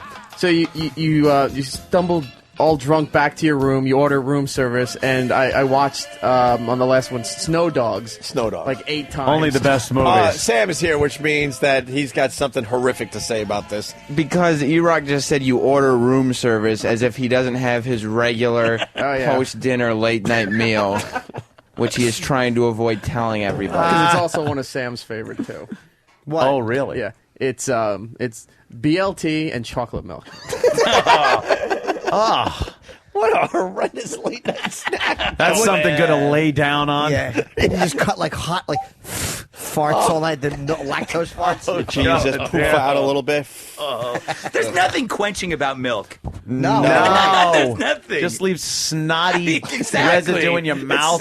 It's just. Who came Oh, up that with must be You get the great. film on your teeth for Yeah. 2 days. This is Why? not good. Makes your breath stink. Oh. Dry milk breath. That. Passed Yeah, by couple that with E-Rock's room. Cheerios. They think the bilge is backing up into the living quarters. Do you have a nice room when you take these cruises? Oh yeah. You guys go first class? Oh, yeah. Happy you guys. You have a balcony. First class, right? Oh yeah. His dad's rich. No, it had nothing to do with that. It's just if you've been on for so many Oh, really? times, they just see your name in their system and they upgrade you automatically. Do you go with your family or with a special someone? I used to go with my family a lot, but the last 3 or 4 were with my friends. Lil so. E-Rock. Do you do the horse race thing? Oh yeah. You get to How happy you he can is. lay. Where's he is? You're drunk. You lay by the Happy pool, and they come up with these games where you can gamble. Yes. So you charge everything to your room, and you're betting on horse racing, bingo, some. Is that illegal? Fat guy See, diving contest. they have what it is a little track on the deck. And people are given horses a couple of days in advance. You They know give them this? like a horse head and a stick. Yeah. And they have to decorate the horse because they could win for how decorated your horse is. And then they kind of roll dice or whatever it is, and the horse number moves up that many spaces, and you're like, come on, because you can then bet on the horses. And usually they got hot chicks in bikinis sure. holding the Sex it up a little horses. bit. Oh, it's just all about fun. But that's it. Here's the thing, dude. Does anybody go on a cruise to get laid? Like, is there when you get there? Isn't the majority of the people really old? It really is odd. There are old people, but they're not the majority. Yeah. You got to watch what cruise you go on. If you go on some of these 2-week-long cruises that go to certain places, it's a lot of old people. Yeah. You go on the 1 week, it's what the younger people can afford. But a lot of them are coupled up. Yeah, that's they're all coupled up, so it's I think it's kind of rough. I think initially it's your intention that you're going to try to get some pussy, but then you fucking gorge yourself. Exactly. And then you're like, oh, fuck it. No one and wants you're masturbating to snow dogs. Yeah. It's hard. Eating your bacon, lettuce, who and hasn't tomato. done that, though? With chocolate milk. Yes. I jerk off to straw dogs. There are some good scenes. Depends on the time of year you go, too, because you think you're going there in the summer, it's going to be a bunch of single people, and you're there with families. There's just kids everywhere. Yeah. So it's... Uncle. Oh, Sam's back. Uh-oh. Because he also told us before what he used to do on the beach. Remember when he just sit in his inner tube? No, it wasn't an inner tube. What would you do? No, you'd get off the ship and you just go to some of these private beaches that they would have deals with. Yeah. You'd sit there in the surf and they have these floating buckets of Corona or whatever, and they give you the can't bucket, drink enough on these. and you just sit there and you have this big metal bucket that's just floating and has a little anchor, and you've got like a 12-pack of Corona in there. Yeah. Greg, you saw Wall-E, right? Yeah. He's the dude in the space. You are. In the mothership, just floating around, just consuming. That'd be awesome. We went to we stopped off when we went through. We took one of the cruises through the Panama Canal and then back up the ass side of Baja California, and we stopped in Cabo, and there was a guy there with a bandolier of shot glasses and 2 holsters with tequila in it. And he's like, hey, amigo, hey, and he's pouring tequila down your throat. And then you take these rickety boats back to the ship because the ship isn't at a dock. They have to anchor out, so you take the tenders back. Or you could pay one of the locals to fucking take you back. Nice. That's a good way to get your throat cut. Oh, it's wonderful. He's fucking also shipping like cocaine. You're sitting on kilos of coke. Yes. There's a guy with an M16. Yes. All of a sudden, Please take this heavy doll back with you. all of a sudden you're kidnapped by the Somalian pirates. Like, what the fuck? There's Where are we going now? There's another good drinking portion I forgot about, too. When you're out by the pool, certain days, they bring out these huge chunks of ice, and these guys with picks and chainsaws start carving stuff. Yeah. Ice carving. So they'll show up for the grand midnight buffet towards the end of the cruise. Yep. But then a couple of the designs they set up right there in the middle, and then they start pouring the vodka. Ice luge, yeah. So you're out in the pool. You never have to get out of the pool. They just turn the ice sculpture right next to you and just start. Jeez. And But just, you left out the big part. The guys are completely naked. Oh, that's the wonderful part. Yeah, it really is. Yeah. Well, it's not gay because you're doing the ice luge. Yeah. We had stuff. There you go. And doesn't that just look great? Because we're totally wasted, man. Yeah. That is I wanted just the vodka. I mean, come pure on. decadence. Wait, do they have Excess. buffets all the time? Oh, all Yeah. day long. Yeah, that shit is laid out constantly. Yeah. I want to go. Could you go on? Let me ask you. A first class, like a 1 week Royal Caribbean cruise. You would probably like it, Jimmy. to I be think honest I with would, you. because I got a chick now. Oh, I'd you got would fuck you her would in the dig mouth it. and ass. Yeah. That's what you do. And you can do that while you're eating Sex at the on the buffet. balcony. In the Jimmy, pool. you can Not pretty bad. much Give her a semen luge. you can pretty much leave from our buildings too. They leave right from there. Where? Do they really? Yeah, From the west easy. side? Cab down there, and Do they. cruises stop in New That- York? that's though? Yes, that's every like day. that's crazy though. That's to Bermuda, though. Oh, you don't have. Yeah, it's to Bermuda. I think and you have to stuff. fly to Florida. You fly right? to Florida or Jamaica. I recommend Florida. Yeah. Why? Because going through Jamaica is a pain in The the, worst, ass. it's the Florida? worst Puerto airport Rico's on the bad, planet. too. You've Yeah, got to it's- pay everybody off to get, or you're stuck there. And then I've got stuck there. Like the plane was busted. Jesus. Stupid fucking thing. Not broken, busted. Everyone had pot. No, but why wouldn't you just leave from New York? Where can you go from New York? Because you're Not many not places. chugging at 500 miles an hour like an airplane. It takes you just where you want to kind of cruise and then stop somewhere. You don't want to chug like the old days. Well, how long are you chugging for before you do something? Bermuda. About 2 or 3 days Yeah, before you get to you're the at island. least 3 days before you even hit the island. So it's 3 days on the boat which could get a little monotonous. What do you do on the island? You get off? You get off. Get off and you buy crap. Yeah, a lot of people just like going shopping for. Yeah, for and the all the art. crap you buy is pointless because when you take it back, it looks stupid in your apartment. Right. They buy steel drums and Mexican blankets. It's stuff you'd never use. Do you get back on the boat every night? Yeah, for the most part, yeah, you get on every night. That's like your floating hotel, as they call it. And yeah, you get a whole day, sometimes a night, at some of these places. You go to some of the, you soak up some of the local color, like Natalie Holloway did. Yeah. Oh, a little big piece of Vandersloot balls in my face. Yes. That's scumbag. Yeah, before you're dumped in the drink. Yeah, they're fun. I've been on quite a few myself with friends and family and shit. They're not bad. I want to go on one for a week. Maybe you fly to Miami, right, or whatever it is. You take off for a week and come back. Yeah, I think you'll love it. The high point is though is the purchasing of cruise wear, because it's one of those vacations that you have to prepare for. So you have to go and get some kind of funny vacation hat. I have one. There you go. I think you're halfway there. And some kind of shirt you don't have to tuck in. Yeah, and definitely. pants with a lot of pockets. Tommy Bahama? Yeah, Tommy, yes. Yeah. And your shorts and sandals. Yeah, every guy dresses like Sammy Hagar. Yeah. And, every woman, I don't know, wants secretly to kill herself. Be pushed off the edge. I have a fun hat/colostomy. I want to showcase. That'll go over well. Yeah. That is really inventive, how the hat kind of expands. Yeah. You know? I was, now, Iraq, were you ever invited to dine at the captain's table? Good question. Captain's table, no, but the captain's cocktail party, the private. Everyone goes to that. I was invited to the captain's table for dinner. Why? I don't know Who the why. fuck are you? I have no idea. They came up to me one day and goes, "The captain requests your presence at the captain's table for dinner this evening." And I'm like, I want to kind of hang out with my friends and family, but it was kind of a good story. I'm like, let me have dinner with the captain. And you sit down with other people you don't know, have no clue who they are, and they try to make in small idle chit chats. So what do you do? I tell dick and rape jokes on the radio. Captain? By the way, here's how they decide who eats at the captain's table. Whatever fucking degenerates are gambling the most money. Yes, thank you. That could very well be. Bring this back to reality. Thank you. Likes to gamble. Let's bring him to the captain's table. He'll feel like this is his home. Yeah. Oh, I dined with the captain. Yeah.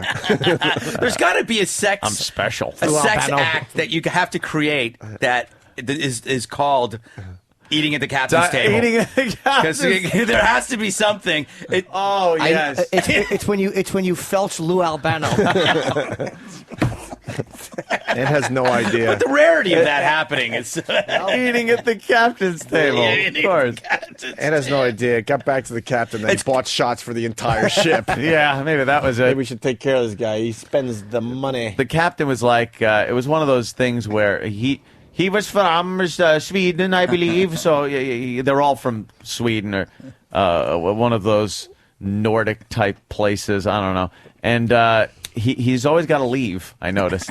Like, he stays there for a few minutes, tells like a little humorous anecdote, and then has to tend to ship's business. Yeah. Hopefully it's the Poseidon. Yeah. That was a great movie. Yes. Yeah. Was that like the original Poseidon? The original. It was intense. They fucked up the remake on that one. Carol Lindley, have you seen her lately? Oh. I saw. She's frightened. She looks like Skeletor. Yeah, boy, was really she bad. awesome. Which one was she in the movie? No, She Carol was the Lindley. blonde, and then Pamela Sue Martin. Yes. Was the cute the sister, the 16-year-old, older sister of the little annoying kid. Yeah, that was an awesome. Who was the other one? She was The cute on MILF? that one. The MILF in the Oh, Poseidon? Shelley Winters. Stella Stevens. Stella Stevens played the whole Ernest ex-whore with Borgnine's Ernest Borgnine. wife. Right, okay. Yeah, who was the whore, Shelley and Winters. he was the cop. Yeah. Yeah, and then you Red had the Skelton. priest, Red Skelton, trying to pick up on what's her name, the singer there. Yes. Morning After. Yeah. There's got to be a morning after. That was great. Maury's doing a Gene spring, Hackman. a spring break show. Wild guest Great update. shit, Maury. We got to get him back on the show and talk some sense into him. We talk Primordial dwarves on our show today. We talked sense into Maury. We made fun of his really dark, over-the-top hair. Yeah. And look, he doesn't do it anymore. No. See, everybody's got a blind spot, and your job is to expose the blind spot. Just find it. We're Dyeing rocking, his hair but with a Sharpie. we're rocking, but I got to do this. We got Jason Segel from I Love You Man Yeah. coming in. Greg, please stay and hang out with us. Yeah. So let's take a quick break, if that's cool, and reset, and we'll continue talking about this and Jason's movie. And Ant's going to be Red at Red Eye. Eye tonight. Is there a dress code? No. Yes. Good. You have to wear a CNN T-shirt. Is that it? Double-headed dildo. You don't have I haven't clothes? gotten well, no, I have some clothes, but I don't get a haircut Tuxedo because of my follicles. Yeah, can you wear a hat on So TV? I have to for wear you? a hat. You can wear a hat for another maybe. I just had the hair guy called me and said I come in next month for my little inspection to see how things are going. For the bad but news. I've noticed. No, I've noticed. You come in it's next week for work. the It bad works. Are you getting It's actually growing. plugs or Rogaine or? That's not. Yeah, he got the They're plugs. not plugs. They're individual follicles taken from the harvest area, one hair at a time, and they implant them artistically. Yeah, Opie and Anthony got a full house today. Of course, you got you got the star of the show, Jim Norton. You got Greg Gutfeld from Red Eye.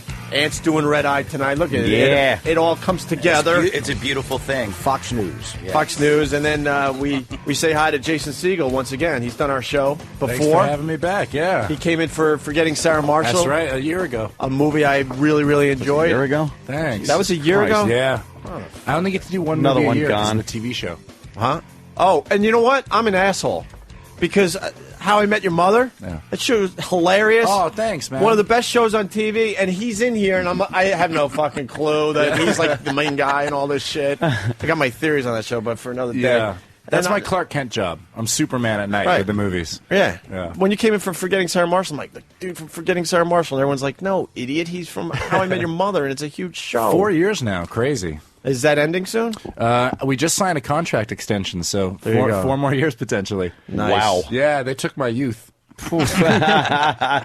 I started because I'm not a huge fan of the sitcom. I got to be honest with you, but that one, thanks. Yeah, started throwing in the DVDs, the box set, and now I'm hooked. Oh, it thanks, really is a man. good one. The writing has gotten better and better. It's a really good show. I must say, I'm very proud of it. Yeah. So now I'm like, wow, he's a big star. We had him on the fucking show. I'm an idiot.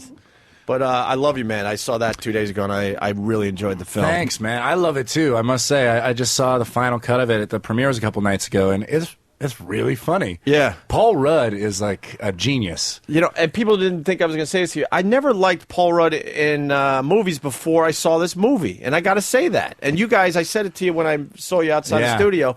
You guys work so well together Thanks, in this movie. man. You know, it's and now our third I've movie. become a Paul Rudd fan. Isn't he like a sick bastard? Like a really sick guy?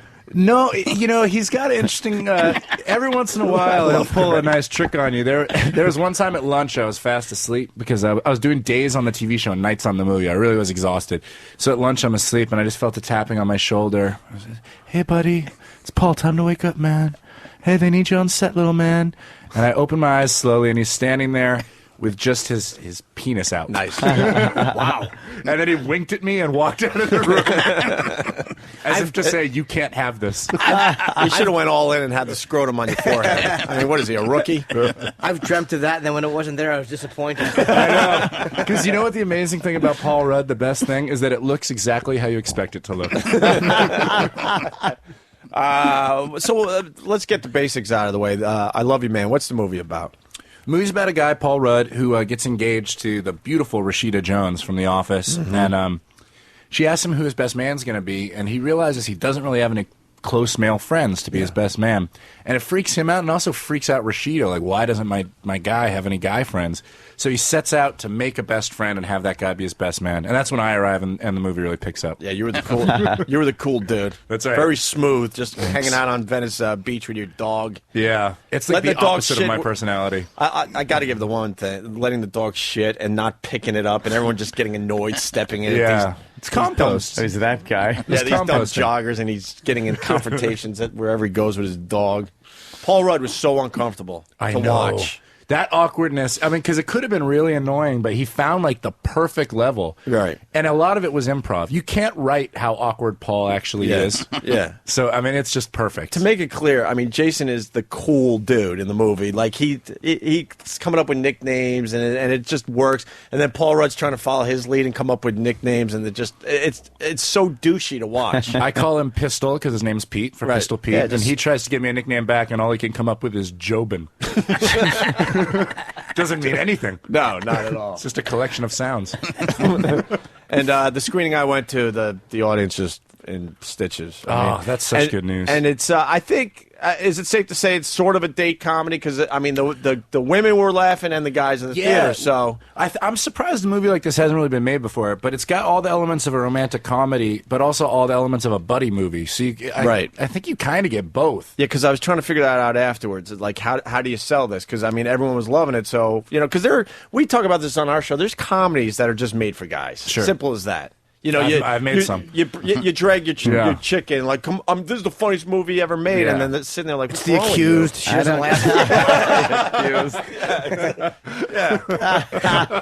But I think you're going to get them from both sides on this one. I hope so. I think you're going to also get some chicks maybe going as kind of I don't want to use the word, but sort of chick flick. Yeah, they're going to go like, let's see this movie together. I like when they try to fool you with the trailer if it's really a chick flick, but they want to fool the guy. Like they did that with The English Patient. They showed like some aerial combat footage. I remember that. And you're like, fuck, is this an army movie? Some kind of Air Force, Air Corps movie? Yeah, that was not right. And then it's like, you son of a bitch, you dragged me in here, and I'm watching The English Patient. That wasn't cool. Who was that? It won a lot of awards, right? Yeah. Good for them. Ray Fiennes. Stinkaroo. Yeah. Oh, Ray yeah. Fiennes. Ray Fiennes. It's funnier in Schindler's List. He likes to be called Rafe, not Ralph. You're Ralph. Shut up. Rafe. I like him much more when he's fucking a flight attendant in mid-flight, and then she gets fired. You guys heard that story? That was a First great class. story. Ray took her into the bathroom, because he is Ray, and he banged her on the flight, and then some passengers saw her walking out of the bathroom with him. What tattletale. Stitches, and her excuse was he needed help with his contact lenses.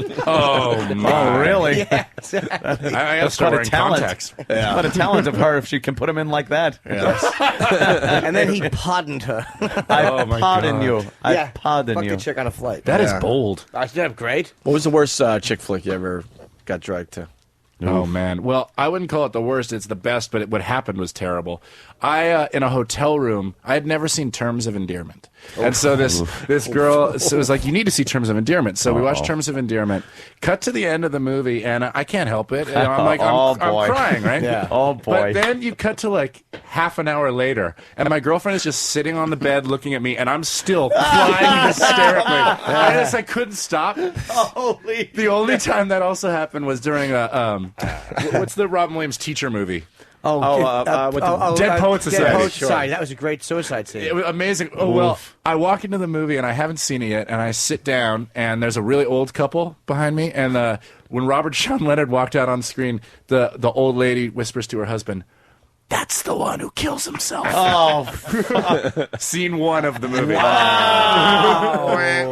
And I still wept hysterically. I knew it was coming. Yeah. I couldn't leave the theater. The fucking the part of that was so great was the fact they didn't show the actual suicide, and then the father's my son, my son. Yeah. That was a terrible suicide. It was really well done. Yeah, absolutely. Yeah, you don't want to. Oh, it's hard to feel for a bunch of fruits reading poems and a fuck. All right, we get it. but that was a great scene. When you get dragged to those movies, you find yourself crossing your arms and just like I'm practically yelling, "This is bullshit." Yeah. There were times I think I bit my tongue. I looked away from the screen, because I didn't want to get choked up. Yeah. And I started thinking about what was behind the picture, like what cameras. There's Panavision. The director's there. He's looking through this. The lighting guys. And then you really started crying. And then I was crying. I had no career in this business. And it was just one of those things because I didn't want to be, crying guy. Yeah. I'm like Jason. I'm pretty comfortable with crying. I don't guy. know. I'm not comfortable being crying guy in front of other people, especially for a movie or something. If something happens, it's just gonna a loved one perishes. You're gonna cry. But a movie is like I got so embarrassed when I started crying at that stupid Ghost when it came out. I cried at Wall-E. Wow. Yeah, it's the only time because it was sad. It's a fucking cartoon, you pussy. And it's the most it's the most human movie that came out last year. Take that. Yeah. You've got mail. Human movie. Bastard.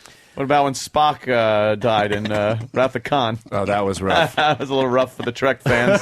I'm fucking Billy Blubber in a movie. My girlfriend knows I'm a complete fucking mo.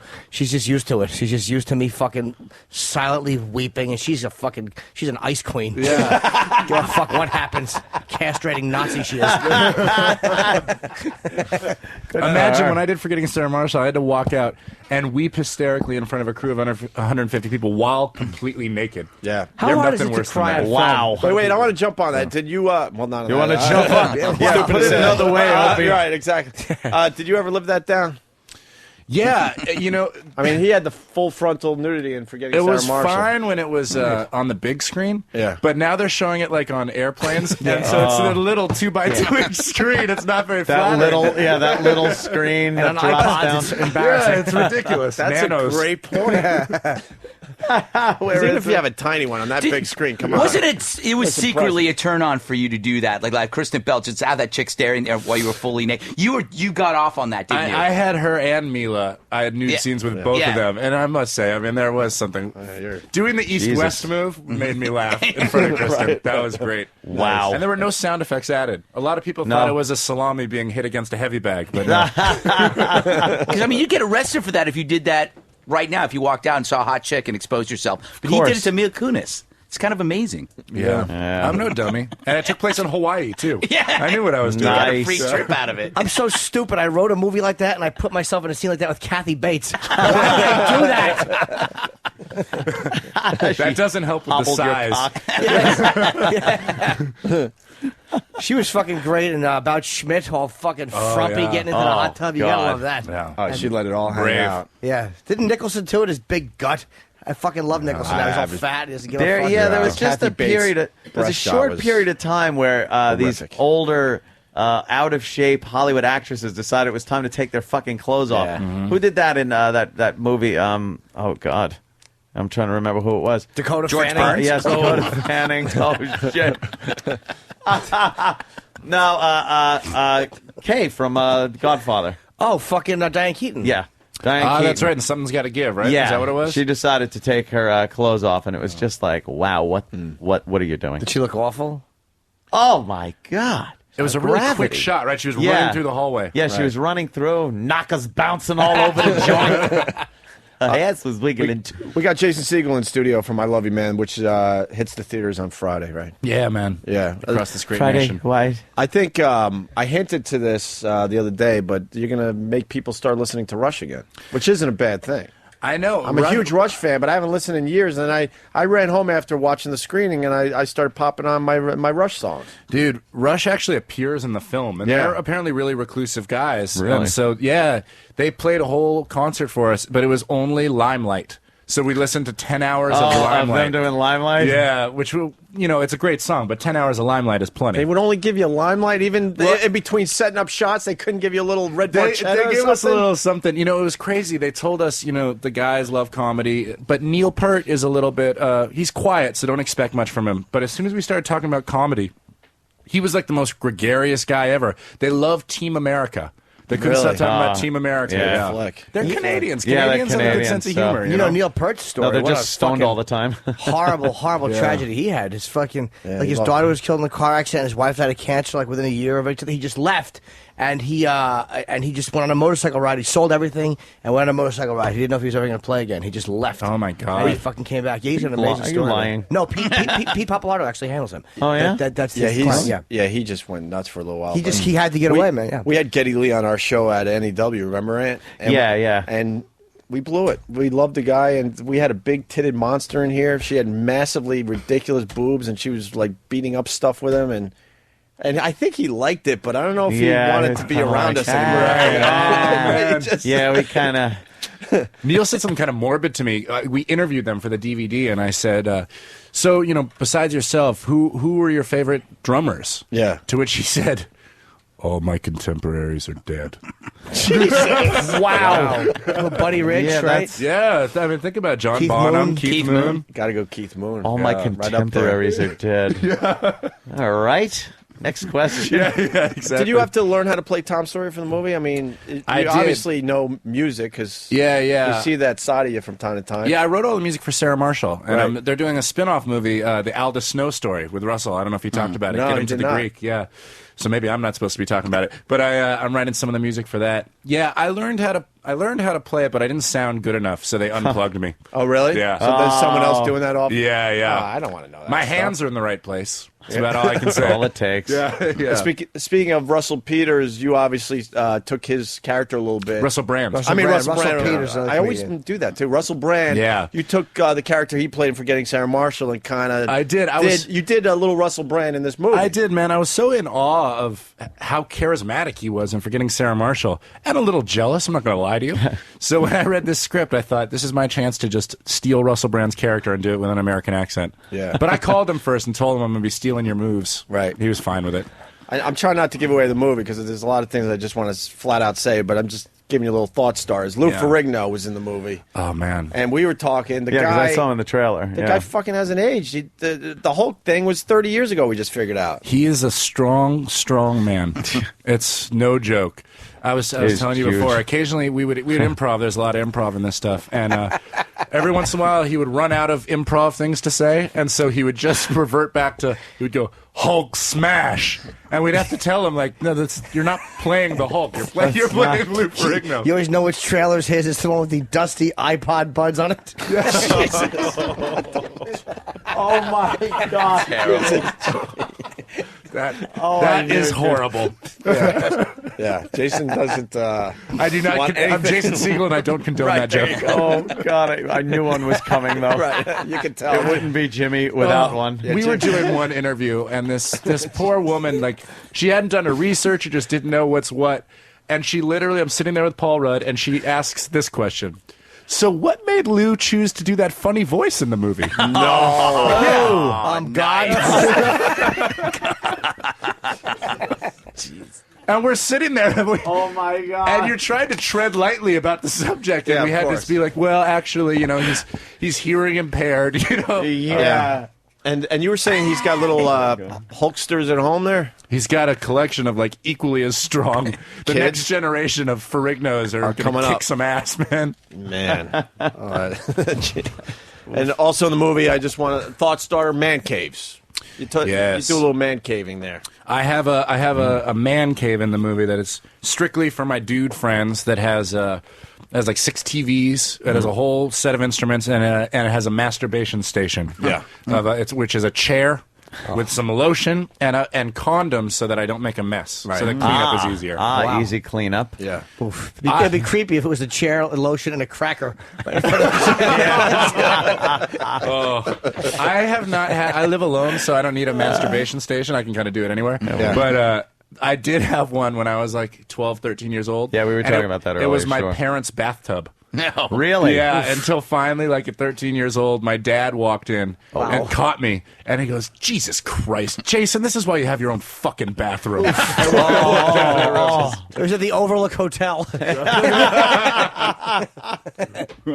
I'm sure he took a gander at what you were looking at just to make sure. All right. Yeah, it's safe. I have to top the story. And I can't mention the brother's name anymore because he's completely mortified at this point. But my mom caught him in the bathroom blowing himself underwater. No! Yeah. Brother Lucky? Yeah, true story. No way. And because she was knocking on the door, my mom was very like paranoid when we were growing up that we were dead constantly. So she always had to check on us. Hence why I don't sleep well at night, because I'd wake up to see her face right in mine. Because she wanted to make sure we were breathing. And she knocked on the door, no noises, knows my brother's taking a bath, panics, opens the door, he pops up. She saw him in mid trying to blow himself. Oh, my God. She runs down the hall screaming, Fred, Blank is gay! No way! Yeah. And he's chasing her. Is it gay if you blow yourself? That's No, what we exactly. I don't think It's a so. tough call. Not at all. Not even a little. Because it's almost it's an award-winning talent. I think if you come in your mouth. It transcends gay. Yes. Yeah. And then I forgot the exact line, but he's now naked running after my mom and says, I'm not gay because I wanted... I wasn't giving, I was getting. Yeah, or something like that. He Yeah, he figured it out in his head, like, I'm not gay because I wasn't giving when I was getting riding one or something like that. Yeah. That's a talent, though, man. Fuck yeah. Is he just really limber? Just I guess as so. as a kid, maybe that's why it had to be underwater. Maybe the hot water helped with the flexibility. I was playing Jacques Cousteau. I thought it was a scuba mask. Yeah, a snorkel. Oh, wow. But, yeah, Jason Segel, I love you, man. I'm trying to think what else we should hit on this movie. I don't know. I liked it. Thanks, man. Simple as that. I definitely enjoyed it. And you're working on the Muppet film, aren't you? I am, yeah. I've just finished the script, so Disney has it. I'm trying to bring the Muppets back to their former glory. Ooh. So that would be nice. And then I'm going to England in a couple weeks to do Gulliver's Travels for 5 months with Jack Black. Wow. So that'll be nice. You're doing a film, right? Yeah. Oh, wow. What? Yeah. Wow. Gulliver's Travels, and a lot of time in front of the old green screen. I know. I'm playing a Lilliput, so it'll be the first time I'm shorter than my co-star, which will be a treat. Wait, who's playing Gulliver? Jack Black. Gulliver. And the lovely Emily Blunt is in it. You get to have a little love story with Emily Blunt. Not upset about that. Oh. Ooh. Ooh. Hello. Well. Check, please. I must say. Yeah. So Gulliver's Travels, that's kind of cool, man. You get to pretend you're walking on his stomach and shit like that. Yeah, and that's cool for you, isn't it? Why not? It'd be fun, isn't it? I mean, because the movie I'm writing is very hard to get made. Oh, really? Yeah. Oh, what is it, What Jimmy? is it? Let's hear the pitch. It's where I have to save the president. Really? Yeah. There's a disc and there's nuclear war. It's really good. Wow. Yeah. What a douche. It's great. I have to save him. You. And you're having trouble selling that? Yeah. The movie's called When I Save the President.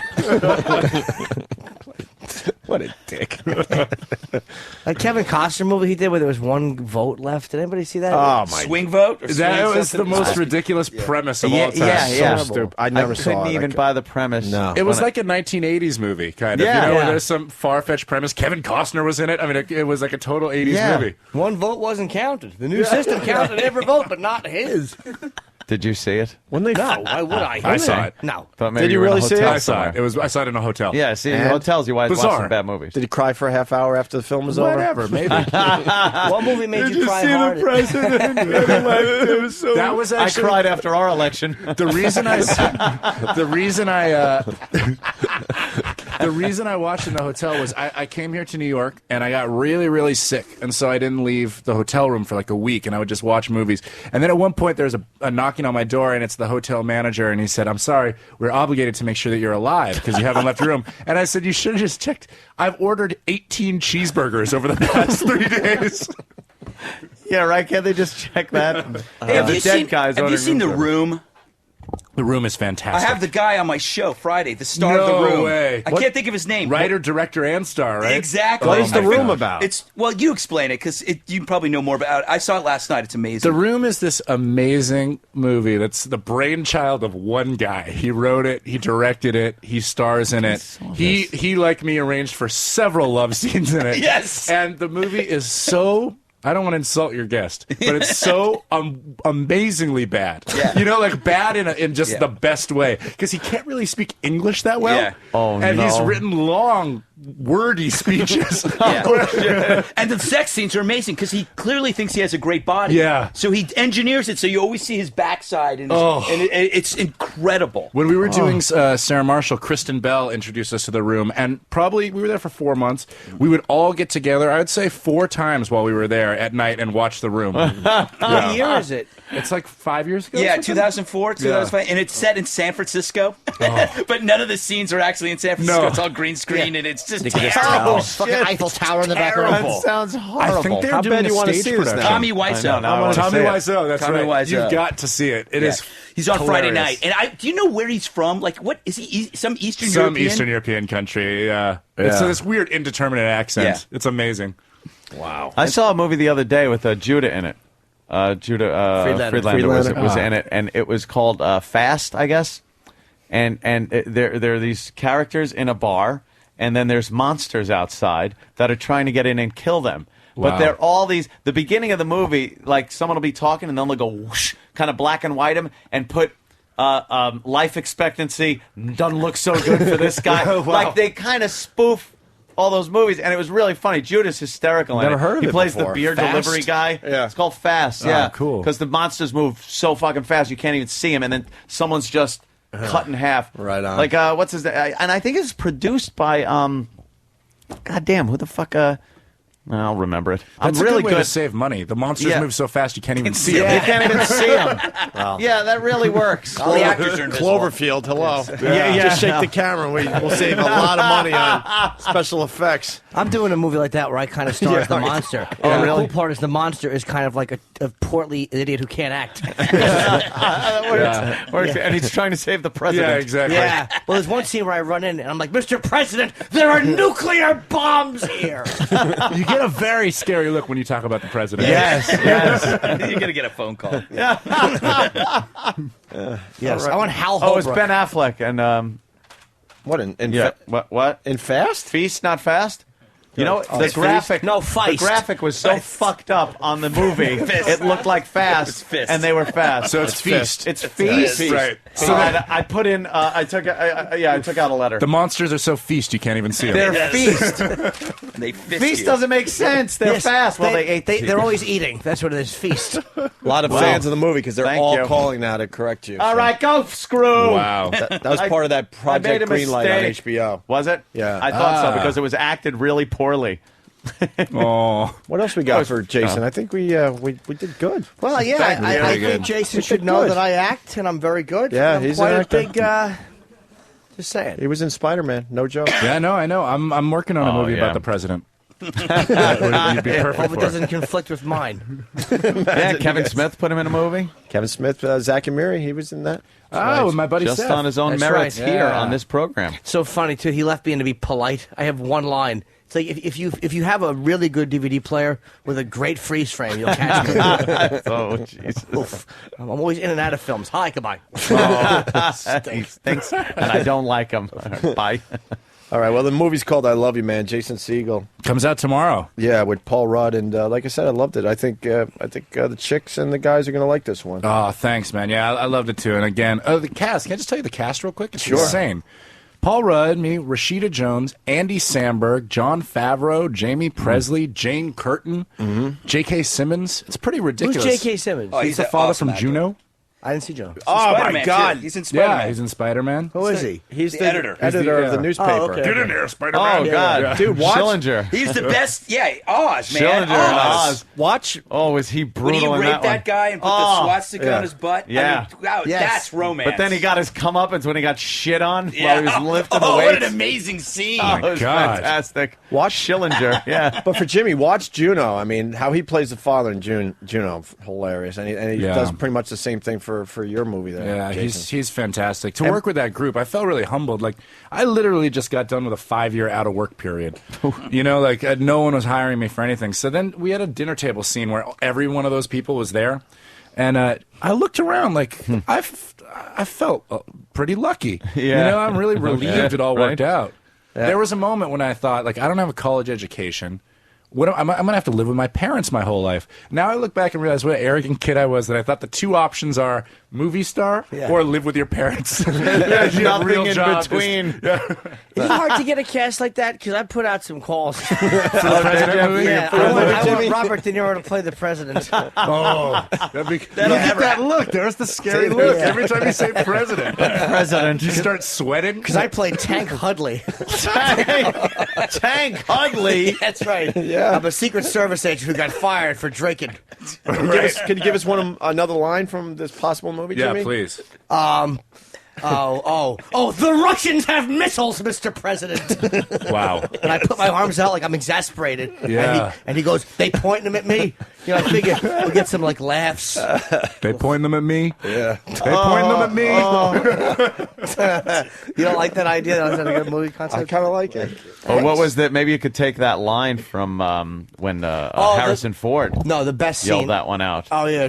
What do you say? Oh, This is serious. You've just taken the mic out of the mic stand. Oh, to do I this know. line. Now he's How into dare this you, line. Mr. President? Yeah. No, with the best How line. dare you, sir? That's right. Yeah. The best. That's the one where he cries, right? Oh, I think so. That's the one where Harrison Ford cries as the president. I remember. The best fucking line ever, and I have to get this, is Pacino's death scene in A Righteous Kill. Oh, no. Which it's their partners, and he's been shot, and he goes, "I wish you continued success."